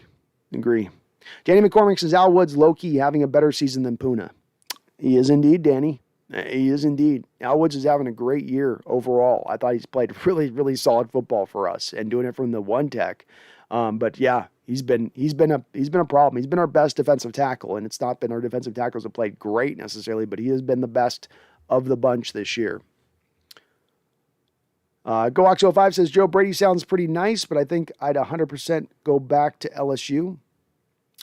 Very well may on that one, man. You may be right on that one. Brandon Moody. Sorry, I'm here a long time. 12 pre-Pete, all respect, but he's got to go next season. In fun news, so glad to hear impress Geno put in extra reps with Tyler after practice. That's Russ level leadership. And it paid off, didn't it, Brandon? You put that work in the practice, and it comes back and shows up on the football field, which is great to see. That's where I stand on this. I have a lot of respect for where Coach Carroll has gone with his team and what he's done. I can respect all of what he's done and be looking towards the future. And when I look towards the future, I think that the time comes for change. You have a great run. 12 years is an awesome run. Coaches barely last 4 or 5 years, even when they're successful. It's not the worst thing in the world to say it's just time to try something out that's a little bit different. I'm in favor of that. I just think we've kind of come to the end of the road of the full effectiveness of Coach Carroll at this point. Maybe he surprises me. Maybe he makes me look like a fool this year. And he finds this last final switch of greatness within his defensive team and within his coaching abilities. That would be surprising indeed. But I do drive towards it's kind of come to the time where it's come to the time. D. Nugget says, do you think if we had gotten that center in the draft that KC got, we would have been better right now? Yeah. Would you have been better, D. Nugget? Like literally Creed Humphrey is graded out as the best center in football right now. Is this team better with the best center in football right now than what they are right now? Yeah. There's a guy in Eskridge that's giving you like 6 snaps. Yeah, I would say so, D. Nugget. Danny McCormick, well, truly our biggest hole is not having Russ past 3 games. We would have won against the Steelers and Saints, and that could be the difference between playoffs and not. It's sad. Well said, Danny, and very true. Well said and very, very true. Danny still want Everett and Disley to get more targets, but I couldn't complain today with DK and Lockett. Only 1 ball. I'm on that point too, Danny. I mean, look, they were being so effective and efficient going to DK and Tyler. It wasn't a matter if you went to Tyler and DK. Like those guys had, 17 targets, 16 catches. When your receivers are being that efficient, it's hard to go away from them. But I would like to see this team is trying to acclimate this offense in better going forward, because the bread and butter of a West Coast offense is to work in the tight ends and have a nice balance between the tight ends, running backs, and receivers. But they have not brought it in quite yet. Yami says, apparently coaches don't last long except if you are Kyle Shanahan, then you get daddy's name carries your job. Yep. Nepotism is a real thing, Yami. Nepotism is a real thing. Drunk Squidward, who do you see Seattle trading for on the deadline? I don't have a person that I see them trading for because we've not been connected with anybody as of yet, Drunk. I can say I think we'll probably go out and look for the running back and try to add a running back, and we'll probably look to try to add a defensive lineman. Those will be the 2 positions that I think that they're going to try to pick at. I don't think it's a big splash signing, but I don't have any names that I can gravitate towards because I'd just be pulling names out of a hat. They've not been associated with anybody, and there's nobody that just seems far and away a certain player for them to target. I mentioned Brandon Cooks, Jason Kelsey. You could take maybe a peek at Saquon Barkley if you wanted to. Someone else mentioned Matt Ioannidis with Washington, who's not able to get much playing time on that really talented defensive line. There's a couple guys like that, but there's just no real big monster moves that are going to blow you away. It's going to be kind of a bunch of also-rans no matter who you go after. TJ says defense is last, but what about points allowed? We can't be last in that. No, points are what matters most defensively. That is above all else the big thing that drives above all else anything for yards or anything between. We do okay in points. We're always better in points than we are in yards given up. That's also the case of having a bend but don't break defense. Mallow R6, sorry, I just joined, so don't know if you talked about this. Thoughts on Ryan Neal? Love your show so much, man. Keep it up. Well, thank you, Mal R6. I think Ryan Neal gave us more of a game that we saw a little bit last year. He filled up the stat column with 4 tackles, a sack, 2 quarterback hits, a tackle for loss, good in coverage. He's had a couple of rough games this year, even though he's got a lot of people in Seahawks land that love him. There was a couple games this year he hadn't been as good on, but it's good to see him bounce back in this game, especially taking back over for Marquise Blair in this game. I mean, you need Ryan Neal to step up at this point because Marquise is going to be out for quite a bit of time, if not the whole season. And so it was great to see. He's a guy who's just got a nose for the football. I've called him just a good football player. You don't get caught up on his position. You just get caught up in the fact that when he's on the football field, usually good things happen when he's around. So I liked what I saw out of him. TJ Singh says, what if Russ comes back and goes undefeated? That'd be 9-0. A 9-0 team means you're at 12 wins. That puts you back in even potentially contention at that point because then you're beating the Cardinals twice and then you're beating the Rams. So that probably does put you in contention for even getting back to the division title at that point if Russ could go on that kind of run. That'd be crazy, TJ, but it'd be crazy awesome. Crazy awesome. Danny says that Kyle Shanahan's a good-ass play caller. Don't forget. Dumbass head coach, though. Laughing my ass off. Yeah. Maybe a better offensive coordinator than a head coach we come to find with Kyle. Maybe so. I think he was probably brilliant in going for Trey Lance this year when he did because I think it bought him an extra year as a head coach. He can go back to the front office, go back to the ownership and say, look, you can't fire me after I just drafted this rookie quarterback who was the youngest rookie of all the quarterbacks coming out. Give me another year to at least develop with him.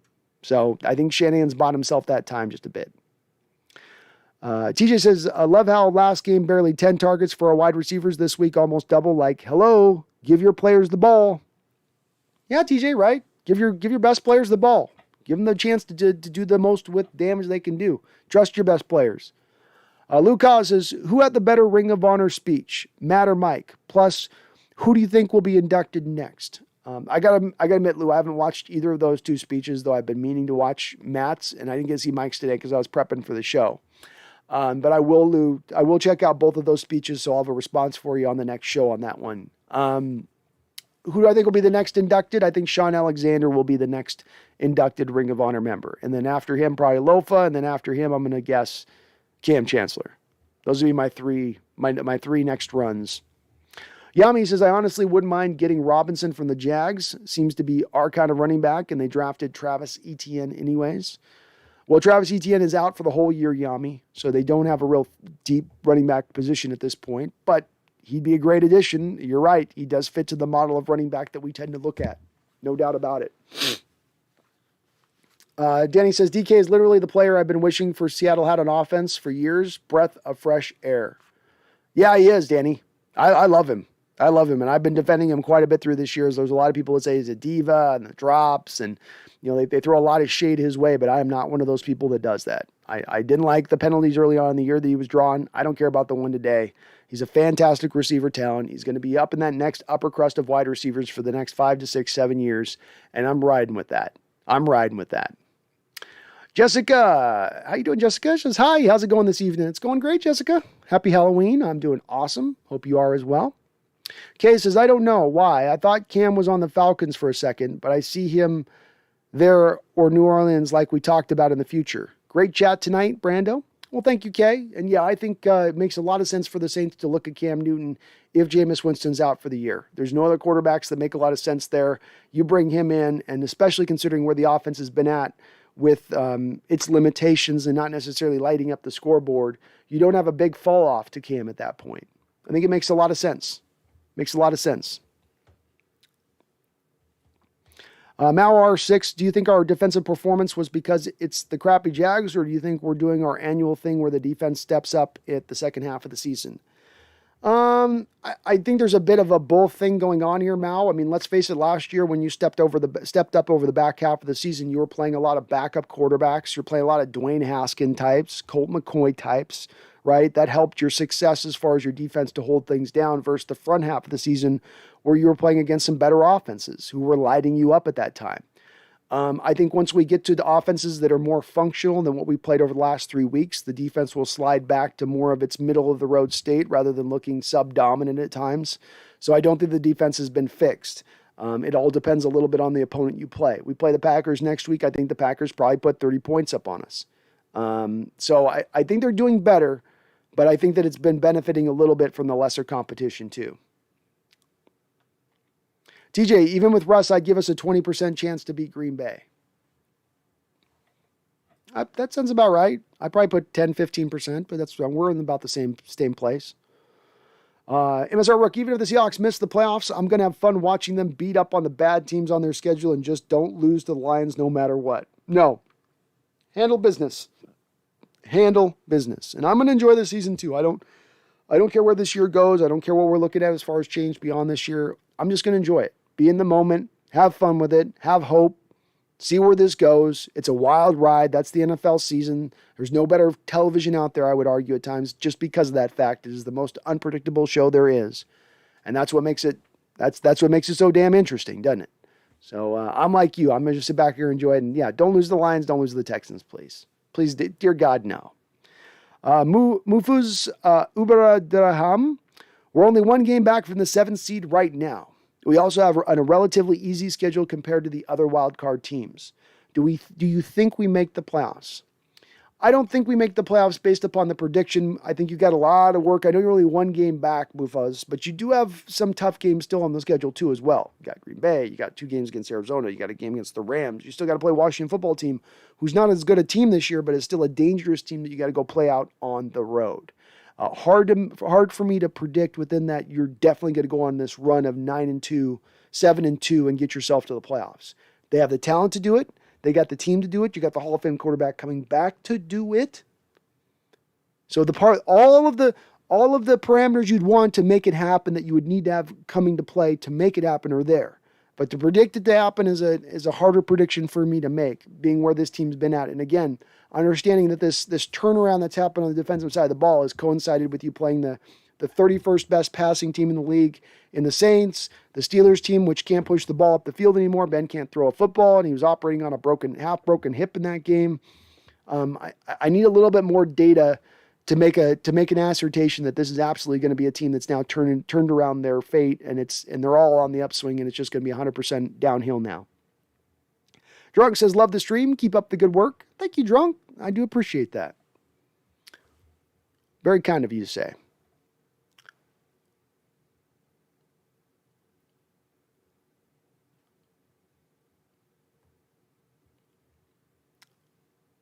Kay says, cool story for you. I talk to Chris sometimes on Snapchat. He posted a pic of his newborn daughter, and I said how it was his twin, and he commented me back with a hearts. Haha. That was cool. That was nice of him. And he seems like a good guy. So, okay, don't get me wrong with Chris Carson. Hard runner, and he's taken a lot of beating and a lot of pounding here for just a short period of time that he's been the running back here. So the guy is, he's a tough dude. He's a tough dude. Just some of the stuff you look at him and you wonder on and go, okay, a little bit of loss of speed this year. Now you got you do have the little bit of the neck injury thing that you've been dealing with for years and seems to be getting now a little bit worse. Where does that put you in the long term a little bit? But he does seem like a really good guy. He does seem like a positive, good dude. Malwar6 says, should we pursue Kyle Fuller? No, Mal, he got benched by Denver. I think he's been going backwards a little bit in his play recently. He's not the same guy he was with the Chargers a couple of years ago. Picking him up is more picking him up based on his past performance versus the performance of where he is at as a player right now. William Leonard, I'm pretty sure Pete Carroll will have words with Travis Homer for taking that onside kick to the house. Haha. Yeah, that goes against Carroll's mantra of take your foot off the gas when you get up on points and don't beat your opponent down too badly. But yeah, I think he's not going to be happy with Travis for that, where he says, in future stances, I need you just to fall in that game, fall in that ball. Just fall in the ball. That's all you need to do there, okay? We'll take a knee and call it a day at that point. But Travis is hyped up by it, wasn't he? He was living high on that. Yami says DK statistically is on pace with Randy Moss and Jerry Rice. No matter what people say, feed that monster and he will feast one way or another. Well said, Yami. Very well said. And yeah, he is on that kind of pace to begin his career that is very unique. And there's not a lot of players who put up the kind of stats DK has put up through his first 2.5 years of his career. He is in rarefied air. One of the reasons why there should be no Seahawks fans who have any hesitancy this offseason in signing DK to a contract extension, even a big money contract extension. Mafuz says, personally, I don't think we win with or without Russ versus Green Bay. Do you think it's better to just sit him for the game and prepare him for the Cards? I think it all depends upon the doctor's recommendation on this, Mufuz, being that you have to ask them and say, is an extra week of healing going to help him significantly to next week? And if the answer is it could help him a decent amount, it gets him another step closer to getting 100% versus having him come back a little bit faster, then I'm with you. Let him rest. Let him rest. This Packer game is not your season. You winning or losing this game is not your season. There are other games up ahead on the schedule that are going to be more important. So it all kind of depends a little bit on the doctor's advice with this and where they see at his finger and what an extra week of rest is truly going to get. Danny says, Trey Brown has looked good against Big Ben, Jameis, and rookie T-Law. Everything can change against Rodgers. Let's not get carried away. Very well said, and I agree with you. Let's get a little bit more data to go off of with Trey, but it has been a pretty good sparkling start for him to begin things. To start out a career as a rookie and to put the performance he's put out there has been pretty nice to see, especially when Danny desperately needed it. Mar6 says, all right, after sleep. Thanks for the responding. Happy Halloween and have a good night. Thank you, Mar6. You have a happy night, happy Halloween, and have a great night. Sleep well. Merck says, wow, you're still live 4 hours later. I go hard, Merck. I go hard while we're 6 hours in. Man, this time goes fast sometimes. TJ says, breaking news, Atlanta police just arrested Eric Harris for killing Anderson.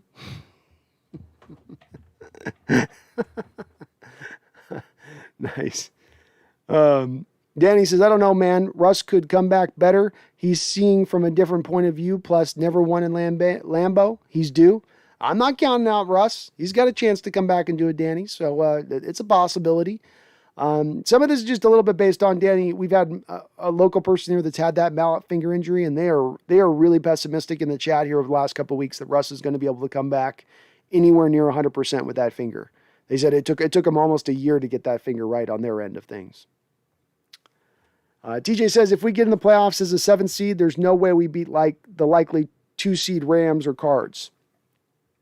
Hard to say on that, TJ. The thing you always have to remember with the division games is that the field is leveled. It's very easy to look at the two teams and see these teams as these super uber offenses with really good defenses. Then you got Seattle. And you go, there's no way this works. But those divisional matchups, weird things happen. Weird things happen because of the familiarity of it, because you can't surprise your opponent as much as you can surprise other opponents. That levels the field. It sort of evens the game out a little bit to sort of make where anything can kind of happen. When you're talking about playing these teams that have, that'll be, if they play those teams in the playoffs, that'll be the 3rd game they played against them. So maybe, and a lot of it also depends on TJ where the teams are at health-wise. You know, if the Cardinals suffer more injuries as they're starting to suffer, where are they at? If the Rams suffer a couple injuries, where are they at? So it's a long year. We don't know where things will shake out at that point in time in the season. Daniel says, I still feel like our defensive line is weak pressure-wise. Outside of 1 sack a game from Taylor, it seems like we get little pressure compared to other teams. Quarterbacks back there making sandwiches before pressure. Yeah, we haven't been great in generating pressure this year past Taylor. Agreed. Dunlap's not giving you a lot, and there's not been a lot of other guys outside of that. So one of the reasons why, Daniel, I'd be open to looking at an edge rusher, too, in addition to inside rushers at this trade deadline. It's been surprising to me to watch how little we're getting out of our pass rush. It has, frankly. Maybe we should have seen it clearer by the talent that we had on board in this offseason, but it's been a little bit light. Mufuz says, how good does the defense need to play for you to think that they actually improved? Like less than 25 points, under 350 yards? I think Mufuz, beyond it being about giving up yards, it's a good defensive performance against a quality offense. It doesn't have to be against one of the best offenses in the league like the Green Bay Packers who are going to score on basically anybody, but against a good offense. I'm trying to think on the top of my head of who I'd reference on this as we look forward with this, I guess, a little bit. So Cardinals would be that if you could hold them down a little bit, I think under 25 points is maybe a general metric, but it's more of just looking good, not looking like you're flailing, not looking like you're helpless for 2 and 3 quarters, which is where the defense has been at its worst at a couple of given times this season. The back end of the Rams game, the Vikings game, the Titans game. So that's the place that would show me improvement against a quality opponent, looking solid throughout the course of the game. And it's less to do with yards and points at that point, with just looking solid, not looking like you just are a sieve, that the offense can do whatever they want against you. As well as I'd say, Mufu's on top of that, sitting more to the designs of the defense, limiting the run, turning the offenses into passing attacks only, and then limiting the big passing play within that. If you did those things, that would be stuff that would show me this defense is coming around. It's been those hallmarks that had fallen away at the early part of this year that had me as much concerned about this Coach Carroll legacy and the Coach Carroll defense as any point that I've been during all of Coach Carroll's time here with Seattle. GoOxo5 says DK has 1 more yard than Tyler. That's funny. Danny says, y'all know Russ wants that win in Lambeau more than anything after the injury. Football gods know it too. They do indeed. They do indeed. D-Nugget says, Mike Holmgren got spicy in his speech when he said, we should have 2 rings here in Seattle. He's not wrong. He ain't wrong. Yami says, doctor here. Resting an extra week will undoubtedly help, but I don't think Russ will want to sit it out. I agree. He's gonna be fighting him. He's gonna be throwing fists to get back out on that football field. There's no way he's gonna let them tell him no. No way. Ethan, if the defense can play like this when Russ comes back, we can beat anyone. Agreed. Merck, Cowboys beat the Vikings twice without their starting quarterback. We lost to them with Russ. Yeah, not a great look, Merck. Not a great look on that Vikings loss. That's for true. Goak says we're doing a great job at taking care of the ball this year. We are. We're not turning the ball over. No fumbles, no interceptions. That is a very, very good point on your part. One I hadn't considered very much, but that's something that they've done a good job on, keeping things clean. Danny says, Russ, doctor and surgeon better than any of us could ever imagine. Russ is a magician. I'm sure his doctors and trainers that he pays for are too. I would hope so. I would hope so. Drunk Squidward says, Kyler Murray play style scares me. He looks like he's 1 play away from injury. He does play a little still wild. He still plays it like some of these young quarterbacks do who've entered this league recently, who play with a reckless abandon where they're not protecting their body enough. And he's in that mode to a degree at times. He's gotten a little bit better over years from where he started out in his first year or 2 in this league, but it's still a place that you see him take too many hits, take too many weird, scary hits. And I think he's a guy that can get beat up because he is a slight dude. He's not a big guy. I mean, he's not even as thick as like a Russell Wilson is. I think it's a valid concern when you look at Kyle. Mufos says, why do you think we still didn't sign Atkins? Do you think we should trade for a center or right tackle? I probably wouldn't want to look at a right tackle. I would lean towards center, Mufos. A guy like Jason Kelsey would be interesting. I don't think we signed Geno Atkins because I think he came in for a workout and they didn't like what they saw from him. Or he was asking for too much money. Or it was a bit of both things. But whatever it is, there is an impediment to signing him that the Seahawks do not want to cross that bridge. And I'll trust in their decision-making on that. He's an older player. He's coming off of surgery this last offseason. I would trust where their assessment is of him and what they're willing to pay or not willing to pay on him. Danny McCormick says, people were happy when Jaron Reed left. I'm still pissed. We're missing him for the stuff that doesn't get any recognition. QB can't step up.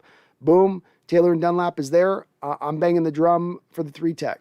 I don't have really any problem with moving on from Jaron Reed this offseason. I really don't. With what you're paying him and what you're getting from him as far as production is concerned, let's look at him statistically with the Chiefs this year. With the Kansas City Chiefs, he's played in all 7 games. He's got 11 total tackles, and he doesn't have 1 sack. So, I mean, Jaron doesn't do a whole bunch for me. I was okay with moving off from him, especially at the $8.6 million cap hit he was going to cost. Leroy Esteban. What's up, Leroy? Pierre Sanchez Marco Alejandro. Greetings from Mexico. Well, greetings from up here in Pacific Northwest down to you, Perez, and do go Hawks, as you said. Classify. Looks like Gino chose to be Russ for Halloween. Nice, Classify. I see what you did there. I see what you did there. Merc, I know we all want Pete gone, but I really don't know who's drastically better than him that could replace him this year. I don't want to replace him mid-season, Merc, but if we're talking about this offseason, there being potentially better replacements out there, I think there are guys that could be better replacements. There's no guarantee in this game that you don't move on from Pete, end up with a worse coach than what you had in Pete. That's not necessarily something that there's no guarantees of that in any way, shape, or form of anybody that you go after. But you try to go after something different that can aim for improvement. That is the hope in moving on from Carroll, is to find the guy that can get beyond where he's gotten recently. Not where he's gotten in 2013, not where he's gotten in 2014, but where he's gotten recently. And as I pointed out, Mark, when you look at the last 4 years, 13 of 17 teams in the NFC have gotten to the conference championship game. Let's throw out Super Bowl because everybody gets caught up with lights when we speak to that. 13 out of 17 teams in the last 4 years in the NFC have gotten to the conference championship. You, the Seattle Seahawks, with Russell Wilson in the middle of his prime, have not gotten there. You are one of those 4 teams that have not gotten to that conference championship. So we can talk all day about consistent winning and all that, but in being an elite team and pushing to an elite status, that is where you have been falling far, far short. Danny McCormick says, I'd trade Benson Mayowa for a bag of peanuts. He gives me nothing. He does nothing for me either, man. He does nothing for me either. I don't, the coaching staff loves him. Lou Cause says, do you buy into the Cardinals hype? A little bit of the caveat I give with this, Lou, is that they've got to maintain their health. They're so top heavy as a team that if they lose 2 or 3 of these top guys, and by top guys, I mean, you got JJ Watt, Chandler Jones, DeAndre Hopkins, obviously Kyler Murray is in that mix. I think those 4 guys are very keynote dudes, maybe even AJ Green in there too. I think if you lose 2 to 3 of those guys and you lose them for the season, if you're the Cardinals, you're in tough shape. They just lost JJ Watt. So they've already kind of started down that pathway. But if they do maintain their health, Lou, if they can keep all of their receiving additions out there, along with Zach Ertz that they traded for, I do think that they are a dangerous team. And I do think that they have the inside track right now to win that division. Their schedule is a lot easier than it is for the Rams. So they are going to probably win this division when it's all said and done, and probably only have about 2 to 3 losses on the season when it all shakes out. Danny McCormick says, that's fair, but still, Jaron Reed's got pressure last year, especially when we traded for Dunlap. A good pass rushing 3-tech could literally take this defense to another level, top 10. I agree with you in that we do need another 3-tech defensive tackle, so I don't disagree with you there. With Jaron Reed, and again, I'll agree with you on this as well, Danny, that Jaron Reed would get a lot of sacks by guys on the edge, generating pressure, forcing the quarterback into his arms. That's where he got a lot of his production. But that's where a lot of my limitation with him lied, in that he was not your purified 3 technique. He was not a guy that was going to penetrate into the backfield. He's going to sort of rely on things being driven to him, and that if that's the case at that point, you're a little bit limited then as a 3-tech in what you can do. Is our pass rush better from the inside with Jaron Reed here versus what we've got out of Poona Ford? I agree with you. It would be a little bit better. Jaron Reed probably has a couple sacks here versus having no sacks in Kansas City, where he has no edge rushing help with those Kansas City Chiefs. I think Frank Clark's been out for most of the year for that team, and they don't have another number 2 good option behind that. So that could be driving a little bit of his lack of production. So I understand where you're coming from on that. We do need to get somewhere with the 3 technique. That's for sure. Merck says, I don't know if we've gotten that bad or the rest of the NFL has gotten that much better. Nah, I'm still pro Fire Pete. I just don't know about the coaches in the NFL. I think you got to be creative and look outside the NFL, maybe potentially at the next coach you bring in. I don't think it has to be a guy that's been a former coach in the pros before. I think there's great coaches come from a variety of different areas. So, we've got to be open-minded. We got to think about all the possibilities and truly find who the best candidate is. And I think that that's a bit of a process and one that takes a bit of time. Danny McCormick says, if I wake up tomorrow and we traded for Ioannidis, you owe me his jersey, okay? Wait a second. How did we land at that point, Danny? I liked your idea on that. I'm not anti-Ioannidis. If anything, I'm with you on this one, buddy. Snicker me into buying you a jersey. Merck says, a lot of teams this season who usually are bottom of the league look better than us. Pete definitely has to go. No improvement. We should be where the Cards and Rams are. Yeah, it has to do with a lot about, look, Pete runs this show. Pete is the guy at the top of this food chain. He's the grand poobah. He can overrule John Schneider. He can overrule his offensive coordinator, overrule his defensive coordinator. He can overrule Russell Wilson. He has had the decision making. And when the Legion of Boom era moved on in 2017, he had a chance to basically rebuild this from the ground up exactly as he wanted to see, exactly to his vision. He wasn't beholden to any past players, certainly wasn't beholden to Russell Wilson. And what we've gotten from that 4 years of a transition state with all of the resources thrown to the defensive side of the ball, that when you play a legitimate offense, they get the doors beat off of them. That's unacceptable. It's unacceptable. There's other reasons that go beyond this as to why Pete's on this hot seat as he is. There's many more reasons. But that's as much above and beyond the biggest reason I think that stands out there above anything else. Not maybe above anything else. Not getting the most out of a Hall of Fame quarterback in his prime. Not utilizing that. That is the worst. The second is the defense. Danny McCormick says Lincoln Riley's interesting. What's his vision though? Well, you build an offensive attack that's creative, that keeps the defense on their heels, that's very hard to prepare for, that can attack you in a variety of different ways, that can overcome the short quarterback. It's not limited by the height of the quarterback to get the offense to be productive. It makes the offense easier on the quarterback. I think all of those things would be more of his vision with that. I would more want to take from him the reins and look for the defensive coordinator on my own, though. All right, so we are 6.5 hours in here on the stream, guys. I am definitely getting a little bit tired on my end on this. My voice is just starting to go. Let's go ahead and wrap this up in the chat and get the last questions or comments on in here, and then we will be back at it again on Wednesday. Merck says, but I just don't know if the owner will let Pete go. Well, Pete wants to go, he can retire. Pete's not looking to go coach somewhere else after this point. He'll be looking to retire. Is the owner going to be willing to fire Pete? That is the big question at play that we don't have an answer for right now. No doubt about it. I don't have a good answer for that in the least. It very well may be that Jody just would let Pete run this however it runs and let it go until it goes out and pitters out and finishes up. That absolutely could go in that direction of things. Burke says, I mean, she's not been watching us for the last 3 years. If Pete leaves because of Russ, it would be a failure. I agree. I'd hate to see Russ leave and have to keep Pete at that point and Pete force Russ out the door. That'd be painful. I think the difference of the last 3 years for Jody versus this year is that you've never looked this bad. Last year, you went out and won the division. Nobody was firing Pete at that point. The year before that, you went out and you won a playoff game and nearly beat the Packers in Lambeau. Nobody was going to fire Pete in that given year. This year has been a much different tale in that respect of things. Danny says, what would Lincoln do in the NFL to change the game like Pete did?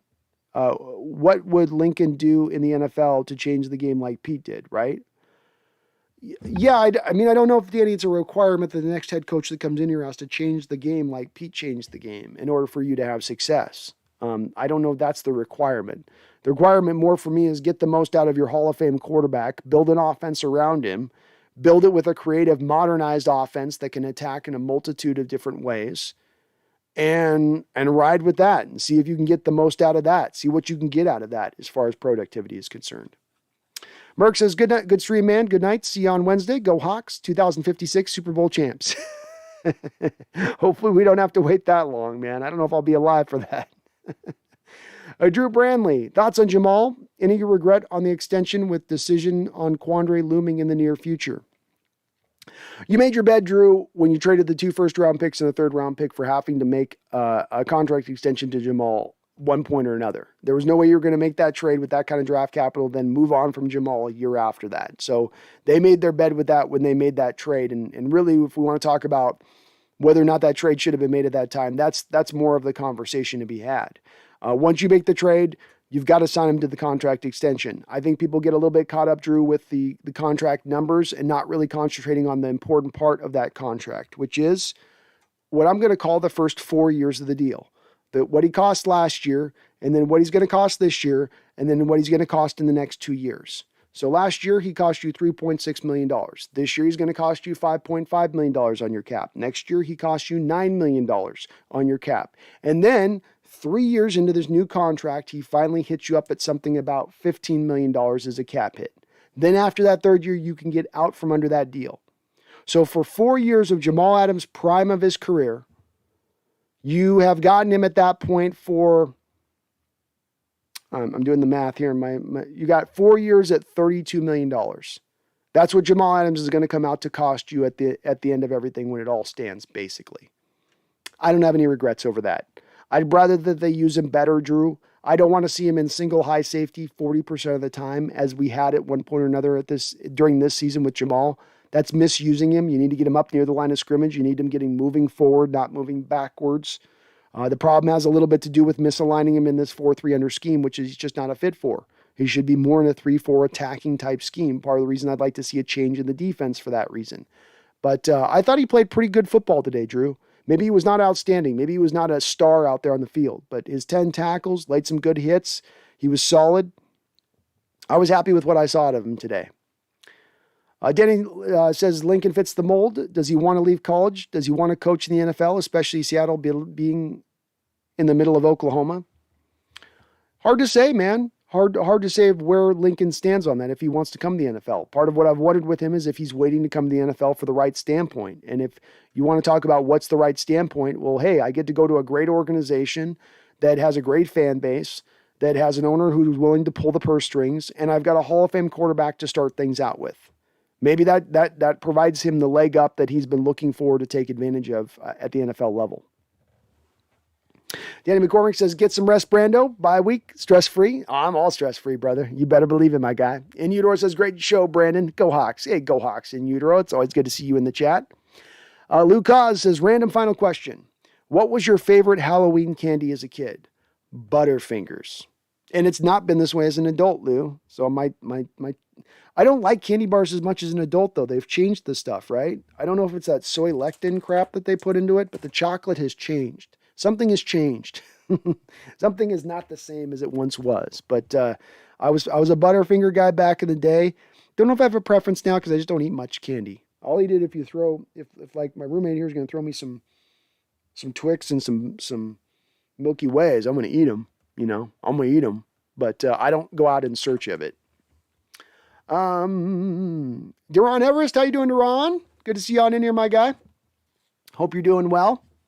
All right, we caught up with the chat. We're 6.5 hours in. Feeling good, feeling strong. Another great stream today. Great on the folks coming in here. Mark Habercorn, hang on here with me, man. I know I can't always get the chat, but I'm going to get your stuff, man. I read your comment 3 times, so hang on in here, buddy.